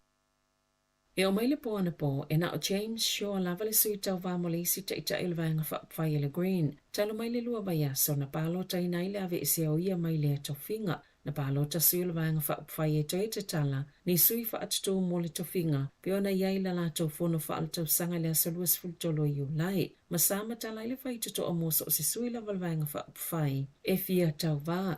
Peitai e lea se tasi e ui peto samaltolus fulpaseno i lātou sale i fifia ia shoa na pālota le saluas fultolo iu lai o le ato i whaiele isi pālota i te tono le vaenga whaopwhai pe pālota mo shoa mo le ista i ta il vaenga po o le toi te tala fo i moni si sui whaatutu e te tauna o atul fitu 5%. Le tele o pālota mo shoa ina i toi fili ai e le silia le i tu lai 5 le afiafio lansas fullo o se tema e te tauna whaelo i lei ungo ia whai ngā whiliwhilinga.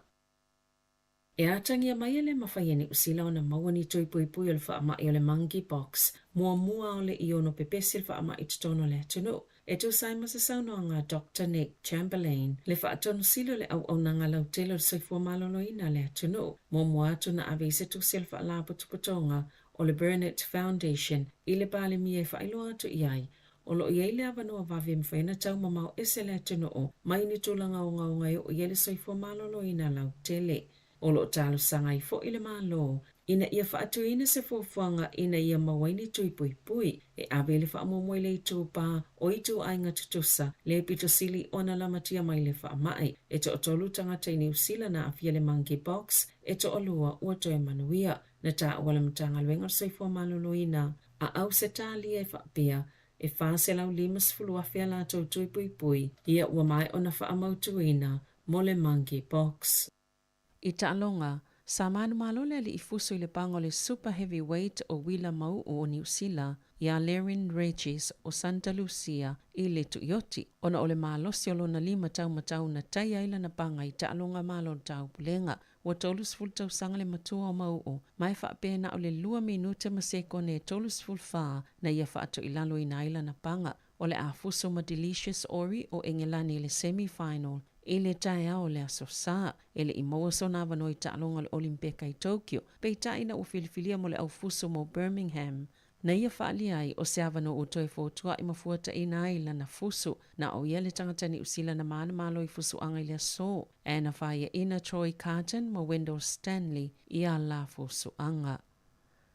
Na whaia ina le au ne tipolo New Zealand le siampini o ta'alonga malo tau pulenga le awa Engelani, e 5-0 i le 4-0, ma o le ata'alu nei New Zealand ma le au Jamaica i le isi semi-final. Na o ai o Engelani le 0-5 i le valu le Silver Ferns i le kuata mua peitai o le afal ta'alonga na whelata i ai 2-5 i le 2-0. Peitai na ua toi whaawau le afalo na lua. Sale i mawhai le Ferns o na whaafitawia le malosi o le oso whai a Engelani. Toi whaapopo iei ma le misi o la tautongi le mama na maana maloni usila isi an ta'alonga e iei Northern Ireland, Uganda, Malawi, ma Trinidad and Tobago, o le pōna maana malo i Jamaica ia Australia, ma o le ata aloi nei Engelani, ma Australia i le isi semi-final. E iwa tau sango whaasala ina ile whale pui i le malo Lucia, se tamaita i basketball ale United States of America, na ufa maunio na molianga o lona umia inon whala au whaasaina, ma o se mta upu ua oitulanga whaapurikiki, a ua ta ua ono whaafsuia i ei manipango ta ile vāwa tunu ue lua, e whaaluana siampini le tamaita i le Olimpeka, i la tau au basketbolo, na ta ua President Joe Biden, e le talieina nei tu aingo whai unga ma whaasalanga, ma ua tula i mai am ta upu taimi, o lo o whaapopo i nai whi ese inga i le vāwa le United States ma Lucia, e whaatatau ia Ukraine, na wala au Biden ia Lucia na ia wawe whaasa o loto le tamaita i taalo, maana ia tautino, o la whaawau peo na ngā lulue na ia toi whaafo ia ne Kraina ma Paul Whelan, o se isi fo i Amerika lo o whaafale pui te tono Lucia. Tala fawia ma le si ufonga le lau mua mo le nei vaenga o le awauli.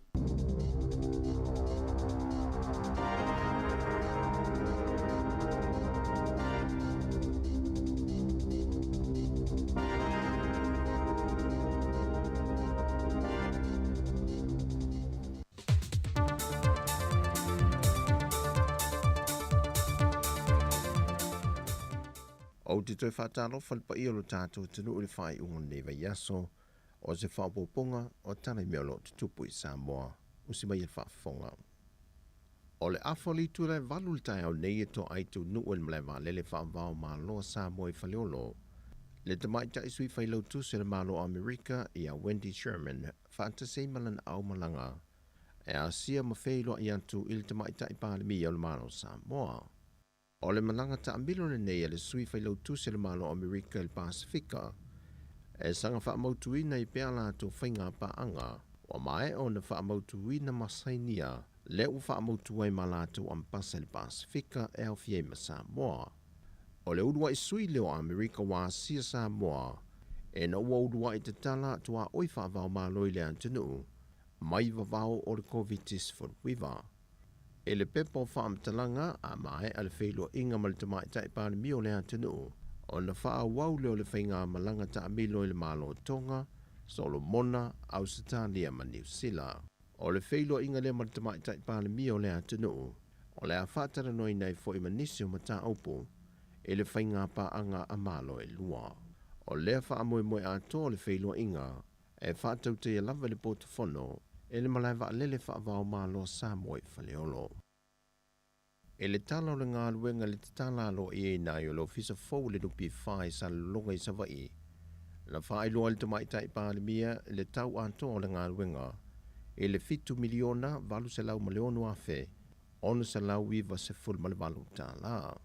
O le ofisa le nupi whai sa la whai, sa fesita i solo i ofisa lisi sa la whai, ma le fuafuanga na whaata oto le komiti whaafoe, o se teibio le lumanai e iei le Vaiaso lenei, o le anta tala alua i aiso na lava ofisa fau, e pei o na lisi ai se whanua o le malo. E le tau amataina mai o lea foi au nanga le motu tele i sa la whai, na whaaftai e le fionga le tamaita i pālemia fia mena omi mata afa, e la tau na tautua na le au nanga, e o mai lava i le so. O le aso ono iuni, i le afe i se lau i wha. Na ulua i talai le la lao le nupi wha i sa le longa nei e ala i se lisi i le fale tutongi o Mateo Sangato. O le na ofisa na amata i le toeiva o le au whainga guenga. E au fiai ma le tamaitai i a whai tu langi maku. O lo ngā lue pēa mo le nupi wha. Ma vea nei ma pule. O le la la. Whapea ma le tamaitai o tau ma oe tabui. O loo whapea nā foi o na wha wau le au nanga i le tātou ofisa nei. whaamalo le tautua matavela. O le tausanga e lua afe ma le wha. Sa toi si ia i le ofisa i le whale maututongi o masoe niko. Na whaapea foi o na toi si i le ofisa i le lua afe ma le sefulu i le whale maututongi o tau masi Mariner se i o mai i le aso. Na whaamanino le fionga le tamaitai pālemia, o le moe mitinga le komiti whaatonu o le nupi whae fausia se isi whale fau mautu, na afo mai le tausanga e lua afe se fulma le balu. I le tausanga lua afe se fulu balu. Na manatu ai le komiti whaatonu ma le pulenga, wala ngā tatau na fausia se whale tu mau mo le la i sa le longa. E tautu ai le tātou watunu, o lo alala ma papa au i le motu i se la whai. Sa amata sa ili ai se whanua tāla wheangai, ma maua i loa le ele lenei, e ala i se lisi mai le wharapo tonga o ele o le malo. O Februari le lua afe lua se fulu, na whaamaoni ai e le kapeneta, e ala i whanga whaavai masani, mo tau o whonga o ngā ruenga te tele ale malo, le amatalia, o na fausia, o le ofisa fau. O le masina o mei le lua afe lua se fulu, sa whai ai le sauninga, i le nei malai e amata aloa i ai, le ngā ruenga i a Setema o le tausanga lavalea. Le fionga le teitai o le antunu u tamaitai pālemia, fia me Naomi Mataafa. Wa te ena le tamaya a wi a whireti mo fiti mo lianga i ono lo whaasanga i anteia, e le malili wai o le tama ono se fultausanga ma le se fulvaltausanga o lona atali, e se whaalavelave na tula i mai fonga po e le masinan te nei, le na whaonga i le tamaya mo fiti se la au malosi, e wha o le maliu ia i la ue to lue pe o na ta ua, e se fe ese inga i tua oio whanua, o molianga o lo te ena mo fiti au fiai, ma le molianga o le fasio tangata wha moe mohina, o whaatulanga mai le wha amasinonga le amata sue ino le nei mata opo, e le aso se fulmaltolo o mate o le tausanga fau. E uileanga nga wha aftai o le teitai o le tuanga i le whailoa inga ma le sainia lea, o le whea ngainga le vao maloe lua New Zealand ma Samoa, e pe ona whaataunuina le malanga mai o le tamaitai pāle mio le antunuu Jacinda Ardern, ma whaatala noa i nisi o mata opo mo le whea ngainga lavalea e tasi vao atunuu e lua, e pine wha ma waile atuanga le onus futu sanga. Pe tai o se tasi o mata opo na tuli mata ia le vaenga wha opo whaia le JPP, o le talo sanga i leo le titai o le antunuu, e na ia tatala maave ese New Zealand le lave le wa ye nei tulanga o whemalanga inga, e le talo sanga i o le antunu o mo visa malanga anga i New Zealand. O whaalia le teitai o le tua ngai wa whaisi whainga tātele ma ua le tala whia ngai. Le tala talia le mamalo le antunu o talo sanga mo visa, le ua o tu lava nisi i le taivano Vaiaso, o tala talia le mawai o visa, a o nisi, e te tali le a umi, ai mo mai ele talia. E manatu le teitai o le tua ngai ma le vaeng whaupu whai le JPP, Wāti le whaawhainga tai tangata o le atunu. Ona o whainga fau i wa whaongai na le New Zealand. Wa whaongai na i upenga ta wha ilangi e le mō tangata uma e si le fia. Ona wha tumwai ina ala tau pepa malanga. O se tasi o vaenga na tu alalo atuel te itai o le tuangai i le te itai o le malo ma le whainga malo. O le te mitonu le nei e awai ona toi sila le au mai o se waalele le atunu. Ona ua pūlea e company waalele mai atunu i whafo e iai mali e New Zealand. Le taunga tātele o pāse se maua le aise tonga fite mawhai e tangata Samoa. Ona ua pūlea i company waalele mai atunu i whafo. Sau notu la epa, o le uti ma le tau whaasoa soa se leni a tangata le nei vaitau i le a fiai o le tamao a ingo le laulangi. E mo mi ai le fisosoan tele le whainga malo. I ona tangata i atunu i whafo ma Samoa nei. I le taunga tau le si tanga o pāsese, ua ia i le teimi nei. O tala fobia mai Samoa mo le whaai ungo le nei Vaiaso, manuia tele le tātu o tunuu, whailoa i le asonga fua, whaasoi foia.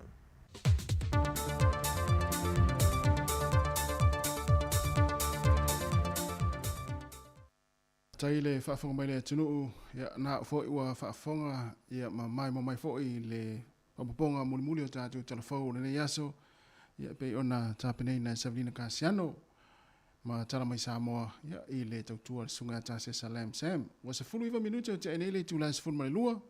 Tautua le si fonga la mua ia ma tatu fa fia fianga su fifiloi. Ia i le foi taimi o le auli ma nei ala le tau ia ma tu la mo ne Wellington. Yo wa fole le ise timu ia o ma nei le tau foi masulu mai le la nei taimi.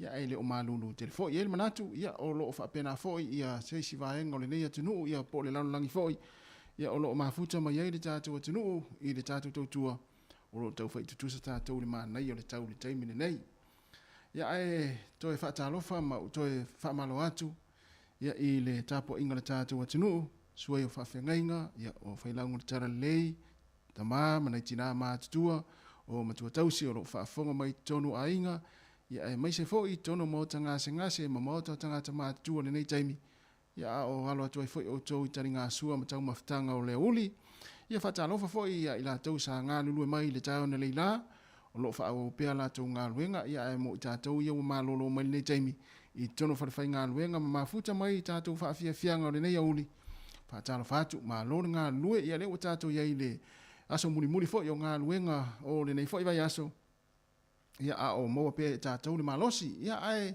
o lunga fo yo sa vale o tonu ta vale lo mafuta mai ai nisi o le tatu tunu malunga le tatu fa tala fa tu malanga fa alo fa pe fo lunga le tatu o tatu penga fa ilangi le Facebook ma le YouTube ia malona fo le mai mo mai ma le tapo mai ia i le tatu tua ale si fonga le mo le fo wa sui mai fo in fo sui fo le tua le usa tu fo mai le tau na le la sa o tu mafuta ia o mai nei taimi o le uli ia stem fo i fa atasi mai nisi la fainga luenga ia wala fo i fa wino le tatu tua ia mai se fo i pokalame tu pulanga talavau i le tu la fa i le afia na nei ia le taimi le ua lua se fulu tasi minute o te nei le tu la se fulu mai lua ia taimi o tatu tau fa i fa talofa ia fa talofa mai o tou ma tou fa talofa tu ia fai foi onet fa no fa talofa mai pea fa talofa mai pea ia e mo foi o de fia ia mai fa fonga mai tatu musika o le uli ia fa fia ina foi o ia ele se mela fa no ai le nei aso io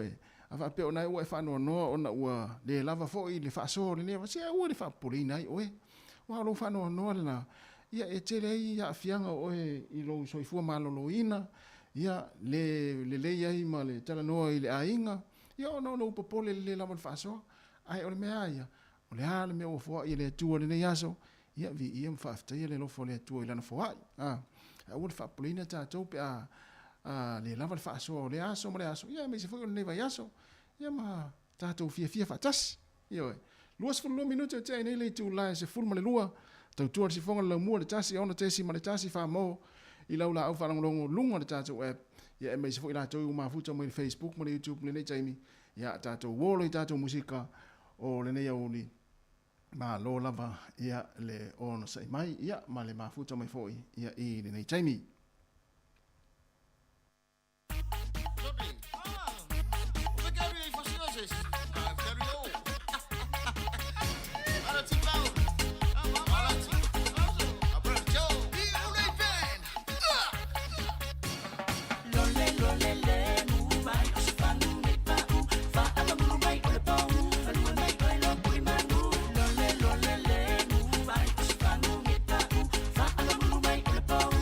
Bye.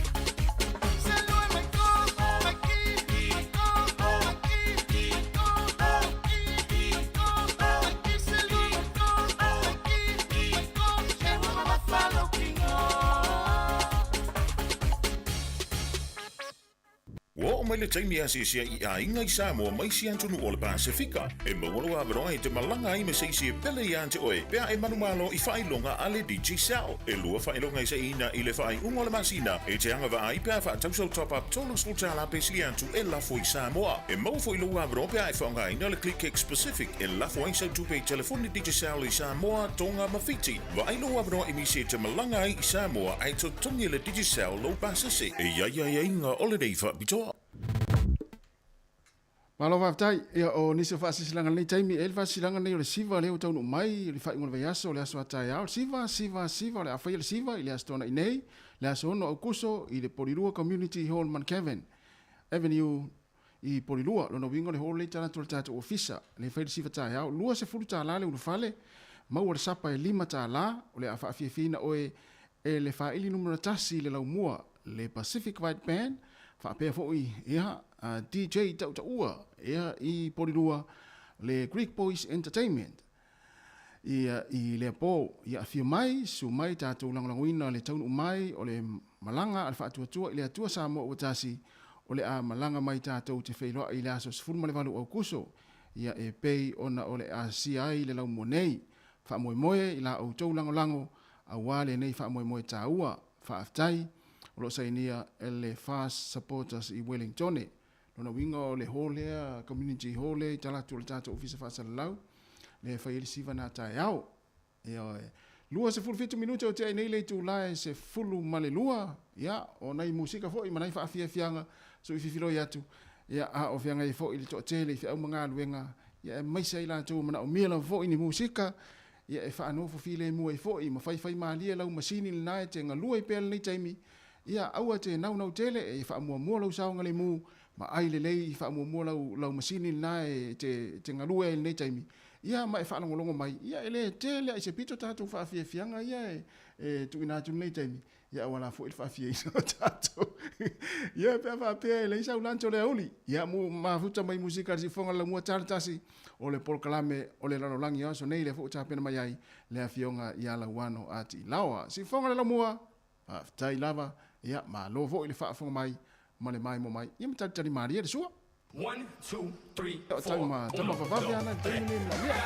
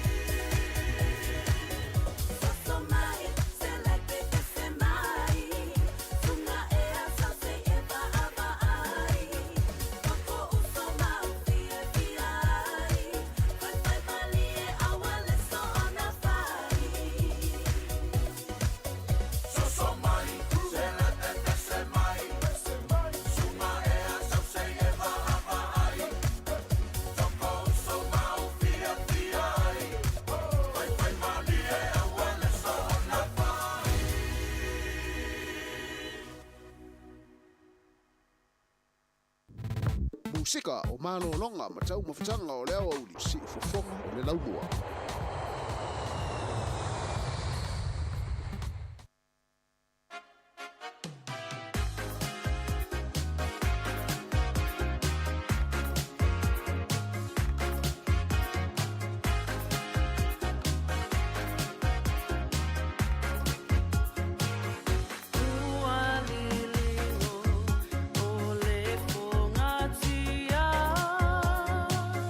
Sa amitua na i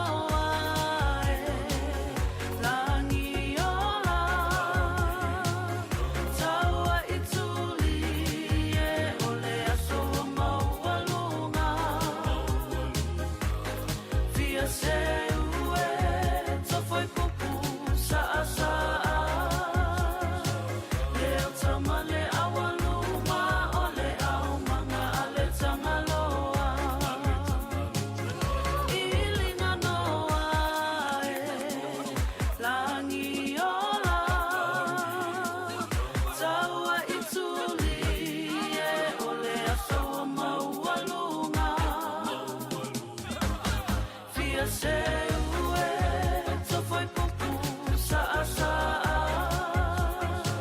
le o tamale awaluma ole au manga ale tangaloa Whawhiwhianga ni teimi o leo uli mai le tumatai ia tu tasi fiu matangiti ma vivinga o le whianga o sili le motele i salawhai ioe ina ua toe lua se fulu 2 minute o na tale o le tūlai tasi ia pe ona whailo atu pokalame o le lalolangi o aso nei pe atare tasi ia le ua tāpena mai ele whionga e ala wano ati lawa ia tale lua ia o whaafia fianga ma musika fo i o lea uli ia ma nisi fo i o vaenga e fia moni atu ia ua fo i le whaafonga ma le mai mo mai le tātua tinu ia i le tautua le nei a le si fonga le lau mua i Wellington e nana whaamanatu atu pea tele le au ngā oi se i tulou ia i taavale a inga ma vaenga umwhapena ia tautua nā ia nai mātua o loo i tonu a inga ina ia kaloka le ia whale fo i lele ia ai le i o e tātua e whainga luenga ona umai tauina ia ua tele taavale ngā oi e tupulanga tala woi teimi o waweau ia nei po rua o whaatupu tere ina fo i vaenga whapena ia me se inisi o ai fo ia ma nuu tua oi ia ua vai atua i lungo pe te whailangi le leilo loa ta avale ainga ia a o teimi le leilo ai ia o le teimi le vaveao o te ofo fo i mātua o nita mwiti so le asiaki o lato whanau fo i po o a toi tono le fale ia a le mau atu ia o teimi o le tolu wha lima le vaveao te le ngā o ia ai ia ta avale ia melea ia loka le lau ta avale ma vuelele ma tu uluma lo fale paka le iluma lo fale le ta avale ia awana i tu ulu paka ina le awala le taimi o le po ia se vangana ai ia na ia inga vuelele le aini e vuelele le aini ta e ni vaenga paka i ta avale ia ai o le vaenga whapena ina na whaamanatu atu pea ona ua tele la vale au nai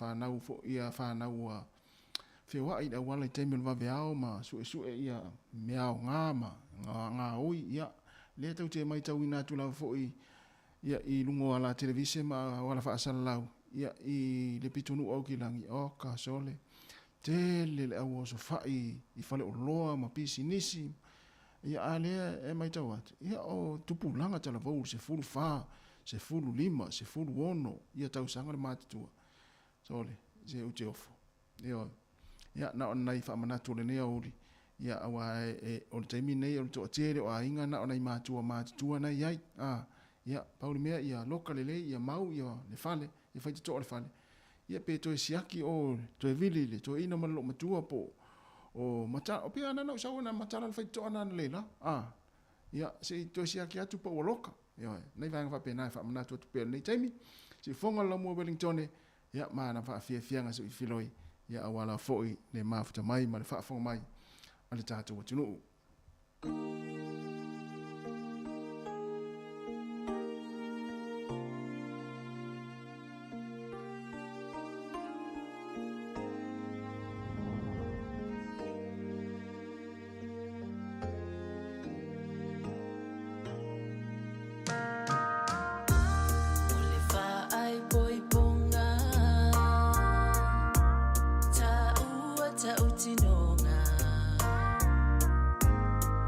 Le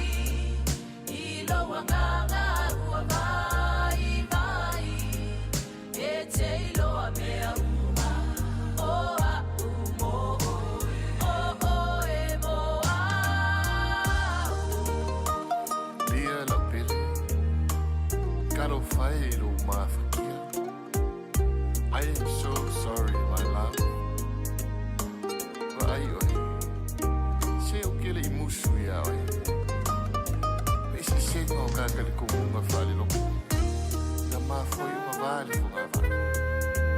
E mangaku, ia wake aku ia kuvasa. Ai kuri luma soka ai. Lele wakafa mayaka o kautele. Famalo si mai lau pele. O ka ua lea.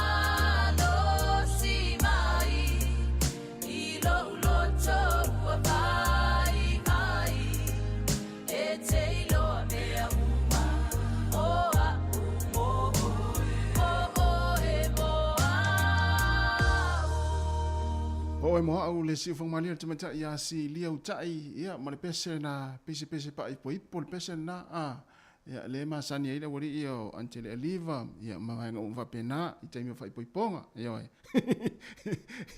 ia wala fa tu mo o to mo lava ia o lo ma futa mo ni taimi ia le sunga antele aliva ia le fa ma fa fonga le antele ia o le sunga ia isaia le ala o sanaya sa sefo ia mo le to tele ai mai mo mai tatu tu le nei oli ia fa fianga so filoi ia o fianga i foi ia ila to fi au manga luenga ia mai la to foi o lo fa longo mai nei taimi ia o mana o mila foi ia ni fa fianga ia awala foi ia le fianga ia i tiu te mafaiva ia o le nei taimi tatu ngolo ia o isa le lesi ia Patja Robert hey oh Yo, fia mai oi sa le si ma tua fa, ma pu ma le lautina lau le lei. Fia mai a, tu sa nga ma le lei. So we are. Esta u pele yo se ponga ti fa, o nei ma utala, u asanga la, fai ma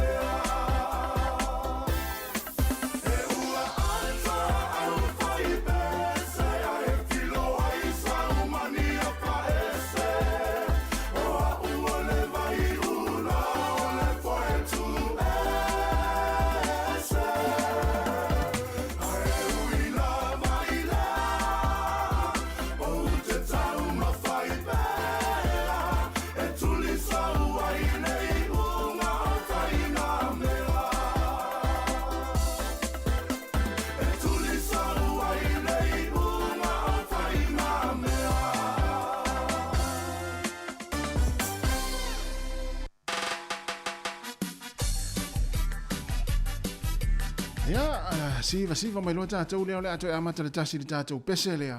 Ia mai sa vali atu i o ili vaenga na le ngalue ai. Ia e i lau masini, ia po le hala vanga luenga na le ato e amata i le tū la tasi. Ia siva lo le tātou pese lea, ma e alu watu i o i lau masini. Ia ma toe whaola lo lau masini pe atale tasi ia. Mai le ngata ula.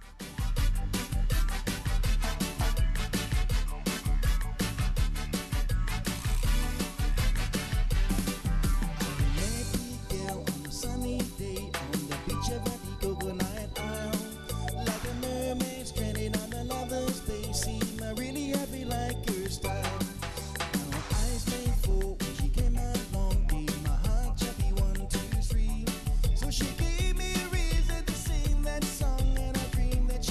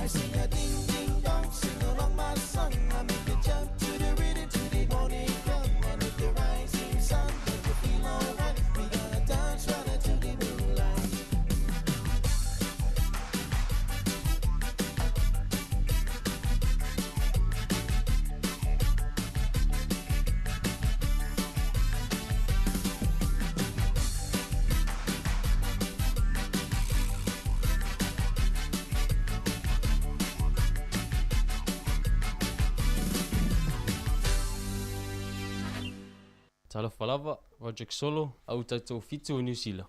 Whafafonga mai pea, i le siifofonga o le lau mua.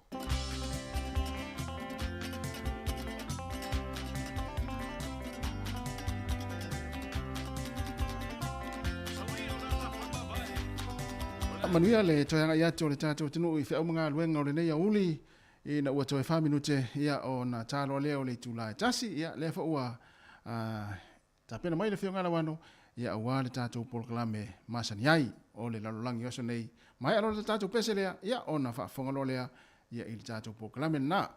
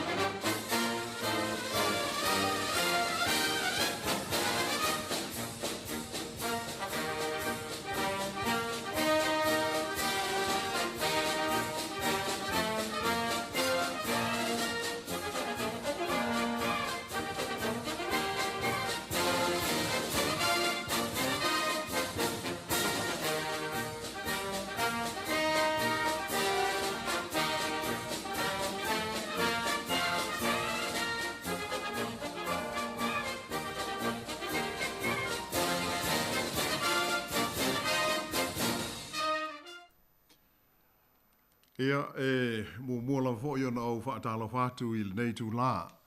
Le mamalu o le au whaafonga. Ai maise o pāanga māsani o le polo kalame lenei o le larolangi o aso nei.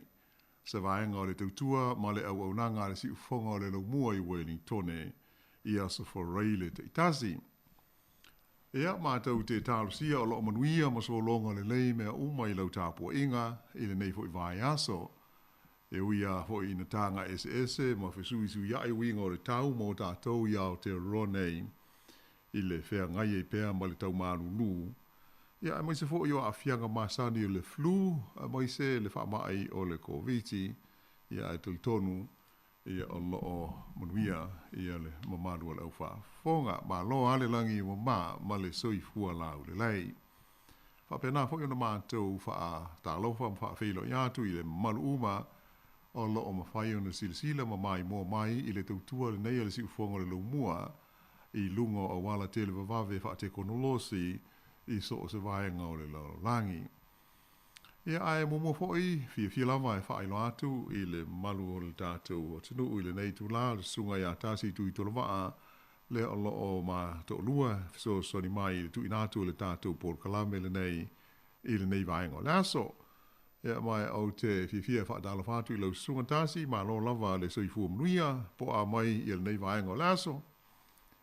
Ia, whaatala whātu ma le nganga whaaloalo, i lau fionanga lawano, ia, o loo manuia whaaftai, ia, whaaftai fo i wa, mo fo i le, nei fo i aso, ia, tātou te mafuta, ia, wa fo i whaauina tātou polokalame, ia, lo mo pēa lau fionga le soifua lau li lei, ia, wa le, tau whaingo le tātou polokalame, whaaftai.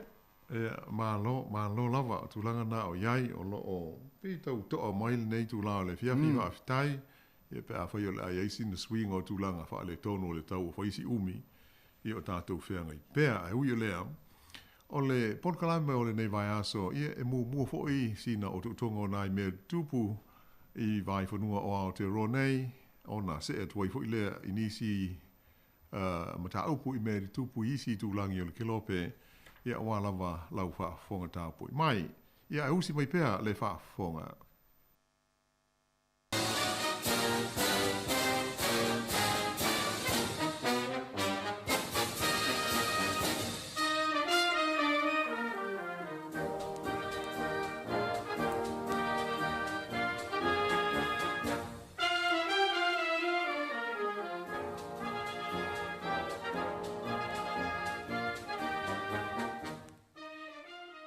O le tala lau alunga i New Zealand i le nei Vaiaso e pei ona sirsila ma whaafonga mai i aile ma maru le tātu tunuu o le masi atu lea i le songa fua o le tamaita i pālemia o New Zealand, Jacinda Ardern, malana au malanga e tali i le wala au whaaloalo mai i le tamaita i pālemia ma le malo Samoa le fionga fia me Naomi Mataafa.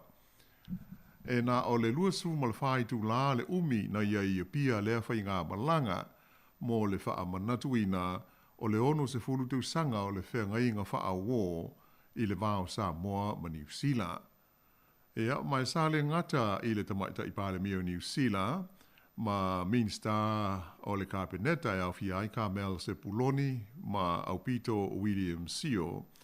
A e sa whapefoi o nā fia i le au malanga mai New Zealand nei ia tai o isi pāti ma vaenga wha o pawhai o mālo e iai ia le lifai pule ia Chris Luxon o le tai o le National whapea ia le lifai pule ia David Seymour o le pāti o le Act ia ma isi tai o le pāti o Maori ai whapea ai i le Greens. O le taimi o le asia singa alo ia mua mai i New Zealand nei a le pālemi o Samoa i le masino Iuni sa whapeo na wala uina ai le fionga ia fia me Naomi i Jacinda Ardern ina ia malangatu mo le wha amanatuina o le onus fulu tau sanga o le whea ngai ngā wha awō i le wā o Samoa ma New Zealand.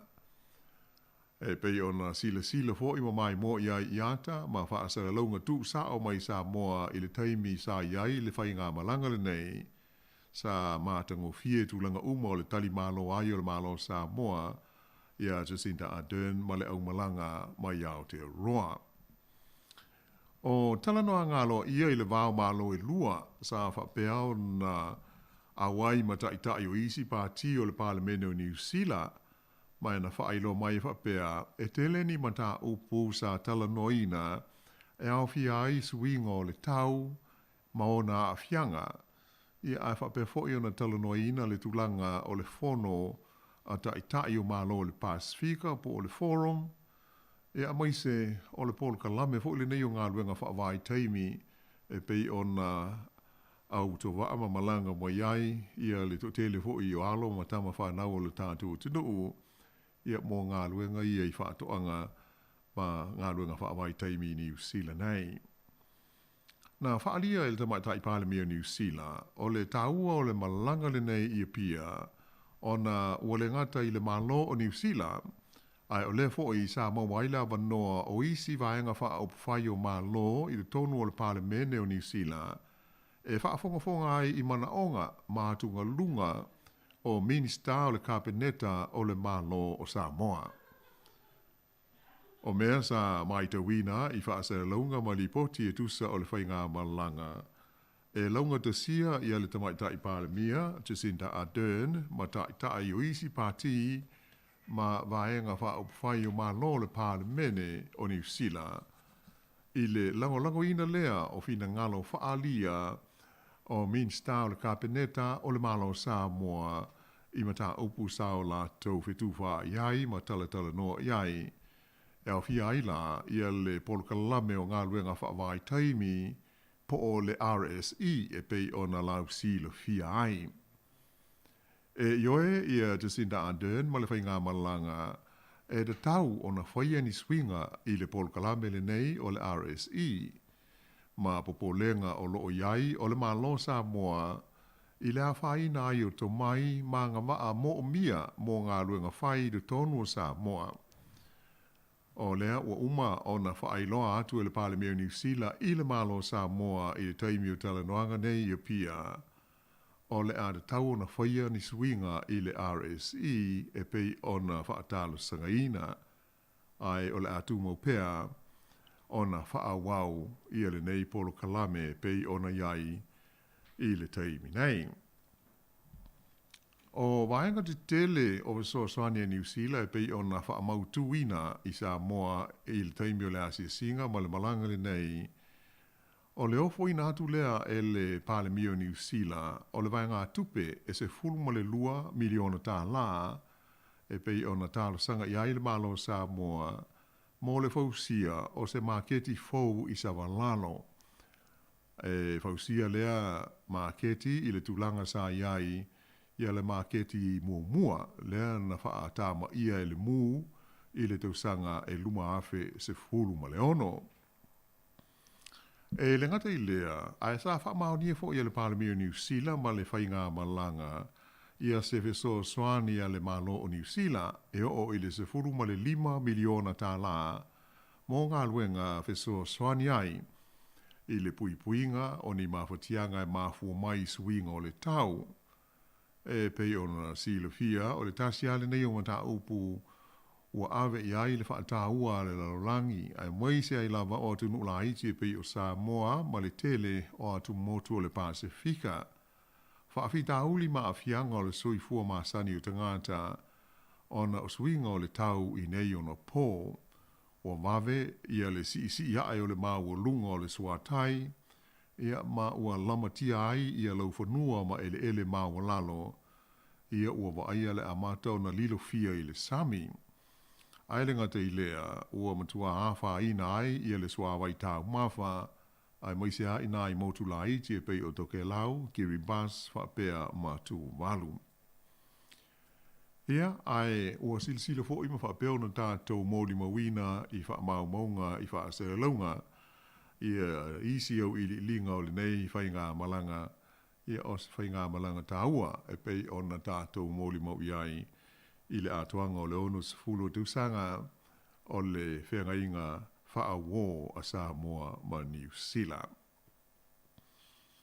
E whiaunga la le toe ta liu mai i whanua o le tamaitai Palemia malana au malanga mai Samoa i le pō le solua ia ma le tele o le mauwhai tionga ua whaia i whaasara launga masani a toa ai ma whaasara launga I lunga o so ta inga tele wawe e whaasanga lea I le malo New Zealand ma lana so soani whaapitoa mo le tūlanga taunga tā o le soifuanga. O le so soani whaapitoa le nei le malo New Zealand sa whaatūlanga ina mai lana tala au tū o le tupe I le masino me. Ia mai e maua e tangata uma ua atoa le se fulu walu te usanga o le soifua e o I le fitu se fulu afe tā la ma lalo ifo ia le tutongi I le tausanga ia mai la tau te le o maua le so soani le malo I le tau o le tise mo le taimi le nei o le tau malulu. Ia mai o le aso ngafua lana ma vai atu nei le aso mua au kurso le ana amatai ona maua le tupe e tangata umayanga waa iai. O le mtanga luenga o la fonga po le IRD, Inland Revenue Department, o loo whaafo ina le so swani. Ia mai o loo whaonga ina iai, ia wha matalanga ma wha mau maunga o tangata whai ngā luenga o loo iai I lea ofisa o le malo. O lona winga o le tūlanga, o tangata whai ngā luenga uma o loo iai I le IRD, ia numero a la tūteu ngā tupe, o numero nā o loo whaonga ina I do tongi sao iai tupe nei o le sosani ma le wha mama a venga mai le malo mo le tau o le soifuanga. Ia ai peila ona whaafonga iai, o le aunga o whaitionga o whaia whaasanga I le malo I le mata upulu nei, ona o whamaunia e to o tele tangata walato maua I le vaenga mua lewe so swani tupe, ai sa le te tau na nga waa iai. E au fia aila I a la tau nei e tangata wale o toi nofo I le tonu o New Zealand, e pe o le to tele lea ua I Australia, ia pe o nisi fo ia tunu I fafo. E le ngata I lea, ai ua masalo mia fo I a tonu be to tele fo I tangata ua mali liu, ua ave iai I a la tau teu ngā tupe, ia le nei lava fe so soani ale malo. O le aso nafi sa fe silingi ai le parlemene I Wellington e le sui tai o le partia le National, o le tamaita I Huipule o Nicola Willis ia le minsta o la fonga o David Parker, pe whaamata e iaini tangata ua mali liu ua te tongi I aile so soani le nei ale malo talu mai le aso ngafua. Ea mai o le saunoanga mai le minsta a tonu e iai tangata ua mali liu ua mao iai ia le so soani le nei. Ona o le whaafita hauli au tu, e tu wai o na maua ma whaailo atu I le ofisa o la fonga, ia suafa mau ililinga o se tasi e maliu. Nā ta ua ele le minsta, e whaalangolango le ofisa o la fonga I whaamatalanga I tu inatu iai, e le matanga luenga o le loto I whane, le Internal Affairs, lea e whea ngai ma le whaamau mawina o suafa o tangata fau e whana nau mai, a toa I fo I matangata e mali liu o le tunu. O ia tūlanga e pei ona ta ua ele minsta, a tonu e iei nisi ua mali liu, ua I do tonu o lātou teu ngā tupe le feso soani le nei ale malo, mo le tau o le soifuanga, ona I le I mauti noa e le ofisa o la fonga, ua mali liu I lātou nei. O lea whawhita auli, e le na o le vai ngā tupe le nei mo le tau o le soifuanga e a fia ai, e tusa o le saunuanga le I minsta o la fonga. Ona e a fia ai foi ia le vaenga foi le nei o le supa ale malo, ia whapea maisi pei meni e masani ona whaia e le malo. O ia tūlanga uma e whaalango lango I le vave ona suia o whaamatalanga tō tino o tangata te ito tasi e a fia ai. O lātou o malanga I Australia o whapea maisi atu nuu, o mafua na lātou maua lea se leni ale malo New Zealand, ona e le isuia o lātou whaamau maunga o loo tāo fia I le ofisa o la fonga, o loo lisi ai pēr nisi I ngā luenga sa whai ngā luenga ai I nei, ia maisi whaamau maunga e pei o le tuatusi sa nofo ai, ma le numera o lana teo ngā tupe. E au fia umai tangata sa whai ngā ruenga tū mau, whapea ma tangata sa whai ngā ruenga mō ni vaitaimi i te tonu o le tunuu. Ai pei ona sila fia o le fesosoane i whaabitole nei mai le malo New Zealand, tolu se lau 5 la le au whainga, o lo o awa waai ona te tongi nātu i tangata e anga waa matala whea ngai ona awe iai.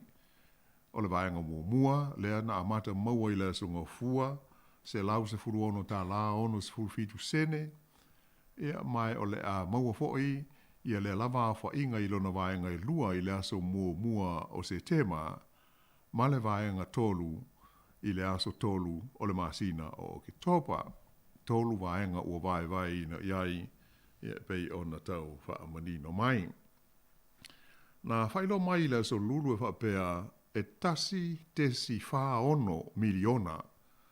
Io e tasi tesi ma le wha ono miliona, le a whai o tangata o le tunuu e te tau o nā ngā waa mō le soani wha apitole nei, mō le tau o le soifuanga.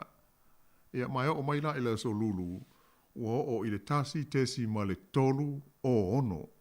Tasi tesi tolu o ono miliona, le a whai o la tau ua uma o na tui nātu iai ia le soani le nei ia le malo.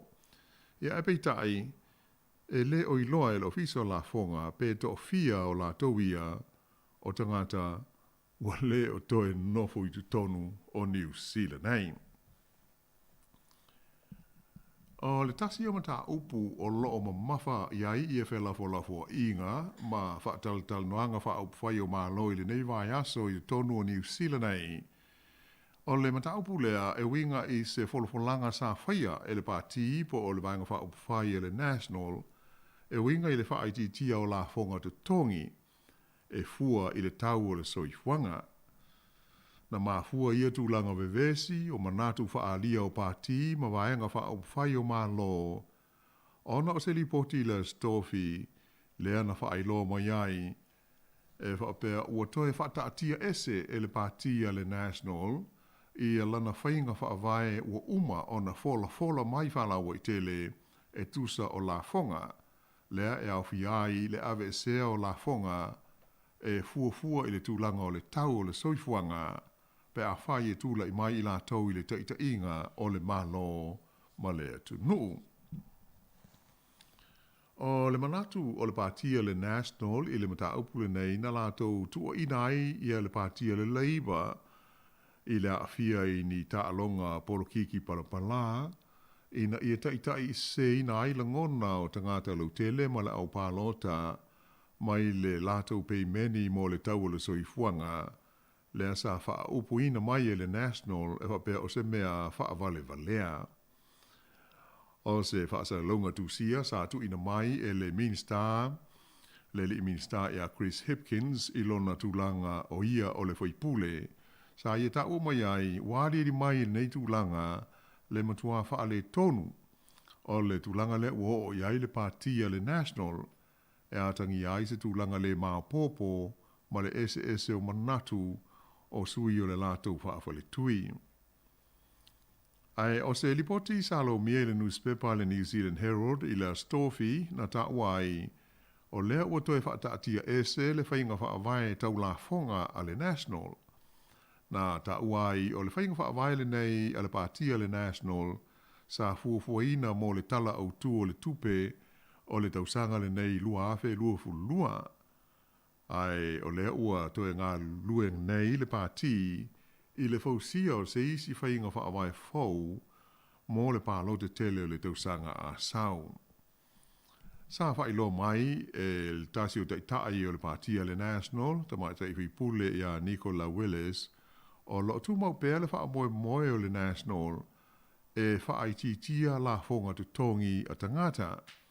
Mai o le a fua lava i le tūlanga i o iai le tamau a inga o le tunuu i le tausanga o iluma.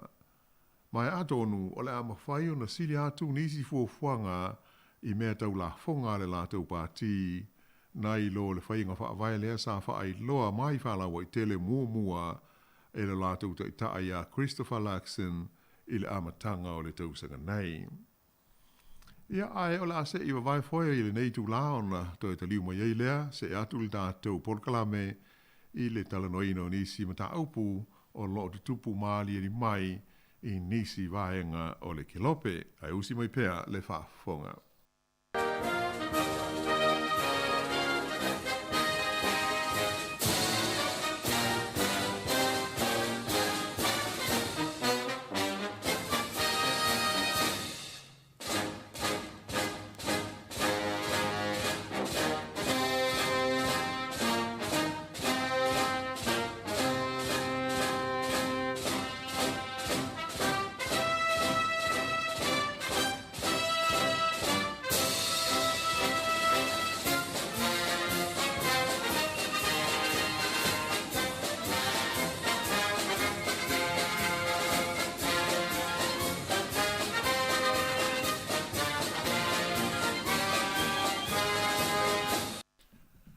I le toe taliu mai ai la o le tātou whaasaralaunga.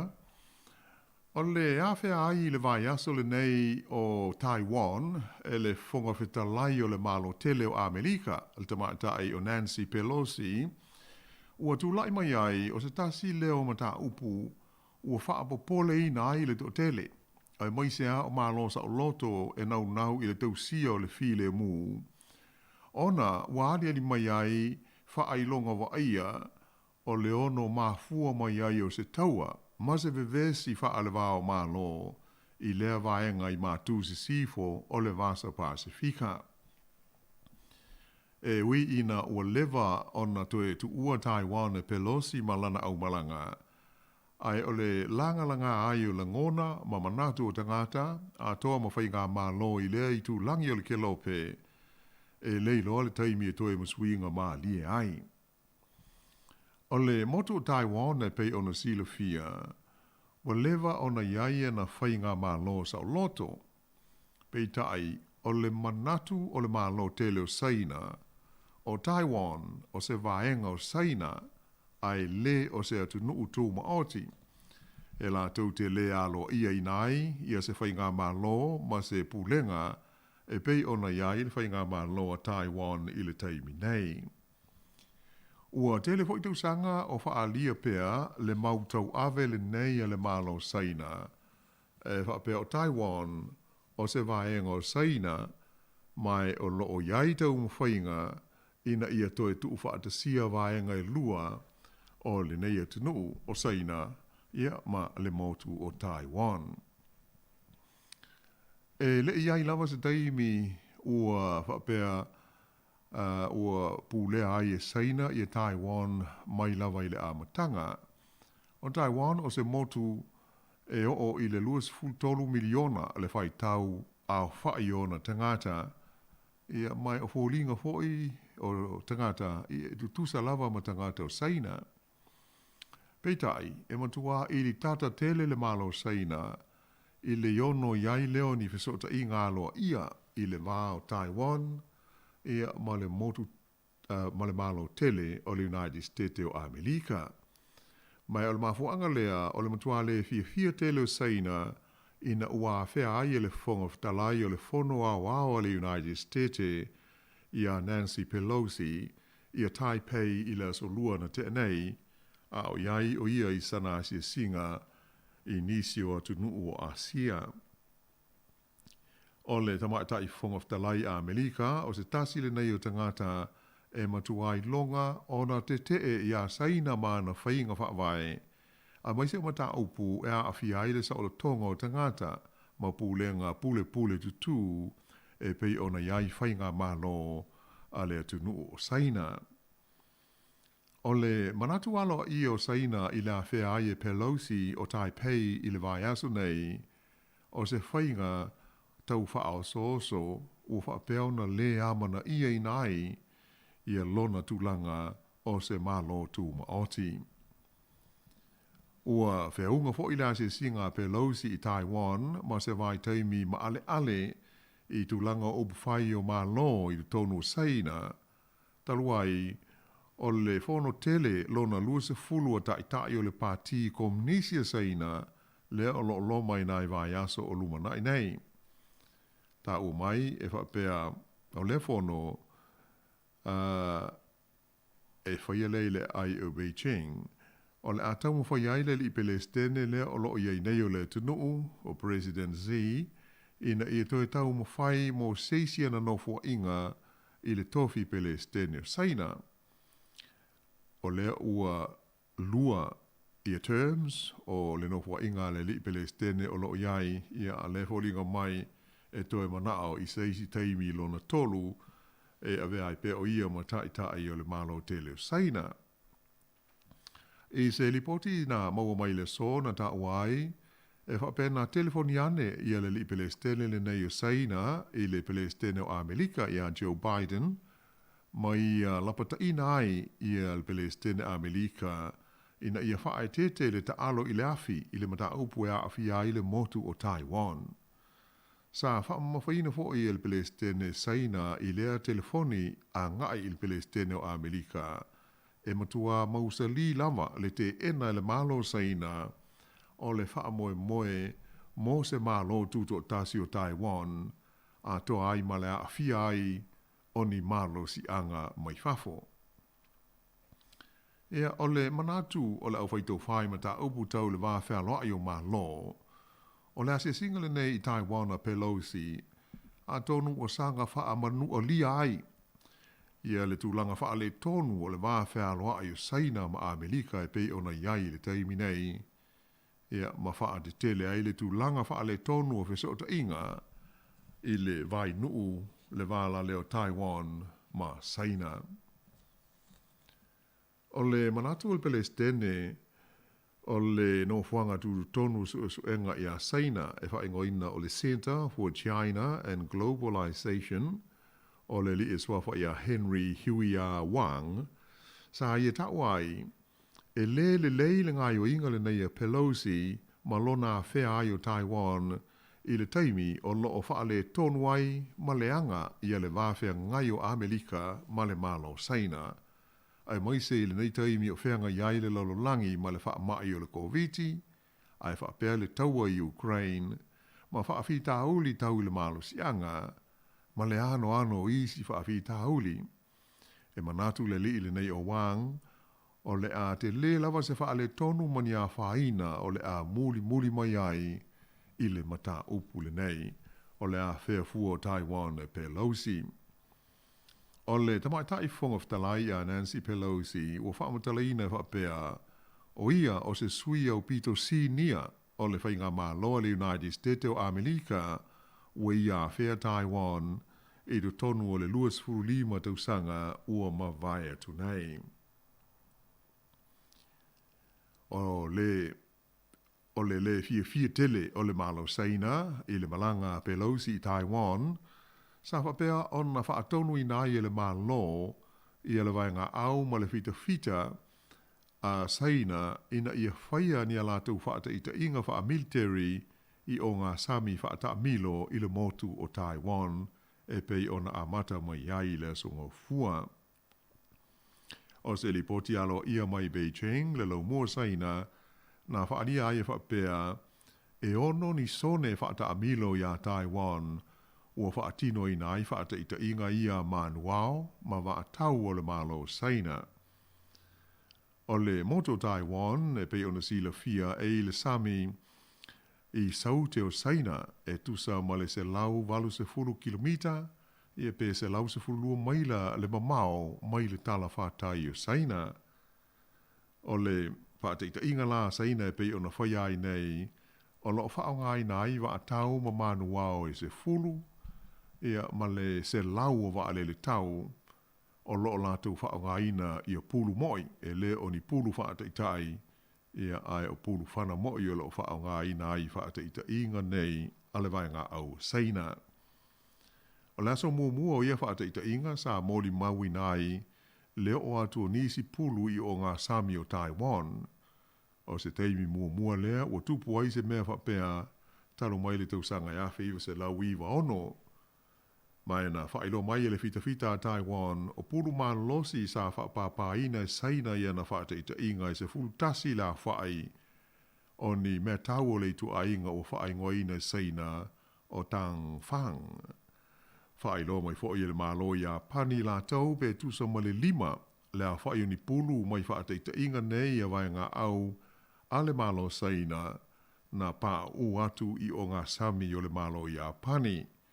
Ma o le teimi nei la ua tu ina atuai se whai tionga ma se te e malo sia ia pani ia seina ona o lea tu langa.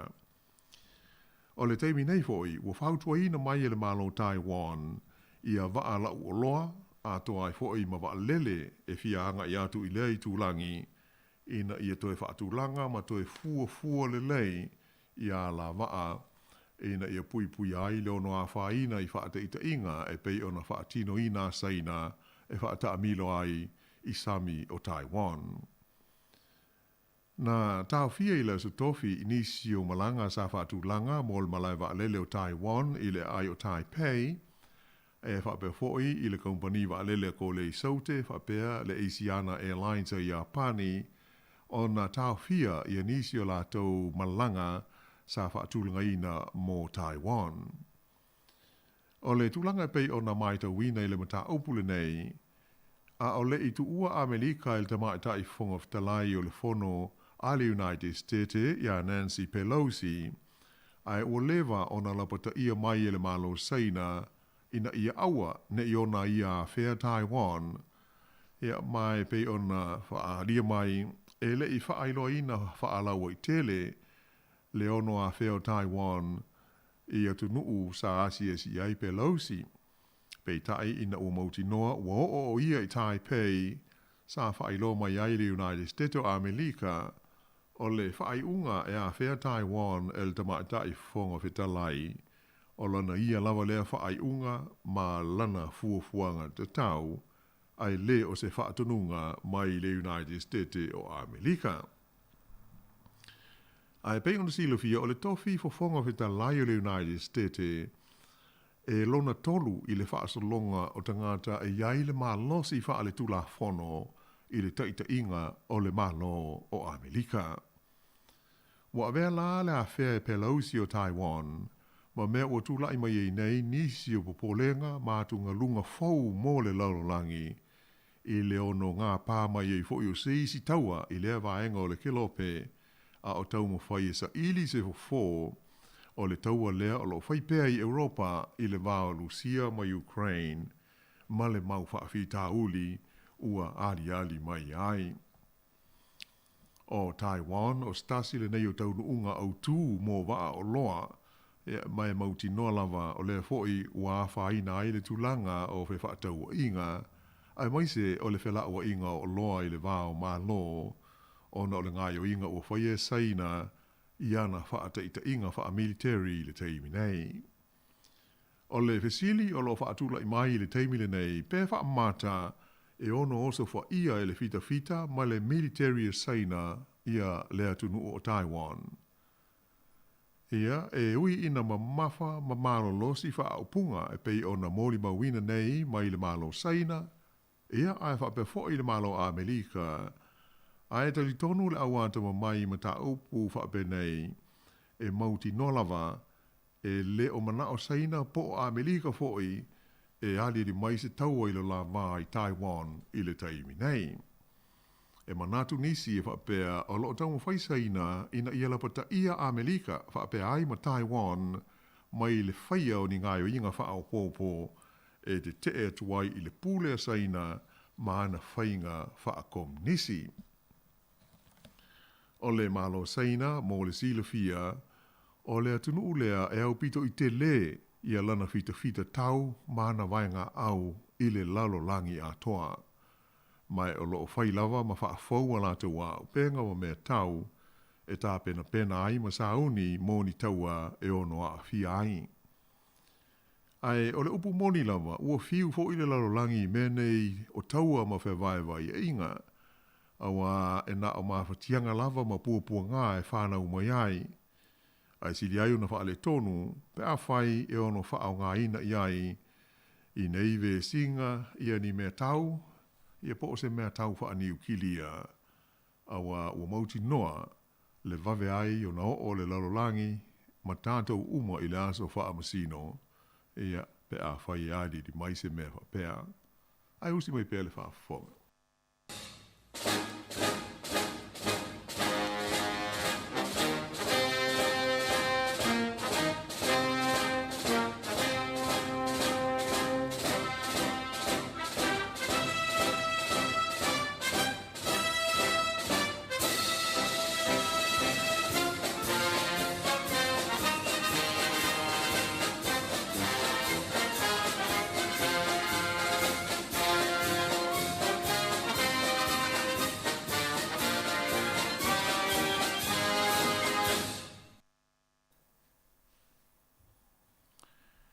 Ile toi te liu mai ai la o le tātou whaasela launga. O le aliri mai o be singa ia whaupwhai o malo ona o Taiwan, ia pei o atunga lunga nao nisi, ia mai se o malo fia ile file mu. Ona o le tulanga o le taua o lo whaifoi i Ukraine, ia o tele lawa fo i sa whaina ai, o le whela ua inga o loa, ia mai se o mea ai i le vāo malo, ia ona o tūlanga i o le taua, e pei o le mai tau atu la le iai, i li poti o tātou mau fo i mo tātou silsila ma mai mo iai whaasa lunga i TV mai whafo. Ai o le tūlanga o taua nei ale laulangi e pei ona o tā ua, i le fitus fulima o tausanga talu o na ola le tau o tele lona lua, ia ele i toi iai lava ia se isi taua e whapea e tāu fōlinga iai ia se taua e awhi aini i nea tunu se tele. A pe e ala na tau o le taua le laulangi ona e le tasi pe lua pe tolu pe wha ai tele atunu o le laulangi sa awhia maa wha ina ai. Le lai o na ola ana taua i taua tele ia mua, ma le taua tele lona lua a le laulangi. Ai o isi taua muli ane ai, ia tonu e ele wha upunga o ni taua e le te tele na wā, o le smola i le upu peltani e pa ala nawinga, e o tātou o ni e au fi aina le taua i ko lea, le sa tā ua wha ingoina o le Korean War, e o le vevesi le atunu o Ethiopia, e a whape foi le atunu o Afrika o Rwanda, e le ngata i lea o le atunu o Afghanistan, e le ngata sa iai hoi i vai ngā au mopu le ngā alusia, ia a e whape nā hoi ma Amerika la tau, ia e o mai nei lava, e o lo o vevesi a hoi le nā atunu o, ia ona o tūlanga o taua. Ai, e le whape o se tau tele, e whaatusa i le taua lona lua a le laulangi.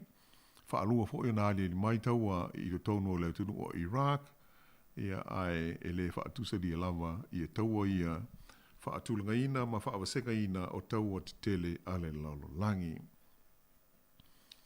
O le taua lea i le wā o Lucia ma Ukraine, ia pei hoi o na tele e tātou tala i Porkalame o Mawai.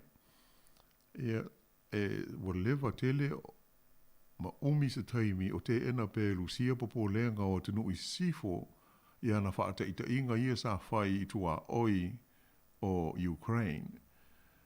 Ia ai sa te ena pea ele malo Lucia i le whaapunga whapea le aiso lātou wha moe moe e oso wha ia fua lea tunu ia pei ta ai o le taunu unga pei ona tātou mōli mau in nei ia whaata ita inga nana sa soo ia male olo i tonu ele o Ukraine sa wai male whaapunga o lo tau mwhai ave ese tangata whaapau mai te ita inga o le malo a sia ho ia tunu. E peila o le tulanga na o iei popo lenga o ta i o le laulangi le nei taimi i le mele wali li mai i Taiwan ia ma fesili ngia ai pe wha amata e ono whai e saina le mele na whai e Lucia o le whai o whaata ita inga i alu lo mo le swainga. Ia ai o le me o lo o popole i ai o le umona fola e Amerika e feso soani i a Taiwan i so se taimi e oso fo ia i sisi. Ia no inga e ono emo fuai le ata ua tau aisaina ma Amerika i Taiwan. Ia ai pe o tulanga na o le ua amata ona tātou whaalongaina, tātou mori mawina fo i nei Vaiaso, ia le tulanga popole i tulanga ia o loa whea wea ai a maise o wa o loa ia whea, ia taulanga o Taiwan, ia ma wha solo mai i nei fo i tulangi o tātou, iai tātou, e a whaina tele, ia pe a whai e poloka, ma le ma whai ona malanga i tonu ma whafo o le motu o Taiwan, ia ona o whaata i ta inga ale malo. Saina, ia pe o le tātou pol kalabel nai sina o tonga fu nai me tupu i le nei Vaiaso o lau sungantasi. Alo, whaatai rau whianga wano. Alo, fo i mole tāpenanga mai e o le tātou pol kalabel nei Vaiaso.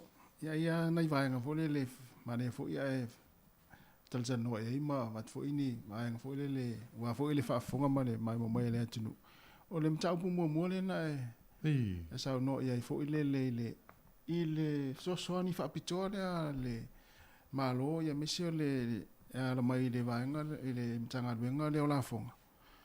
E pe mai tau atu o le na mai lau lipoti ma lau sa no lau ano e pe le o le leile fisota inga le matanga venga le internal affairs ma le official la fonga fua ile le maua le o tangata ia ua mari liu ia pe sa lavata pena fo ia ile i fa la wiloina le so soan ia o pe utulanga ana o le manino o le ala le o me ele ilo ele si official me le fa ele si official ia ai pe ona manino ho il fa adinga main style ne Vaiaso ia pe o system na o lo iai ele pe la mantua la so le fa inga fa vai le pol fa unga le al malo e tongi mai se vai nga tupe fa pe ia le na fa ilo mai le masino me ia me iuni ulai ale o la so mo o kuso le na fa tino ai ia pe la fa tionga na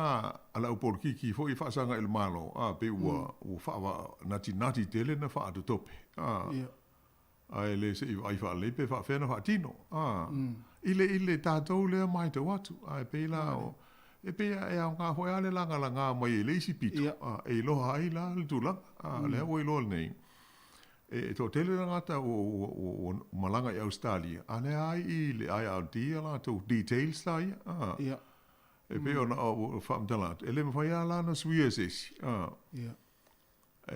asi vang na we vili o ia o le o ke ko inge ya tailo o mele na pa u ya o mele sa ta o le tatou telefone hoi o vai le lua fe tangata na watu ele tu pe o to fa foi mai e ona mafuanga la fa pe ia malesi mafuanga ele mana o mia la to pe o le ia tatu tal sia la o se vaenga fa pe a pe ele me faina alo fia le o fa ilo mai el minsta o le tulanga na ia pangale esele le mana o le malo ai a fatino ele fa pe la alung minsta o ofisa ia o la ia ofisa la o finga le malo e fatino ina ia me la policy sia po fa unga ia e fai ele foi pule filia le tono o kabinete mal malo ai moni le ia o la vai asul nei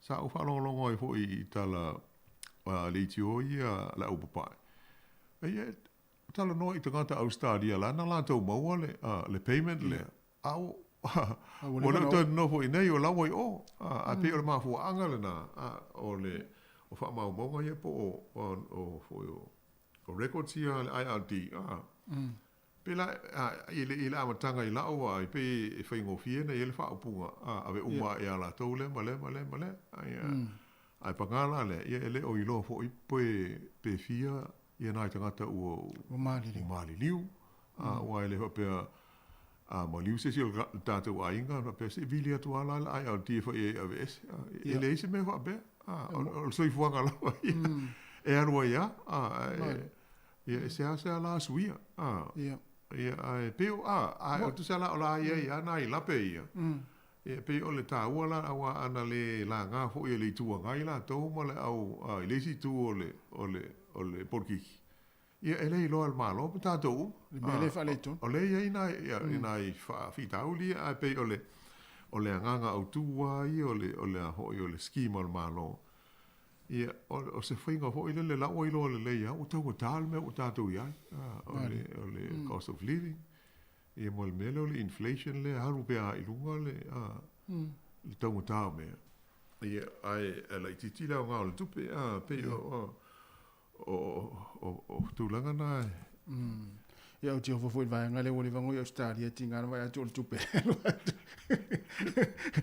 Pe asi ta fa fo i mai wa fa li riura le se lauta la se fulu ono le ai le tupe Australia. Ia le mo se lauta la. Se pe nga se limo se fulu. Ai le a pela o nai me moni ai le tupu. Mani. O la e confirm mo fo e nai tangata na wala au mai ia ho i talanoanga ia tōku bēka le Walesia Palangi. E le sa o tu te tilo tu la tau paleni o la alpe o la fo e confirm la tau o fa fita uli e le isuia o le ai i wa ko kai fita usanga sa po lo langa te lo langa sa nga lu i nei ya mon tu hoila e mo o ma ta tau details ia ai al deal te me fo ia ia me o la fo tax o la fo e fai la ia da tau mo fu ai pe mo so fa fo mai pe le ai tu sa la ia wa ho nei aso e vi fo sa ai so rifana e vi fo sa ai o te ia ho nga sa wa le o le email i fo mai ia le o fia la o tono lo ka no ingo fa fita uli le ono le ai o se va nga fo le lo ai o tangata le wa mau Australia Ia pe o tulanga len sa no Elminster ana fai mua la el malol melna su mua po ai o maliu po ai warues e o malal te usanga nei o su ai le se me moa ele te no le te taun ave ele so son pe o le tal sa alna a foi ai pe o le manatu i o le tuangai ma la to o le fia ia e fa pe o so na fa alu tu pe al malo ia pe o le mau al malo ia o se me tau lata mai le tau tala fe ngai e so ni na e lima vai tau ia mai se le fa le tonu le e tau le tau tau me ai ana le la ngala le tu ngai e tau fa pe ala le ma na ia me ia le lo ila ia sa o ila pe na sa no ia na tanga tai o malili ia fai o la ele ita ua tangata lea na maliu i latu a inga le lumela lana o lana pin namba voile. Ia ringa lana fono foi ale akia ia taru si i stemi toe fo ili tupe o le ofisa o lafo. Pe o mei le tupu le soi fuanga. E foi ele ngata la i le mele le oi loa i o le si mele o mele o le pensione. O le pensione e maua nai tangata maa tua ono lima nga i lua.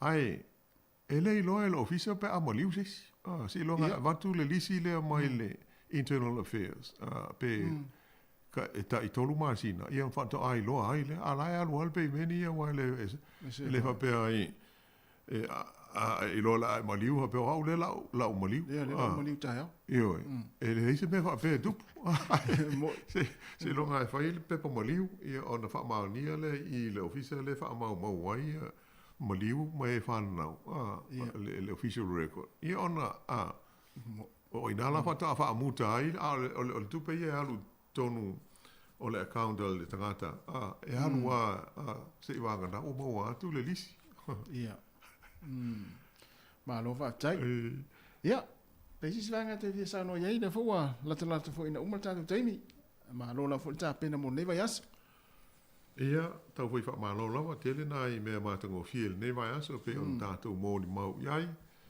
ia ai tatou tal si fo na Vaiaso fo le lofo malanga le leil de pa au langi lu tu soifua ia tatou toi feilo iai les freile asau i le isi fa mo pongo le nei lava pol kalame ai mo le taimi nei ia ma o te fa to fa soifua tu mo le sunga tasi mo malu o le tatou tunu o mala fa fonga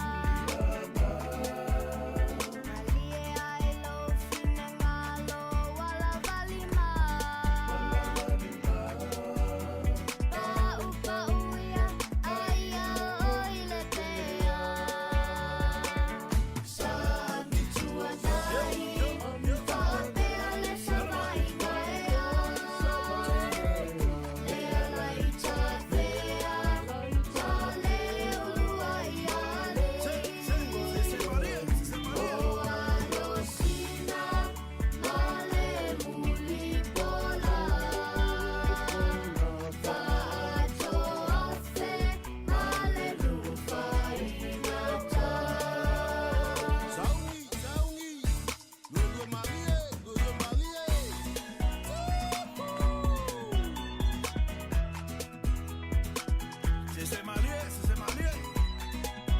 Nalo mai.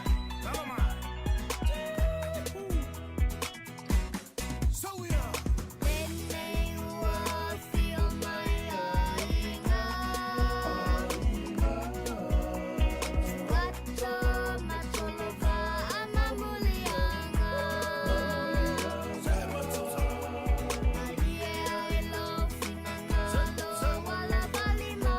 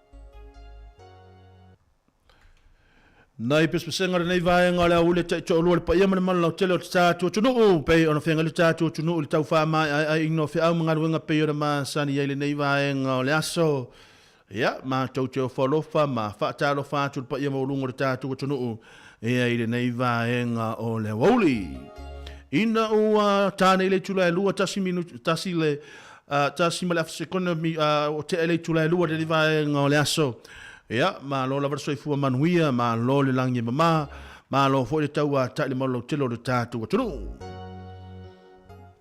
ya nai pes senga nei va ngale wauli ya pe on ya inicio na tatu senga na ya wale fenga yo tatu tunu ifi au ngalo nga pe ma san yai ya mo le atu nga fa tai tele lava de nei va ngale aso pe on yele tatu proclame le lalo langi aso nei ia na satu ina tu le sunga ia tasi tu tu va ia fa pe foi la fionga ia wano tslao ia le ua fa pe na ona longo longo pueli ia tatu tunu i va nga malava ia awale nga i lumo le fo longo lo tatu yai ia mo si fa poponga le Vaiaso fau lo nas fraile ia le taimile nei ia se e mali tatu no fo vai lo ia ia ile nei va nga le aso Yeremia tapu mana ia lenei ia le atatou faafasanga i mo tou ia se ia pa ia fuche taimina nei le fiafi mo le atu le anganga le faafetaitele ngata i lea o le faamalo ia pa ia mo lungo le tatu tunu o ia tamama tina matou le tou ngaluenga fai le aso ma le aso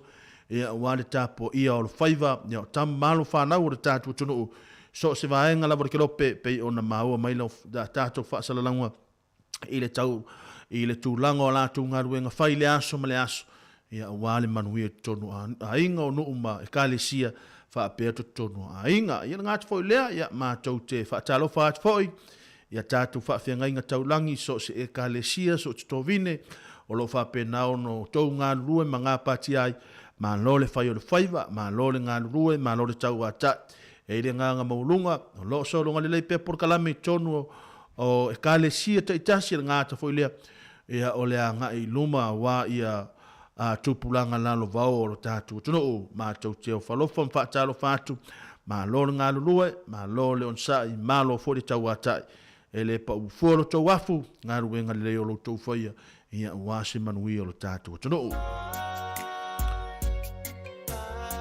ia o ila toro penal whaafonga mele nei vaenga le hauli tono maota ngase tinam tama matua ngā ta fo yo tono maota malawa fa pe fo ia tono fale fa inga luenga ia ma tau te falofa ma fa talo fa tia te to ma lor sai fu manuia ma lor langi ma lor sai fu mau ia te to nei aso ile nga maulunga o lo solo nga le leipe por kalame pe fa nga so solo le aso ma le aso i to tonu o nga luenga o lo to nga lu ai ia wale to umi fo staimi ia lua pe tolu tula ni so ila to ia ole na le a matalia fo ia la to nga luenga o le fiafi ia ma lolon sa ia fa pe ole na ua e i lungo awala tele vave ia ma tau te malvolusia o fau ia tau ia ma aile saunga le mu ia ma le fau tauta ia awale tūlanga le saunga le mu o tātou i lungo awala tele vave ia a fa pe fo i o lewa e fa fonga mayor na ua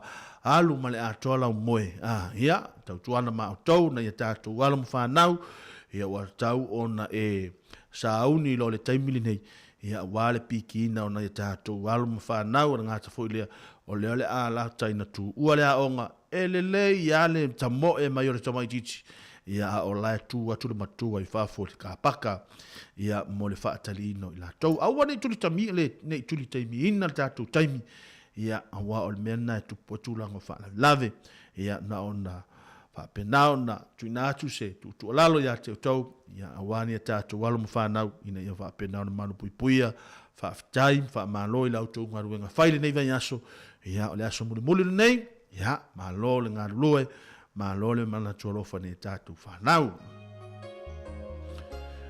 ia mana ia le pesele a lea sa tātai nātu pe a whainga tā le ala tau mawhai pe on usuina le sunga ia poru pale taonga pe nā le soifuanga le tātou te iai po le ale tūlanga le whainga tā o le ala po le ale tūlanga le whainga tā o le nei aso e iai ale upuna e tau o le tau mwhati Lona winga tātou ngā lue wha atasi le nei aso o le a manuia ai i alo whaiva o tātou walo matama whanau ia i le nei vaenga o le aso. Ma lona ngā lue nai wha awhisianga mo o tau le nei aso ia au wafo i le nofsi le whio le tātou tunou ia tātou porkalame mo le nei vaenga o le fiafi. Ma lona ngā lue ono minuto o te ele tula e lua tui nātu nei tātou senga i le nei vaenga o le aso.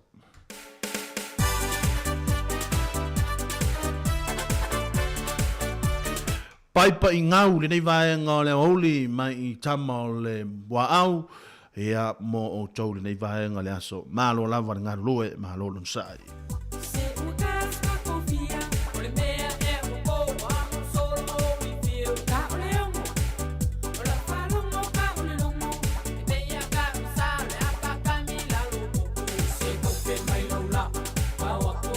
Bye.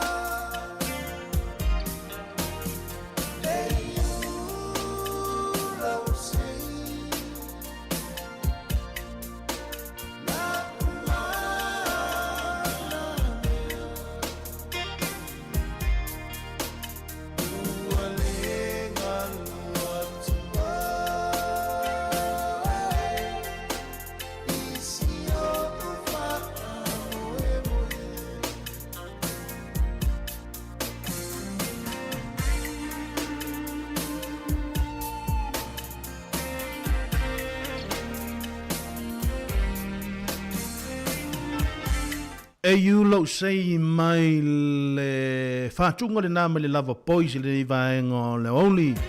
A o whenga ilo tātu tunu whainga mālolonga le ngāta whaile o le tau whamai a ino whi aunga ruenga pēra māsani ai. Mālo lava le ngāru rue mālo le tau a tai a tau tau. E ire ngā maurunga lo solonga le leipe porkalame tonu o tātou whale whainga ruenga.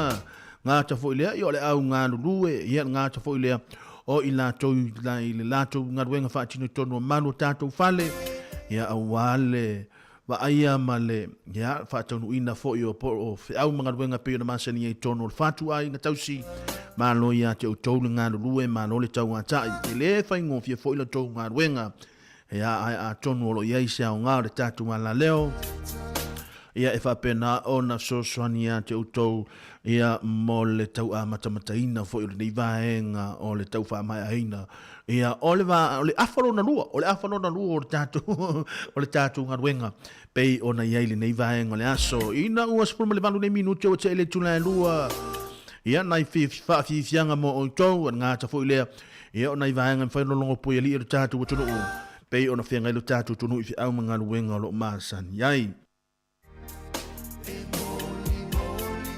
ia mo le tufo i wha maloia i lato umalama lo penan mafuta mai le nei vaenga le aso le ngāta fo i lea ia o mātua o le nā le a nā tutulanga o le pikina o le tātou whānau a onga mālo i lautou ngā ruenga whai ia i le ngā maurunga ia o le nāua e a ngai atu ia mo le pikina o le whānau mālo ia te utonu ngā rue mālo fo le onusai ia e le toi titi fo ia e olo fo le taimi e mātua i fo i nai tamaiti ia e o le a whawhaingo fie fo ia lango le taimili nei ia o le nā o le tūlanga nā le iai tātou malo ia te utou lautou ngā ruenga whai.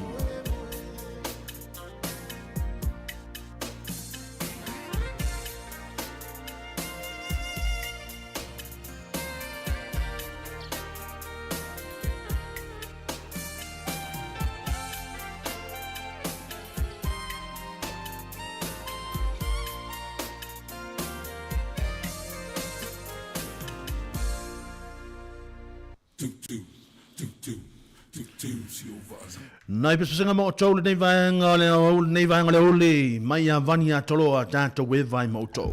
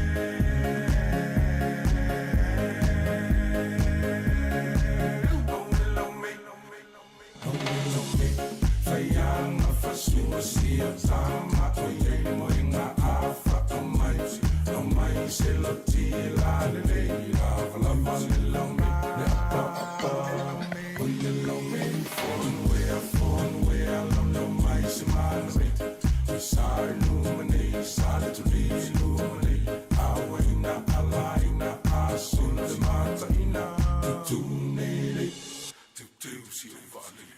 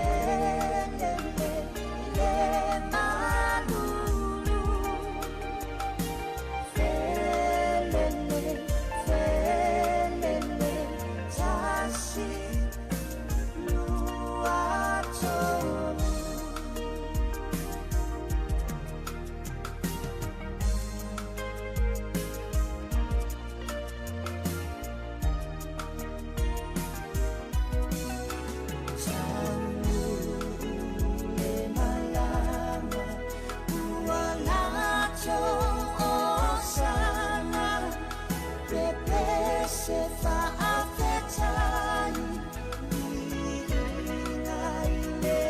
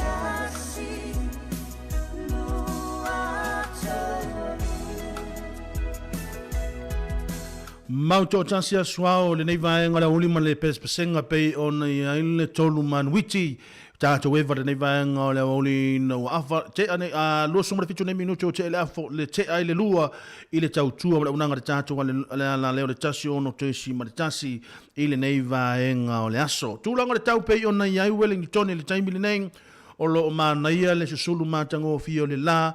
Ma o lo faila wa fo isi na mawhana ta ilo i se isi vaenga o le atunu pe o na iai o tau ia manisi vaenga o le kelo pe ia a o Wellington lava ia o lo pule alo fale li o lo iai si na mawhana ia so swani fo ile au ngā lulue pe le nei aso ia mai nā tau o lo tau wha mai a eina fe au mga ruenga pe o na masani iai ma lo ia te o tau ngā lulue ma lo lama le on sai e ile ngā ngamaulunga o lo so longa le leipe por kalame pe ona tu ina tu lunga o le tato ala leo mo o tau le aso ma le aso o se vai la au au nga io fia se o tato io fia o le tu fa atasia o tu ao avatu ma lo lima tato fia wa umalas foraili io tato fa inga malanga le o iai i le masina e valu o lona so lima wa iai valu iva se fulu su tasi sumalelua ia wa mai a fo le lua fe no sumalelua ia a fa pe o le nawa e alu watu e te alu watu fo le fale ua e te la tu fa isa fu le wale sta maftanga a te poli si o le mea na o maftanga o le afia o le sfarile nei o le ale me o maua ia o le na pa o le mea o lo fa fonga mai le tato programe ia mana ia tato pespesenga ona e siva va e te siva ya ta foltina e te ia wa ata tina mai voi se ma ia foi o fingo o tanga le siva so to rua io fa pena io fa pena le te tanga o fa le wala fuli e ave e sa tani nei lo ma fa fa pe foi wa e alwa tu le fale wa e va atua la le tu langa o lo ye fale tamiti o te pole se ale mem fai na le ki ale pese tu le pese ilunga le pese le speaker e ona e si va ya io le aya ma se tiro atu io e te si va ya o a bolola io na li folola ia fai le vai ngol me io le fiafi io fa pena tanto ngal fantas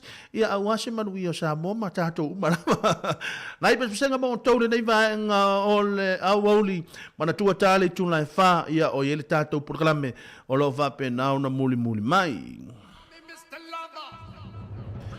Tafa pcholna impese ma ya krisheki ya wolo fanto mo to malava o to ia o lo o alo fanto tato programe alo fanto mo to ia alo no winga ava pe wa el watu ele fifia siva fa pe pelo siva lea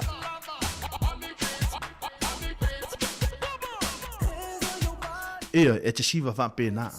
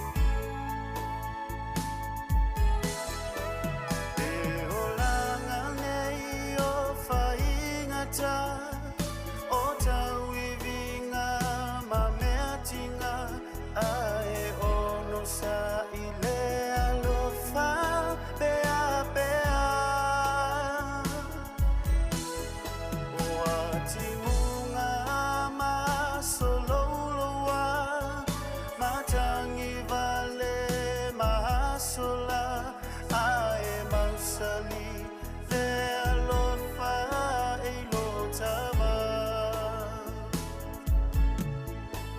ae mausali le alofa i lo tava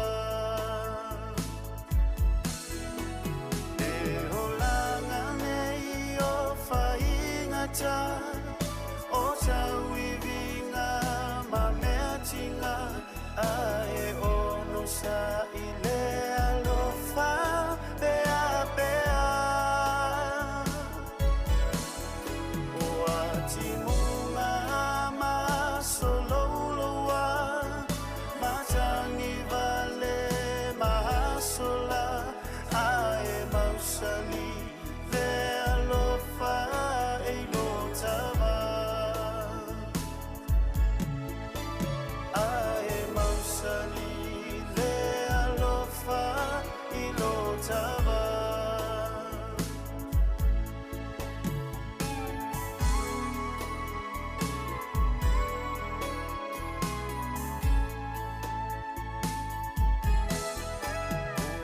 Solei o le malama lama ai feifiloi ma mea leanga a ole ono sa i e foua o mea mamala ai a pipi i le faola tanga e mausali ai o mafutanga e o navalo i le poto i le amatanga navalo i le poto i le amatanga ua sonei o le malama lama ai feifiloi ma mea leanga a ole ono sa i e foua o mea mamala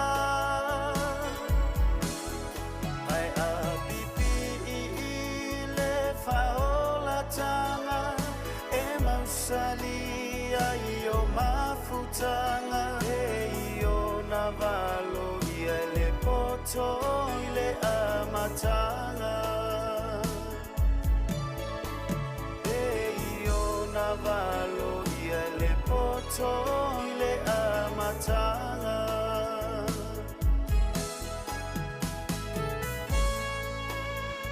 Nai a tata sengara nei vai ngole wahuli ina ua toi sumar fitu nei minuto na tale tulai tolu. Ia, tali tulai tolu, ia tato whaua per tato programe. Ia, ole a penar maranga me fwere uso ia tasi. Ia, mati to olua le tu inato le tato programe. Ia, tali tulai wha, ia tu inato leo tato talafou. Ia, ona tau wha mai aina leo le tato programe ile a fia na nisa ipa. Ia le tulai lima. Ia, ole ale aise tātou porkalame mo le tātou autalavou. Ia, se ia te io o le Vaiaso fau. Ia, ono o le tūlanga le maalofia. Ia, ono le tūlanga o lo iai le tātou porkalame o lo iai le afiafili nei. Ai, o lo o iai si na whaaringa lea wha mole o leo ua tu ina mai tono le tātou tono le tātou ofisa. O le siva. Ole a whaia le siva tele i le asotoana i nei le asono au kuso i le Porirua Community Hall i Man Kevin. O le luas fulu tāla le unufale maua malau sapa 5 tāla. O le a whaafia ina o e le wha ili numeratasi le laumua le Pacific Vibes Band. Whaapea le Creek Boys Entertainment i lea po. A fia mai, susu mai tātou langolango ina le tau nuu mai o le malanga o le whaatua i le atua Samoa o tasi. O le malanga mai tātou te whilohai i le aso suma le manu au kuso lua afe lua suma le lua. E pei ona o le sia ai le lau mua nei Wellingtone. Whaamole mole i la o tau lango a wale nei whaamoe moe taua. Whaaftai o lo sai nia le nei lava whaasisilanga po le nei siva e la tau umalava la tau te lango ina le vaenga whaapufanya le fast i Wellingtone. Ia, le na, o le tātou siva le na o lea ua i lea soa tae au. Lono winga lea soa tae au, ia o lea ua whai le tātou hole i lalo atu i Man Kevin Hall, ia o le a whapena o na whawhiwhia i o tau le tātou wha ilina e le Pacific Vibes Band ia mo le taunu umai o le whainga malanga le whātuatua le atua Samoa tasi ia i Wellington ia mo i lātou uma ia e whiwhia le tūlanga o le siva ia le nei whai ungo le nei Vaiaso ia o lo ia le tātou siva le nao lo le a whaia i porua nei ia e te sauni mai ai va ailo tau talinga ai au se vai vai foi sisi sama se vai tostoso ia se vai tostoso vo ia le a sa wesi vai le ai ia ma ia tau tuana ma o tau ia o le a fia ia le tātou fa ili ia ma o le a elima tala o nai mau ai fo i lau tau maftanga po lau sapa lima tala ia e sale aisi e lona winga e tatau ona mai lau luasu tala o lau urufale ia e le fa pe fo yo la e masani la wa nga le ona siva ona e vai se o la tu fu ton ile ai e le fa ya di masani e a mai lau luasu tala e lango lango le siva ia ma le lima tala le sapa e le fa pe o le a tau sami le sapa ai le tutongia lona winga e tau ona tongi lau sapa lima tala ia tupe ma au sapa ma oe ioe fa pe na fa inga sia tatu amio ia awana inga le ate o tau malava o sa uni po feo le ata fa le so ata ia le tatu siva le na ia tatu eva i matato le so ata ia matato fiai ia wale fa ungo fe au ngaruenga pe ona masan yai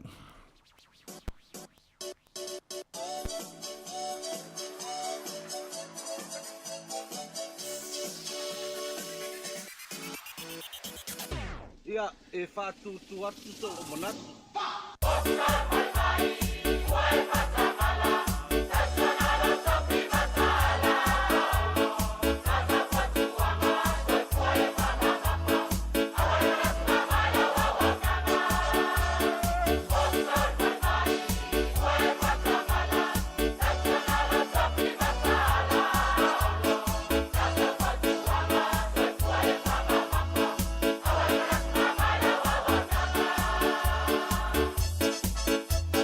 DJ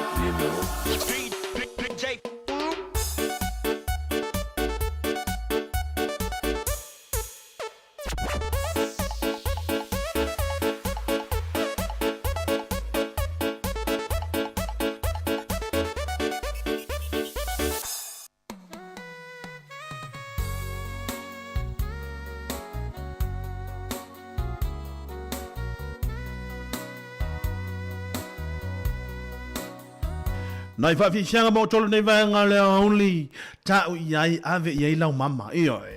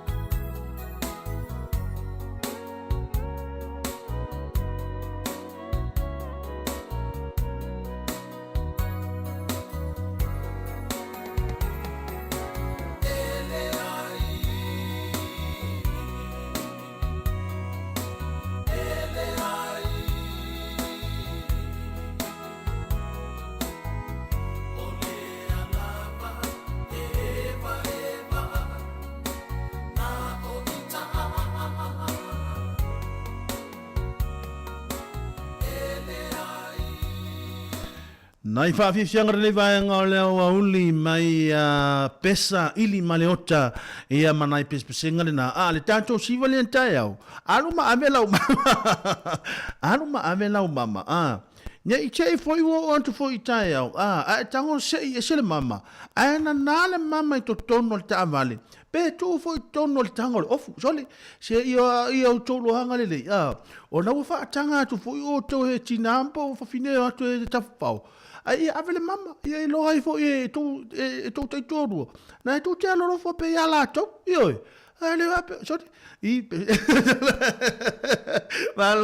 malon ngalu el tatu atunu ia nai vai nga tatu te vai o tatu fifi ai ia o le fai un nei Vaiaso i au nganu wenga pio na masani ai ia o le na tatu ta ngalu e manosi ia fia manosi ata manosi siva manosi ia tau foi o no o foi la so atai ia mau le manosi la so atai ia awa por kalambe mafuafuanga pei ona iai le nei vaenga o le afia malon ngā lulue nei musika ma otou a wā le whenga i o le tātu tunu o ma le tau whamai a ino whi amu ngā luenga.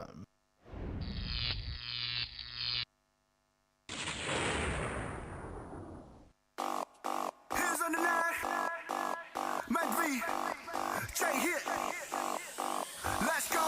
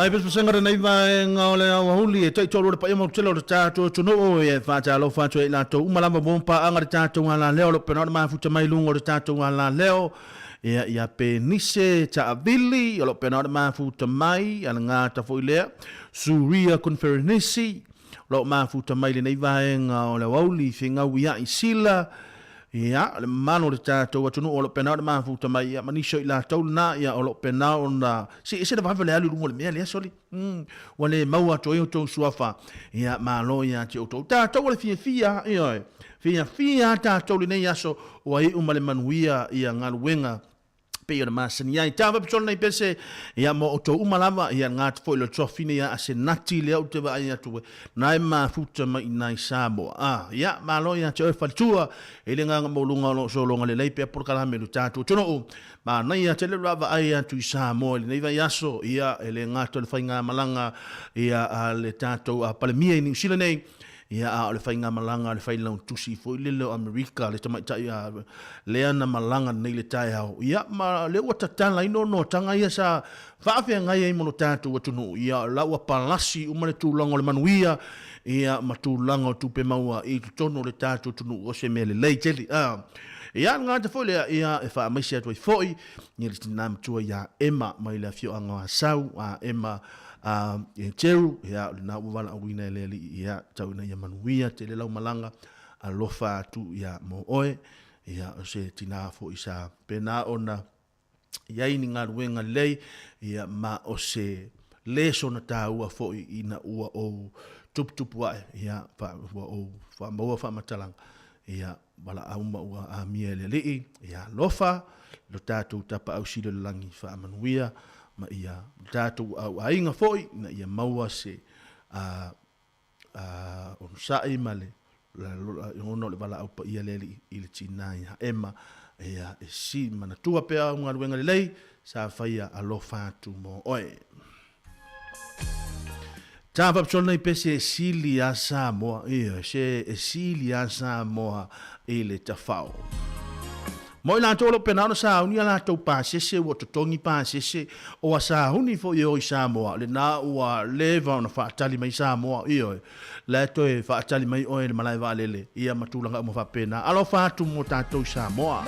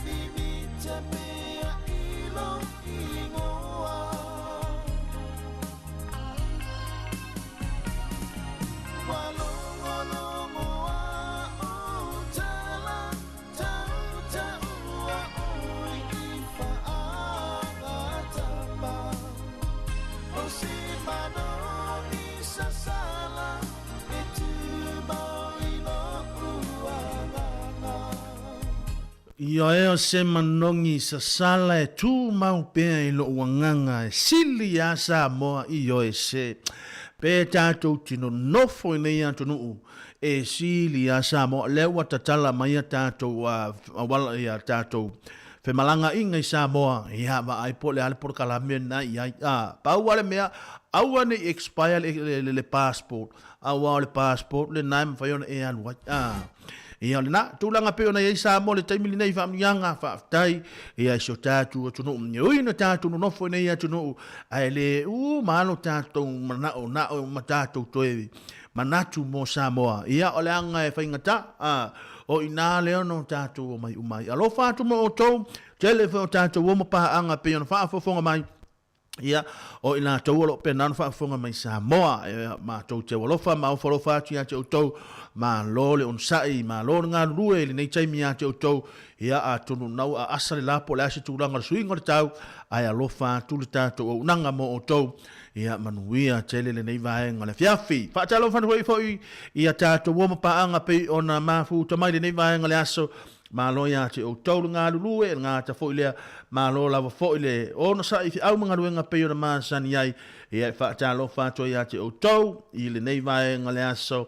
Ia ile tamai tai lea o Suia Conferenisi, lua pe telo, pe nise taavili, ia o whingawia i sila, ia o ila taule na alo mafuta mai le nei vahenga le aso, ma lore ngā lulu ioi. Se a nato whai me fia, e te ia whai mai e wakasa fia, whai mai e le wati ale wha, le wati ale toru, boi tai whawe fo ia le taimi ioi, na wai wha pēna, o le taimi le, waturi tamo e ale Vaiaso le mele o iai, e le miana, na o fo ia o le aso lua, ma le aso lulu.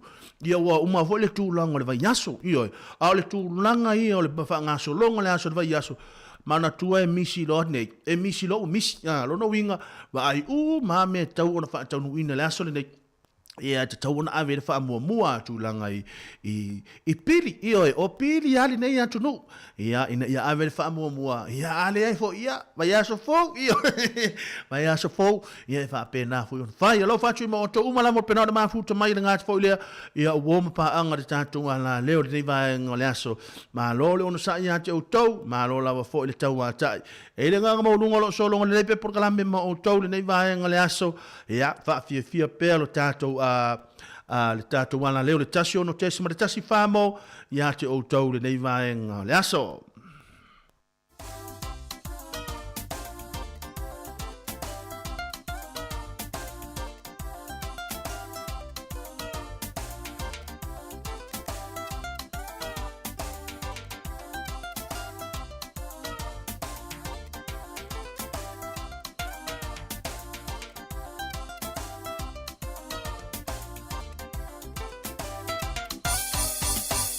Ole la le le fa fine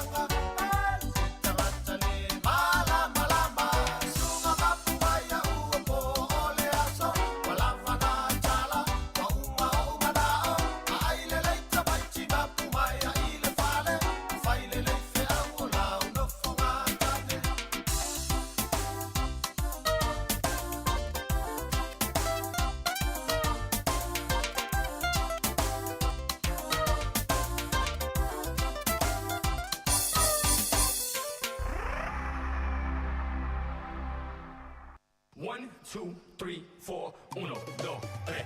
Las niñas take it crazy, Blanquita take it crazy, Negrita take it crazy, your mama she gets crazy.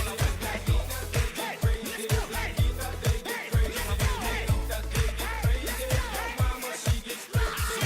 Jump up, let's get crazy.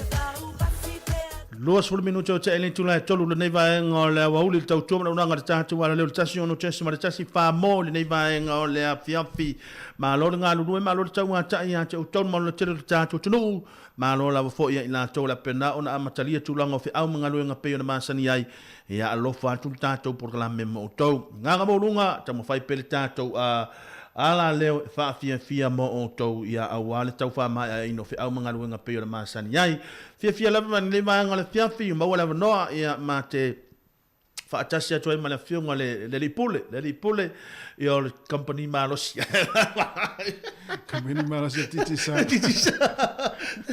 ia le o ma fa tasia le vai ngala fia ma lo se fo lo ngale le pule ma lo se fo Terry ma lo fo ile tau tu tatu watinu yo ia o mana ia fo la fo ile ma ftanga fa lo me fo ia ile mana ia fo ia o pese fa mo loto ia me fo ia o pese ia o sui fo ia fa lo na le tunu le time ia fa fo mai fo ia mai mo mai ia fa yo le halu la usiva ese ma nei o ele lo tatu tunu le tonu tatu official le te fa tau pati so ia au ma nei telefo ia le tau tu ma lo le au nanga ma lo fo ile fa ma lo fo ia nga luengo le fo yaso me se nei va yaso ia fa ftai ma no fo ia o me ano si va fo angi ti o le we se wa ia ono tu langa ia o fa fie ina fo le tatu tu wa ia ono o tau fa mai ina fo o mga luengo le nei aso le nga tale fie o las faroile le nei ia o mai ele tele o au mga luengo ia o le o lo fa fo ina ia tatu tina ia matama fo ia le o pikia ala tu fana ia wa le se me fa ngofi ia a pe ala va ai mai o la fie tatu ia wa pe no fa tu la utala le tunu nei le au ia a tonu na wa e la tu ele fie wa le se ku ko la fia fi tu la fa pe a la tu e siva meltina a ingala a siva ma ya o ia e uma ya ma lo le fie ia ala tu ro se to lo ma lo le sai falta me ia a pe ia te le to inga si ufonga na a no fa ia tu no fa o mere no o me la tambale la ia ai malo le ngalu le tatu tunu le foi te mio le fiafi ia ele manatu na wa fai fia fo nga luenga fai wi una fo amatanta pena vai nga le sa si fiao ma na vala tu si fipo ile tolu ia ai si vai nga le wa sa unia to wa la tu si fina ile tolu ma na vala tu frutas ia ma ele manatu na wa maria fo ma wa fo le wa wala va foi le malo longa sa fianga ia ile nei aso ia ao sauni foi mata pena mo nga luenga o le nei foi afiafi ia ao le fa manatu foi mo tatou ia nga lu si fiao nga luenga foi si fiao ia si fipo ia mana ia foi ale lu ato si tangata le ama telefoni le tolu lo matua ta pena le mama ia ta fa le masini ia o tua o le mela ia le potu le fa le packing le packing ai ia o i masini foi le foi vili ai wala va nga luenga i masini ma nei ala tu stangata le ama tal tulu na mama ma nei ia va nga le ta si ma tu ai la tu ne mama se me te la tu fie fa nga nga ma fie io ai alu watu la le o la watu fo ia le fa fo o le upu fo le o le ngasu la ngasu mai vo le oi e matua i ele se fa nga nga ai me se la pe o la e tangata le alu watu fa nga nga o la ye ile va nga fo le la le fie tu le fa o le ai nga fa nga ala la tu lo lan ta vale esa vale tu o mele fe nga luenga a mata i tolu ale ala ua ta le wile ta vale le tangata le sa fe nga luenga alu atu lo ta mua tu ai i va nga fo le sa fa nga luenga le ta ya le ai ma se me o te pena ina ia pa wane me mo le tangata le wa lu atu ya mata nga luenga le tolu o le to e fia li liu mai tu li lo ma le tangata le sa so tuli mai ia al me vola na mare vola mana tuli mai ia ole manuia foi la yo las friday ia ile foi mana tu na ua mala malava foi masila fia ta tu e fenga lu ngao ia ta pena le ia o foi tangata le lu tu vipo yo te longo le tu langa o fa fianga ma o le tau falta tu ala lo fa fia mo lato e lo atu ai ata ma e se amalita e lo atu a tinanga lo atu la o la le itapena ina le tangata le masini le sa fa ngai e lo atu ai ata ma lo atu pena le tu langa le tele mana ia foi na vaenga on sa ia O le ona sa ia e manatu na ua sila fia ume tātou me tau na fai. Ia. Ia fia foi. Oe fia la tangata la amata. Ia e o tātou ele ainga le fale. Le tāpena foi ia wa foi le piki ina na ifana wa onga e me se foi le fatale le fainga le kuka fatale le fainga luenga. Ia na o sila fia ume tātou me tau na fai. Ma na ia le lua tu tangata le fainga luenga. E le fatu a tātou tala no ele le vaina. Ma na ia le mana ma tu tangata le sa fainga luenga o le ma le fale. Ia. Wa vela fo le kuka. Ia. O la fo le fale ia le tamiti sa piki la onga. Ia. Ia ona le taina le tolu. Ia na o yo te le tolu. Wa afal la to lima to e fa le afal to. Ia wa umana wa taimine ia lo. La lunga la wala is. Wa lunga la wala. Ia po la le fale fo ia ni sho alum fa nau. Ia. Ma ia of wa onga to mai titi ia mutulanga fa pena. Ia wa la so fu fo ia. Mata fo tulanga le onga. Ia fa pe fo ile ilo le tama le ainga le sa fainga luenga poltina le ainga le sa fainga luenga le na lu la fo tu pe Samoa. Ia. E te lu le tala no ia na. Ia. Tau iai. Ma tau iai. E o le ana u vili mai ia si lo matua Samoa la fo tu se tu pe ia wa ia si po le fo ila wa si ona po la son tau songa la u vala wile tu ia mal le tanga le sa fainga luenga le me tau no fai e mo ia sa lu le tala no ia na po. Mana ia le vave longo iai. I te ua tuna nei te mi o le o le leifo i le kuka. To e watu malau tala na le na walu la fo tupe. Ia o le pawale me o le su me o tangata le sa finga luenga la wesa. Ai teilo. Na ia fo i eta tala. Ia. Ta o le asau fa pe le melo tata no le o tata no. O le ua e aru la fo tupe. Ai le loa. O le ala la fa pera lu mona la o le ala tala te o le sau pusi excuse le lei te fai ro to ia malia ro to le wa lafo o le ala ai te ro le tan no ai te le tan no tu le wa e alu la fo tu a wa e sau al fa le wa ma fo e ta wana ta ro to le ase fai ngoni au ani au fa matalanga o le ani au ngai o inga fu le fai ro to le awala te molia le alu la fo la tonu al fa ingo lo leo fa ingo la o le ale au ala tonu te fa ilo todo o le na e avere tu pesamo ia tonu ia tala la tato le ia tala o le tala le fa ia fa fonga le tala fo tala mai samo ia fa ai ulo le tato proclame le fa tini ia ona le fa tu la le la tu na to ia tato tala no ai vai ia mana musika ia o no winga ava pele na e alu lafo na ku so wa lafo na pe fo ile wa mili mai si ile le Samoa va ve o le fo le fa fo sa le fa se tala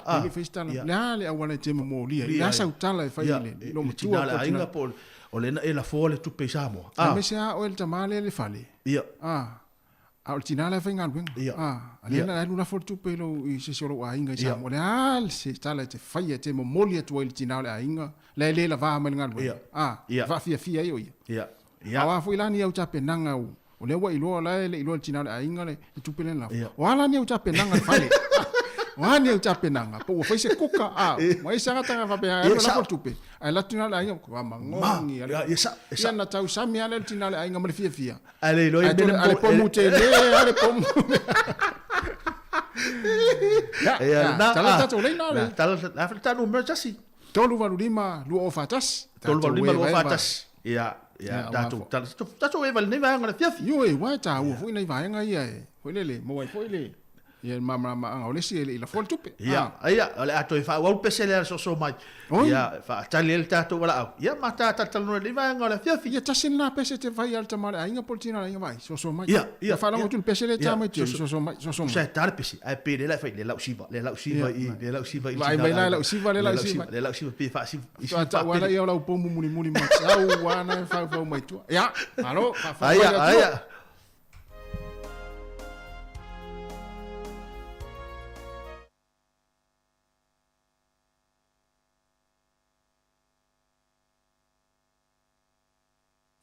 3, 4, 1, 2, 3.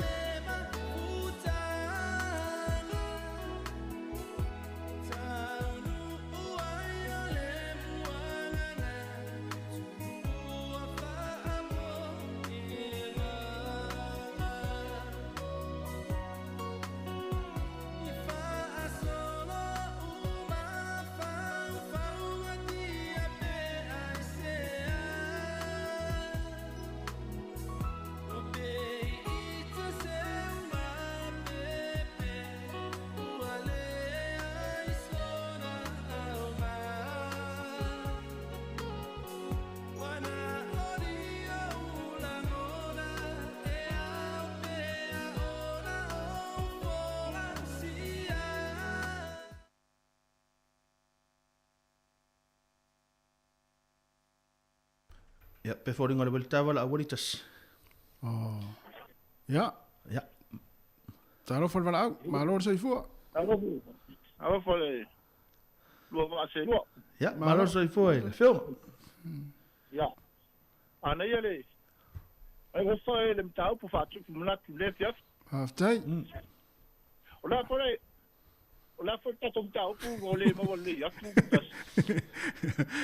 Foi. Ole na alu la fo le tupe Samoa ale ai le lo tina a inga le sa finga luenga. Ile ifai la se lu tala na po la fo tupe Samoa.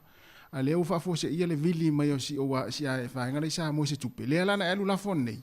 Ale la te fa atali la o le taimi la mo molli el tina le a inga le taimi mana pa mai ai. Ia le tala le le le a sa tape nanga le fale. Le a sa tape nanga. Wa fo ini va inga tape na ia.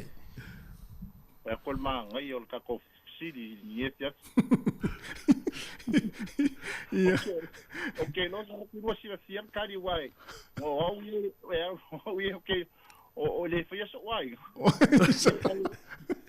Okay, no le dia tali ka nga kali ai. Man ko foi ki nga o le ku vai vai. Ia. O fia no loko el mele ki fai kwai ia o el kamale ai. Ia. E ke fai ai se awala file mu. Nga sai wai ba ko sa wal mekinga le ai nga ne ke lo sa fai lo mesele o le walula fanga. Ia. Ia nga ai hai han. Ai mai mo. Ia mas mo ia ko ela ko fusi mai ma ko e kisi le ai. Ia. Kisi ai ma opo mai foi ngale ma lo nga lu ni aso. Sa te o ta foi sikinga wele le fenga lu ngal fale ia. Sa po le o wali ko nga po mal ta ko po kala. Sa po le la o wa fusi mai ai. Ai kamwe. Ia. Fa filo ai mal fia. Ah. Song ye le boama. Ia. Na lu vai o se ko lo. Ia mai ngo fu foi la lo maka ko lo ye. E ka wa kula. Ia lau makuanga u halonga loko le. I lau wala le u fai. I fai ei. O alu foi la fo ku pesi vai nga le wo. Wow. Wo fa o yoi mai foi e vaxe se me se fai ele. La ko fai. So le. Ia, mana ia. Ai te no. Ole me lau te ofo. Ole ma nei o lau ai kia ma le molinga o lau o le tala lo matu. Ale le so wa inga so. Ole vai ngata ole ritas. Te re me le mana ye le fai ngal tangata le fai mai le na no filo e fa pe mai le tina lo no inga ol mena le ga kisi mai ta wal tu pe mana ya lo kia so kai ka wala wa kai lo e kusai mal fisili esen makang fio ka upu foi oi foi suafa oi foi semo oi mala semo sì va ile sole famille stolo sole le ngata sole a me le si fa fonga balon tolo malo semo ma fa so tai la va mai va ai la tamma ia te tamma sa o ha tamma non me va au mo me fo le va au mai ala le il tinan fale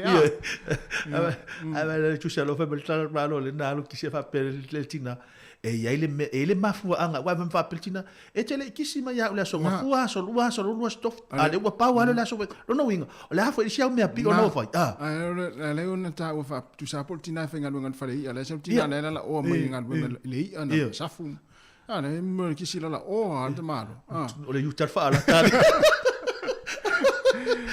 malo ala ya va ele mana ya so le no winga o semo e mo molli le taimi le foto atu ta vale tu ta vale wala fa mai tu ta vale te mi do mana va mai mai no ia sa fa apal palare me le tu tina na inga sa fa ia no sem malo semo malo ia te mi fa te ia me pi ole stamo semo malo semo ma tai mana ia mana ia te ya tal pel tato len ya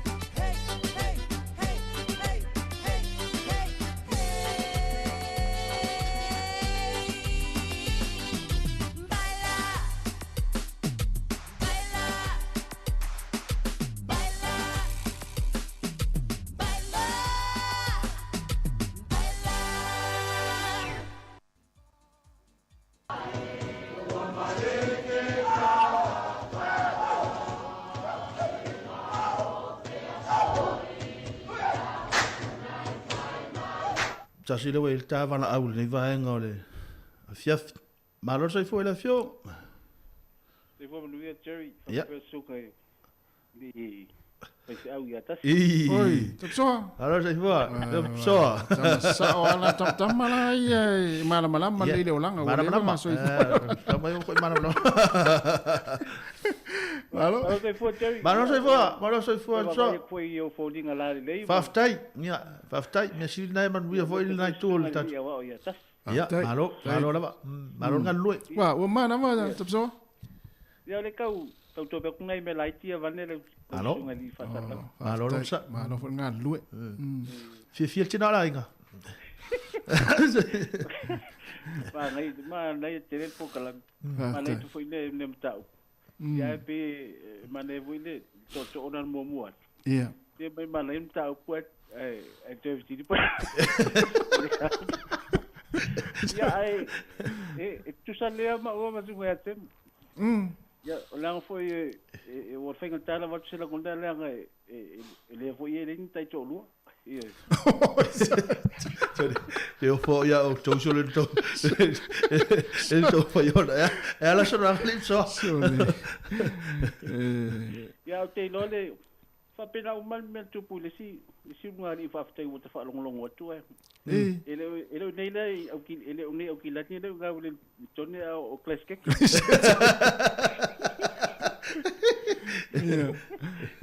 ya o fa pena o sala o las fa re foi e do o vi mai se sa mo se tu pe va tu sei ai pa se me fungo le taulang ole po le taulang ole fai al vole sta malo ya o sta malo la ile fenga luenga asi ala fenga luenga lom tu ya wala fone la tu pe wa so le sta malo fa po le ale wa lom tu sa wa ya lom tu stoi ya ma fa to ina po le e sa wa lom tu ele mo se ai ki al to ina fenga le au ma ngai ya la ai ki al po ina fa ya ai le ma san ya na sa wa le ko va to le o te malo wo tu ta vale wo so wo sa sion to alu wat te ia lo matua le maul to ina se vai tal se vai ai ma sa ni wala tu tala se vai lo matua va tu male ia solo ia un folding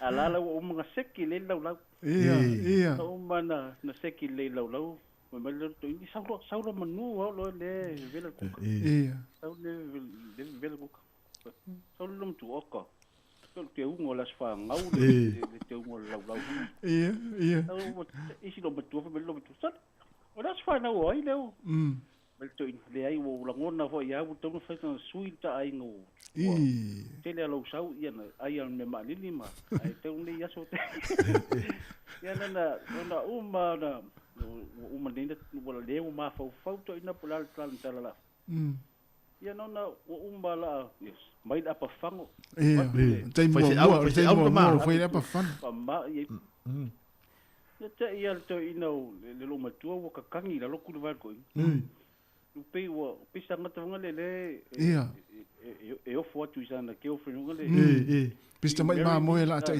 se le fu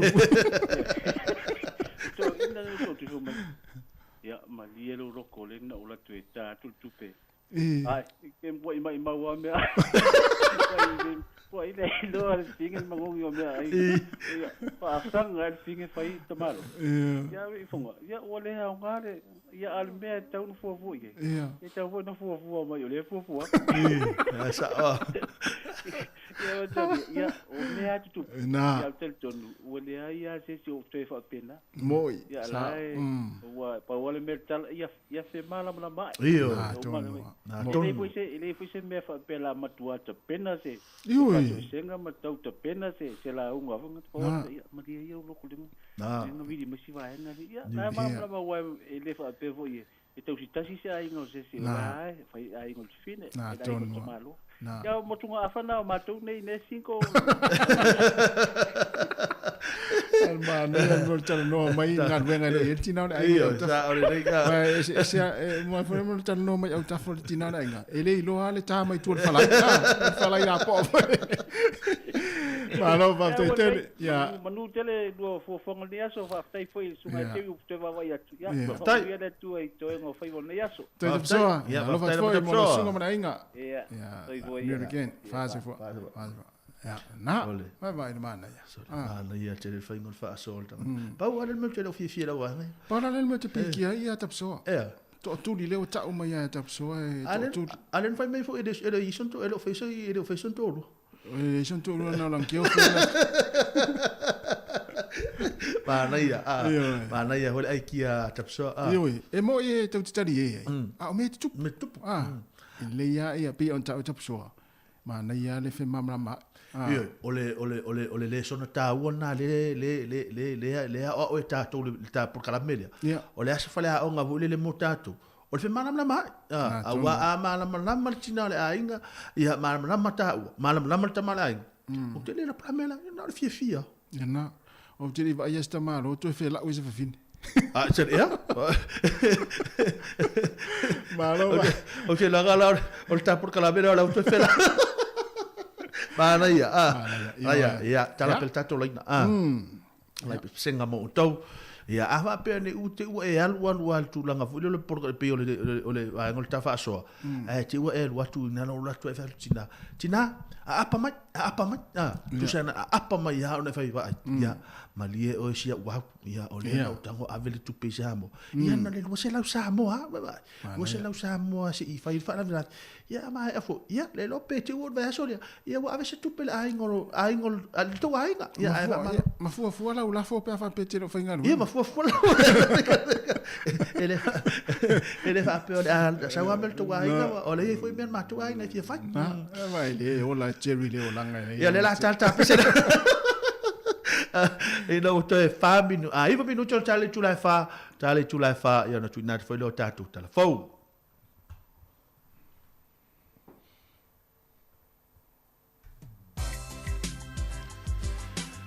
Apa mai ma le Pacific Love le nei vaenga o le afiafi ia wa fo ile mai vanga de tatu. Tolo.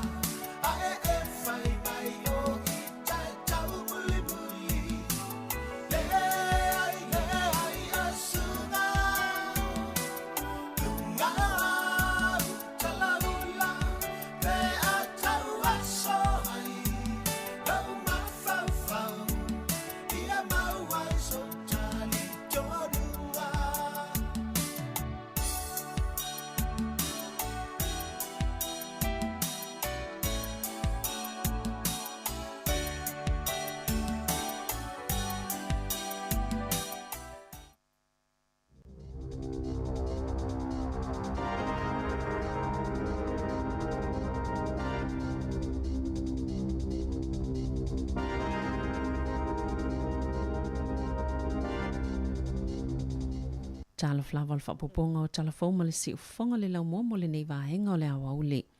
Na toi amatalia le tae ona le ilale sa ilinga o ta ifau e tolu ia ua matala itua, ona o se tama na maliu ina ua sofa i e ta ifau i Northland i le asoana nafi. E ono ni ta ifau na o sofa ina le tama lea na maliu, ma ana whana i leo ana nafi, ma mate le ta ifau e tasi, e na mawhai ona po ina le isi lua, e ono iwa tau sanga le matua le tama na maua ilona ainga, i se pito nuutu ese hokianga, ina ua umaleo sofa inga ta ifau, na ta ue leo, Olo o so e ina pe na wha pefeo na tupu lea wha lave, ma olo o wha awau na whautua ina tangata i lea vaenga o lea tunu. Ina ia tau mamau ese mani ta i whauta a se, ma ia longo ina vave leo pe awa ai i ai.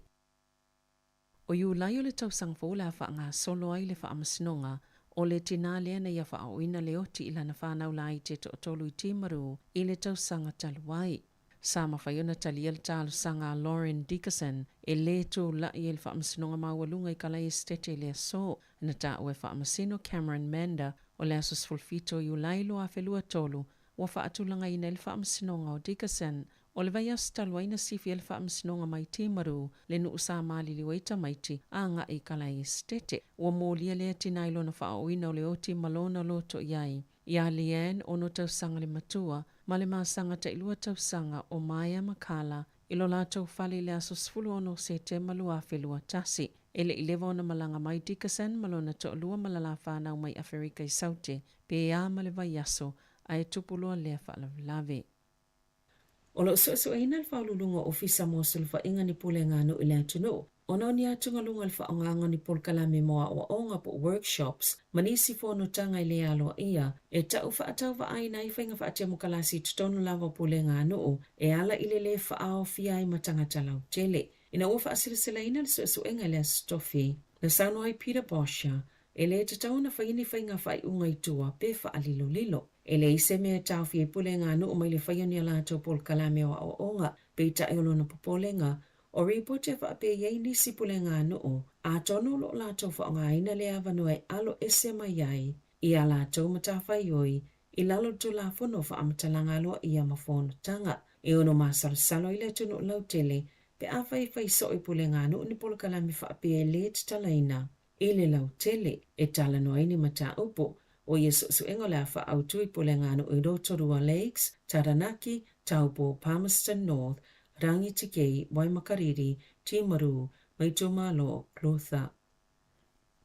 Wa tapunia mo sina mai taimi lea onga o le Gloria Vale Christian School, mo sa taimi le tua maua o wha ngā solo i se suenga i tua ingai wha apea o lo tutupo ni sa wanga, wa tele tau sanga o alia e maini reporti tua ingai wha sanga i lea onga, i sa wanga mātanga ama sa wanga wha o lima, masafa atino i leo wha apea male oranga tamariki, ni suenga mawhaieni mōlianga, na ta weni sile One News, na wha atano ina mātua i tutono no whanga, ina ia whaia o ngā tamaiti i tutono lātou a inga tau na nafi, e ele malamlamanga i wha apea, o lo wha ngā solo mtanga luenga wa onga se suenga, i sa wanga i lea onga, ma ua wha amalolo le pulea onga manisi o whaia onga mo se vai taimi, wana o le to olua whaia onga le taimi nei lea onga, e a o awina tamaiti o atu le to olua se lau, o le alale na whaia le whaiunga tapunia lea onga mo le taimi nei, e tu saima reporti alelei te o New Zealand. Na whaiene whi upo inga i le wao le National ma le Labour, peo na tua ia i le whainga malole i tua ngai, i le toi solo muli pēli liu e se mai a lātou polisi o la fonga, sa pito sile o no lātou whaatawaina, ai whaitio ina le National le malo, e whaatatau tupe wha mea alofa e fsoswani le atunuu, i le taunga tāma le siti o le tau le soifuanga, le cost of living payment, sa ngā luluel tamai tai pāle mia Jacinda Ardern. Ma le taita e o le National, Christopher Luxon i whawhato Wellington i le asoana nafi. E tu i le li Minister Chris Hipkins ma le whaipula le National, Chris Bishop, le avanoa le na whai e whaafina wai tutono le Parliamene. Na tu wa i Hipkins le National le whaapea ua le mautu, a e tali atu Bishop o le mausali lava la lato vaenga, ma o le winga o la lato vaenga whaapwhai, o le sa ilinga leo se taita inga e malu si el tamau aingo New Zealand. Ma whaamauti noa, ia vave na whaamutal whainga malo leanga waa, na tali le Minister o Chris Bishop o se tasi e pito sileo na oso whaina i stangata le Parliamene, ia na upo, na sauna o Bishop i leo tu stala, o le ala leo lona ia il Parliamene, O le pui ngō whaamomongo le vanga whaupwhai le national, whaasilsila le national. O la lātou polisi tāua le tasi tesimal fitu piliona tā lao la fonga e ave isia, ia sa fulfula le masino mati o le a whaataatia ese. E o maile po ana po, e na o James Shaw lava le sui tau vamo le isi ta ita ilvanga whaupwhai le green. Talo maile lua Vaiaso na pālota ina ile ave isia o ia maile e tofinga. Na pālota sui ilvanga whaupwhai e toi te tala, ni sui whaatutu mo le tofinga, pe ona iai la lātou fono whaaltau sanga le asaluas fultolo iu lai. Masama tala ile whaituto o moso o se sui lava ilvanga whaupwhai. E fia tau vaa. Peitai e lea se tasi e ui peto samaltolus fulpaseno i lātou sale i fifia ia shoa. Na pālo tala saluas fultolo iu lai. O le ato i whaiale isi pālo te te tono le vaenga whaupwhai. Pe pālo tamo shoa mo le ista i ta il vaenga. Po o le toi te tala fo i moni si sui whaatutu. E te tauna o atul fitu 5%. Le tele o pālo tamo shoa ina i toi fili ai. E le silia le tu lai 5 le afiafio lansas fullo o se tema. E te tauna whaeloi lei ungo ia whai ngā whiliwhilinga. E atangia mai ele mawhaiene usila o na mawani tui pui o le whaamai o le monkey box, mua o le iono pepesi le whaamai tutono le tunu. E tu saima sa saunoanga Dr. Nick Chamberlain, le whaatono silo le au nanga lau telo le soifua malolo ina le tunu. Mua atu na avise tu sil whaalapo tuputonga o le Burnett Foundation, i le pāle mie whaelo atu iai. O lo iei le avanoa vawe mwhaina tau mamau ese le tunu o, mai ni tūlanga o ngau ngai o iele soifua malolo ina lau tele. O lo talo sanga i fo ile malo, ina ia whaatu ina se fuafuanga ina ia mawaini tui pui, e abe le whaamomoi le tūpā o itu ainga tutusa, le pito sili ona lamatia mai le whaamai, e to o tolu tangata ini usila na afia le monkey box, e to o lua ua toi manuia, na ta wala mtanga luenga soifua malolo ina, a au se tā lia e whaapia, e whaase lau 5 afia la tau tui pui, ia ua mai ona whaamautuina, mo le monkey box.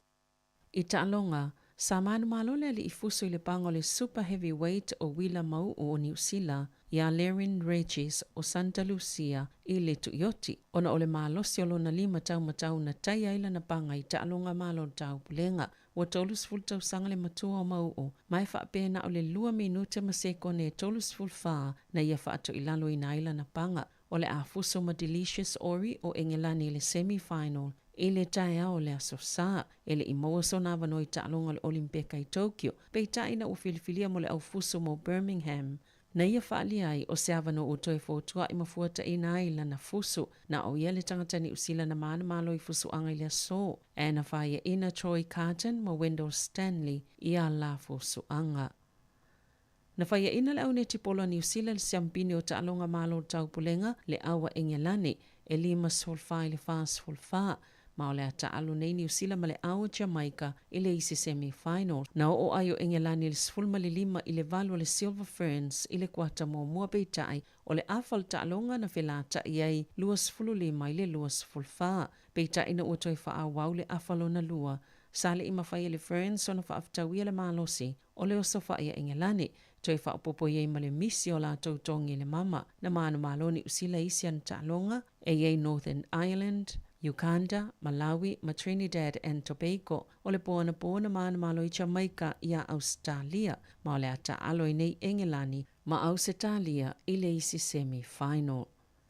E iwa tau sango whaasala ina ile whale pui i le malo Lucia, se tama ita i basketball ale United States of America, na ufa maunio na molianga o lona umia inon whala au whaasaina, ma o se mta upu ua oitulanga whaapurikiki, a ua ta ua ono whaafsuia i ei manipango ta ile vawa tunu ue lua, e whaalua na siampini le tama ita ile Olimpeka, i la tau au basketbolo, na ta ua President Joe Biden, e le talia ina nei tu aingo wha i unga ma whaasalanga, ma ua tula i mai am ta upu le taimi, o lo o whaapopo i nai ese inga ile vawa le United States ma Lucia, e whaatatau ia Ukraine, na wala au Biden ia Lucia na ia wawe whaasa o loto tama ita alo, maana ia tautino, o la whaawau na ngā lulue na ia toi whaafo ia ne Kraina ma Paul Whelan, o se isi fo i Amerika lo o whaafale pui to tono Lucia. Tala fawia ma le si ufonga le lau mua mo le nei vaenga o le awauli.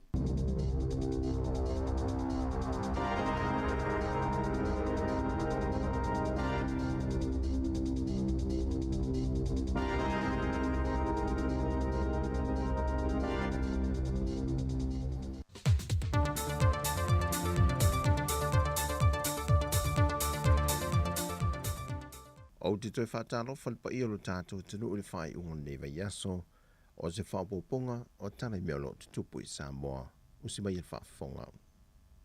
O le afoli tu le valu le tai au nei e to aitu nu ule mlewa lele whaavao maa loa Samoa i whaleolo. Le te mai tai sui whailau tu se le malo Amerika i a Wendy Sherman, whaantasei malan au malanga, e a sia mawhailo i antu i le te mai tai pālemi au le malo Samoa. O le malanga ta ambilo le nei le sui whailau tu se le malo Amerika il Pasifika, e sanga whaamautuina i pēr la tō whainga paanga, wa mai o na whaamautuina masainia, le u whaamautuai ma la tō ampasa il Pasifika e au fiei ma Samoa. O le udua i sui leo Amerika wa sia Samoa, e na ua udua i te tala tua oi whaavao māloi le antinu, mai vavao o le COVID-19 wiva.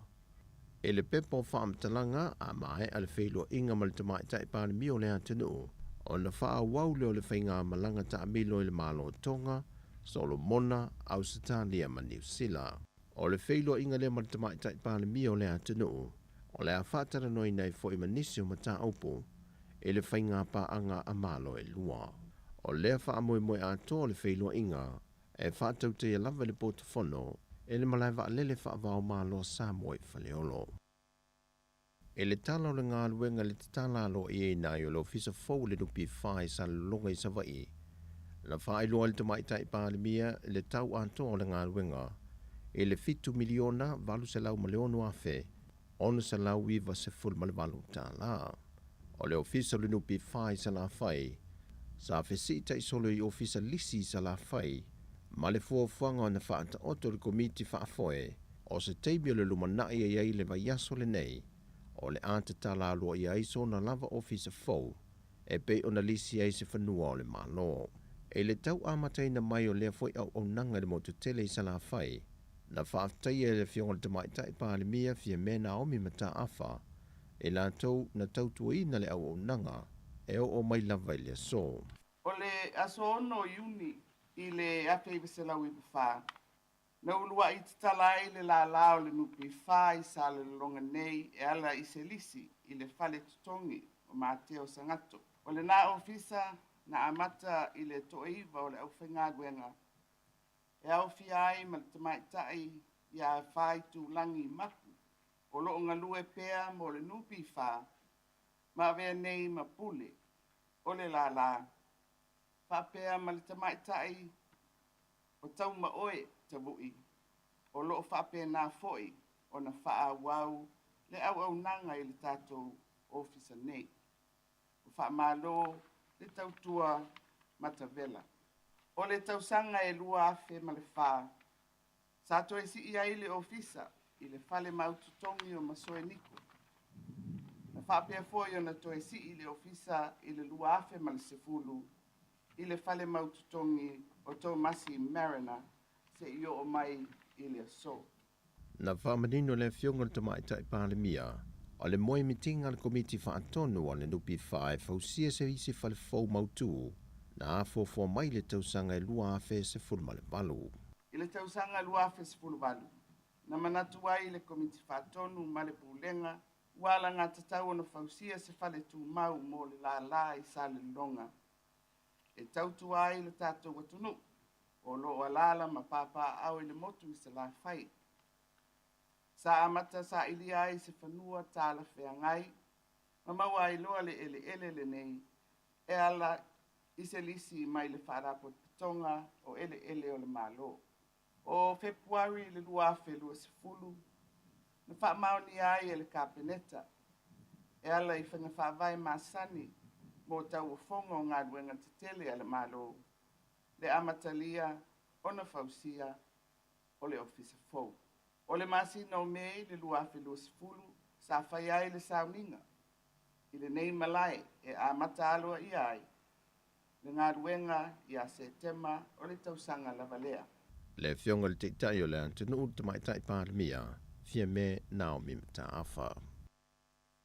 Wa te ena le tamaya a wia whireti moi fiti mo lianga i ono lo whaasanga i anteia, e le malili wai o le tama ono se fultausanga ma le se fulvaltausanga o lona atalii, e se whaalawelawe na tula i mai fonga po e le masinan te nei, Lena whaongaina le tamaya mo e fiti se la au malosi, e whao oile maliu ia i la ue to rue pe o na tā ua, i se fe ese inga i tua oio whanua. O mōlianga o lo te ene mo e fiti au fiai, ma le mōlianga o le fasio tangata wha moe mohina, ma whātulanga mai le wha amasinonga le amata sue ino le nei mata opo, e le aso se funmal tolu o mate o le tausanga fau. E uileanga nga whaafitai o le teitai o le tuanga i le whailoa inga ma le sainia lea, o le whea ngainga le vao māloe lua New Zealand ma Samoa, e pe ona whātau nuina le malanga mai o le tamaitai pā le mio le atunuu Jacinda Ardern, ma whātala noa i nisi o mata opo mo le whea ngainga lava lea e tasi vao atunuu e lua, e pine wha ma waile atuanga le onus futu sanga.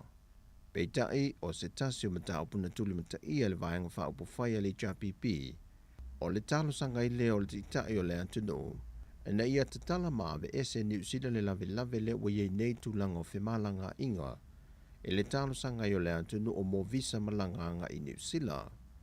O whaalia le titai o le tua ngai wa whaisi whainga tā tele ma ua le tala whengai, le tali talia le mamalo le atunuu o talo sanga mo visa, le ua o tu lava nisi i le taivalo Vaiaso, o tali talia le mawai o visa, a o nisi, e te tali le a umi, ai mō mai ele talia.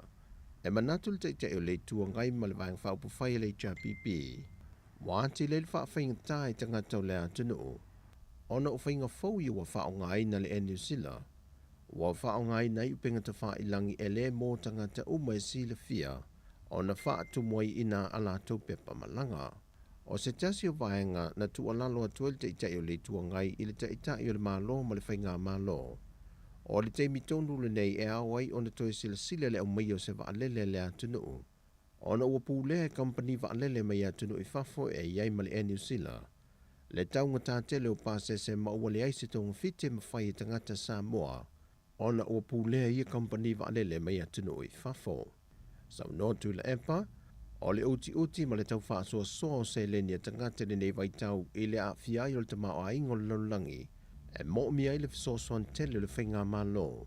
I ona tangata ia tunu i fafo ma Samoa nei, i le taunga tau le sitanga o pāsese, ua ia i le teimi nei.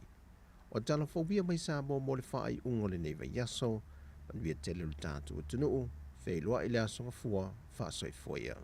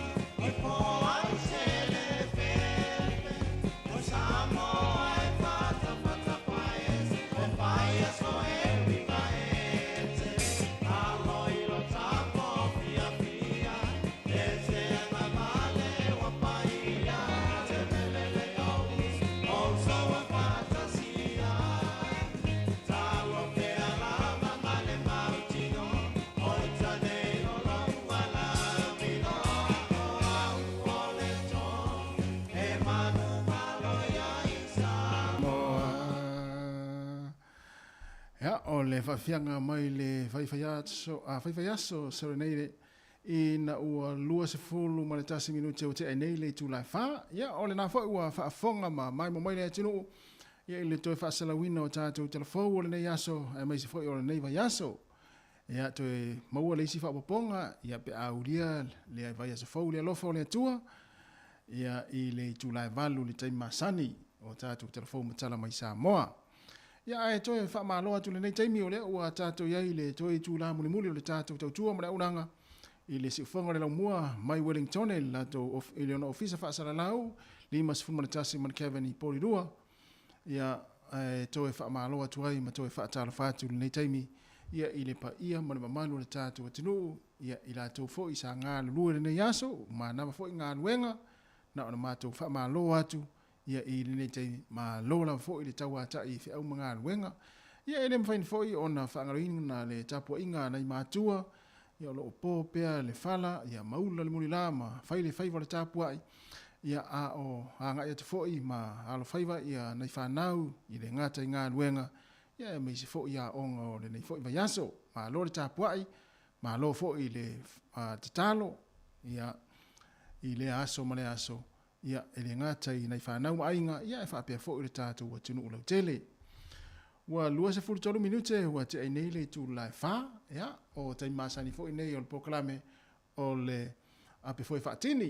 Ia, lea wa tau whai fo i e wha mai ai atu tātou au nanga nei aso, ia ina o mai atu ai fo i le tautua le uso a Jerry tapu manaia, ia mai le tū la e lua, se ia pa ia mani nei taimi, ia o lea fo i wa, o se mai ia i le foi ia wa foi le fa mai aina o le tātou tautu o le nei foi aso ai mai se o le nei Vaiaso ia tātou mafuta pe auto teo ese vai pole ale kuka na fai mai ia failo mai pole ale kuka na fai fa telele o fai ngā luenga ia manai whana wa onga ia wow aso ni was farili aso lai Samoa o sole pi matu watu se venga mafa foi le pe umale a onga la tu fo i tam fo am tata onga ya ma tu ia sa ma sani ona o fo le to anga le onga pita te misia le onga pe a tu o le sfrili ya te milani o le fia fisa mo ya so ala ya onga luenga fai te fa pe ne ya o te mile o le o te le fa po te lima sa mo ya te mine la o pa o le fai ngore saka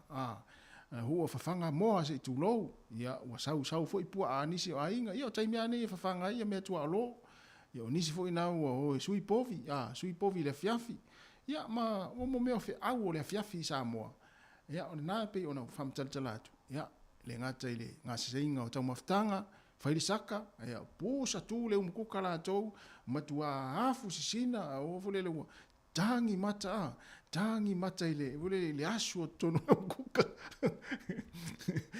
ya le fainga le saka so le tai fai ona se vanga na ta fo le i roa i fai saka i Samoa fa to ale i loa la i on mafu on mele tano atoi au la to fu o ma sani so fu anga Samoa i o taimi nei o lai ku mo i wa ese a inga fo le o isi a inga tele ai pe ya le vala unga na ona to mo pe a fanga le fefi o ku ya o isi a inga te fa longo mai e pe ku fa pe na la to mo yo isi a inga tale apa ia ma to inga isi a inga pa va tu pati va pe isi avala fa ia va tu la pati a le ho mo o so le so fu anga isa mo le tai fa ina ngalo yo te fa pe ne o le fia ia o la fa pe o wa te milan nei la wa to pe ale fa ngola ta saka fo le la ta fa mo la kapi le fa mai lu le fale so ia nona uma foi a fa fo le fiafi ia sa vali foi le vai se ta ele ia na ai fa le fa fianga le ni foi fiafi ia ele manatu ia olo manuia ma so longa manuia ia fu ngore ni fiafi ile pa ia mo le mamalu le tatu tunu ia o tau fa ma e to le tatu tua ia ele tu la lima lua se fulu minute te ne le fa ma lu atu le o le tau no fo proclame tu pulanga talvo ia to te masani fo university fo le tu la fa ia ona to amata fo le proclame ia tu pulanga talvo le si fonga le mo Wellington ia stem fo ta se pese fa manuia tu ai ia so soifua o ila tu fa loina anniversaries ia mai se ai te masani ia fa manuia tu ai ia tatou fai poi pongo fa ingo Vaiaso ia fa pe fo ina sa uni lo was tele le so ataiao ia lea la tātātu nei pese ia ona watu fui leo whaamnianga le tātu ofisa ia ma tātu se pese ia mo outou o le whaipoipo le asua tai au le whaula ia tau wana sa usei i kama whaula au le nei ia te le pesa ia i roa pesa kama whaula au le nei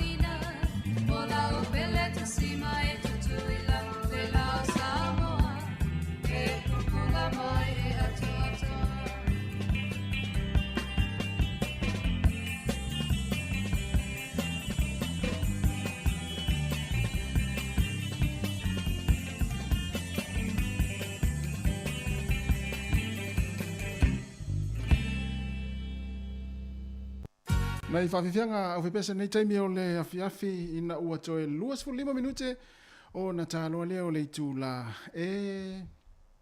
lima, tā lima ia o na mahai a fwoi leo le tātou tautua o le nei aso. Il fasilanga nei o le siva, o le awhai le siva i le astona i nei, le asono au kuso i le Porirua Community Hall, i man Kevin i Porirua. Ingo le hall le talatu i le tātou ofisa, silfia o me tātou i Porirua. O le ulufale o le siva le nei e lua se fulu tā la, maua fo le sapa e 5 tā la, o le awhawhiawhina o le whaili, ia i le laumua le Pacific White Band, whaapea le Greek Boys Entertainment o le awhawhiawhia i le aso atai au. A fio mai, ia su mai tātou langolangoina le taunu mai o le malanga a le whatuatua i le atua Samoa o tasi, o le malanga mai ia tātou te whailoai, ia i le aso se fulu ma le walu au kuso. E pei ona o le a sia mai ai le laumua nei, whaamoemoe i le utou langolango, a wale nei whaamoemoe tā ua le siva lana nā le aso atai au, ia whai le Community Hall, ia e tatala i le tūlai fitu i le fiafi whaitoa, ia sue saupanga, a le saupanga, a le sue me saupanga, i le whapelo latu e sue panga i o, ia mai sue fwele le mea o ngā i le siva. Ia o tele atangata fwele le solomuli to i ngā mea whapena. Ia sue saupanga, ia te lua si siva e pulea o e pole al taimi te lua umai lua siva ia, whailol tala lista maa lona le sinu, nona umma siva maltene na latu nei New Zealand, ia lau e musu teine whai mai. Ea, e maana ia le umata siva, matato e siva. Ile mana o mia lanto i ngā mea na, ia poni whawhiawhianga fwoi whai ingon Vaiaso, ia pia whapeo nete sa uni iai. Ia, anu maa vela upanga, o te wha moe lo watu e su e panga i o i le mea whai ili siva, ma so se whawhiawhianga. Ia, a le se panga, a ue te alu. Malona tu fua e whawhiawhesi me i whawhiawhianga. Ia, ai, tā ua lo fwere lele. Ia, mea fwai ia o whawhiawhianga mea o siva. Ia, e mafuta lele iai ma, fai fwai sina wha malostino ia e ala fwai i ngā luenga sa whianga ia i le whai ungon Vaiaso. Ia, ai, e tā ua fwai ala le, fwai lele, aua le wha me misa, si o mea nei o misa e, te re to e whai e teimi nei. O te reo to e fia maua fwai anmon meo le o langa sa iai aso la mon meo le wha misa. Lei ma se me iai na paulu mea maua ai. O le maa ila i o fōringa maa ila i lulu. Ia, na, whawhiwhianga le whaingon asa. Po whena fwoi se whaingon le a whai se whawhiwhianga le whaingon Vaiaso. Ia o le whamanatua ia manatua lalo le tātu tautua nei. Ia, o e tā whawhiawhia ai ma e whawhiawhia. Ia, ma mafuta whiawhia. Ia, ule latu whaariali le a heto le a heto vore le tāti la moli le loro lima. Ia o le siva. Ma whaariali whapeu tau au. La whapeu pei o le sifi. Ia, tele au sifi e leisi sifi e ola e fulele e i ule leisi ata tifanga. Na whamanatu atu e la tau lo whaia pēn mena, e sao ta whaia fwoi. Ia, na ole le i ma se mea o ngāre ainga na mauai. Pawale mea o le su e maila e moira le whai. Luas fulwani minuti o na tā leo le i tū lai 5, tā 5, mai a fwoi leo le tātu tau tua o le Vaiaso. Ai mo i la tau umo le a whai poipo le aso atai au. Manu ia tele o tau waso fia. Manu ia fwoi anniversaries, ia wa fwoi aso whanau le wha manatu le whai ungon Vaiaso. Manu ia tele lava o tau waso fia, mai se la tau ia o le a tu whaatasia, i le sakalameta le whai poiponga, o le a sava vali fwoi luma o le au fia tai au, ia maa ngai atu luma o le whai poiponga, ia ma whai ala tau tinonga. Ia manu ia la ia whai poiponga, ia maa lofa lesi, ia maa lofa i ainga. Lofa le ainga tamaa, ane tama, ia maa lofa fwoi le ainga tene. Ua le umalon whai poipo, tutu wa nimo, ia na, le na mea. Ia, to luas furtasi minute, o na tā leo le tūla lima. Pesa lal nei, o lofa atu ai, ia ila tau o le whai poipo tai au, ia po anniversaries fwoi. Ia manuia la fwoi aso whanau, ma soi fua tai au, ia ma whai poiponga, a ila tau o le whai poipo. Mauto tasi asu au, mama, aua e te tangi lau whai poiponga. Aua ne i tangi sesi lau whai poiponga. Eo, e leo whai atu. A whai poipo, aua ne i tangi mai sesi. Ia peo upo le pese.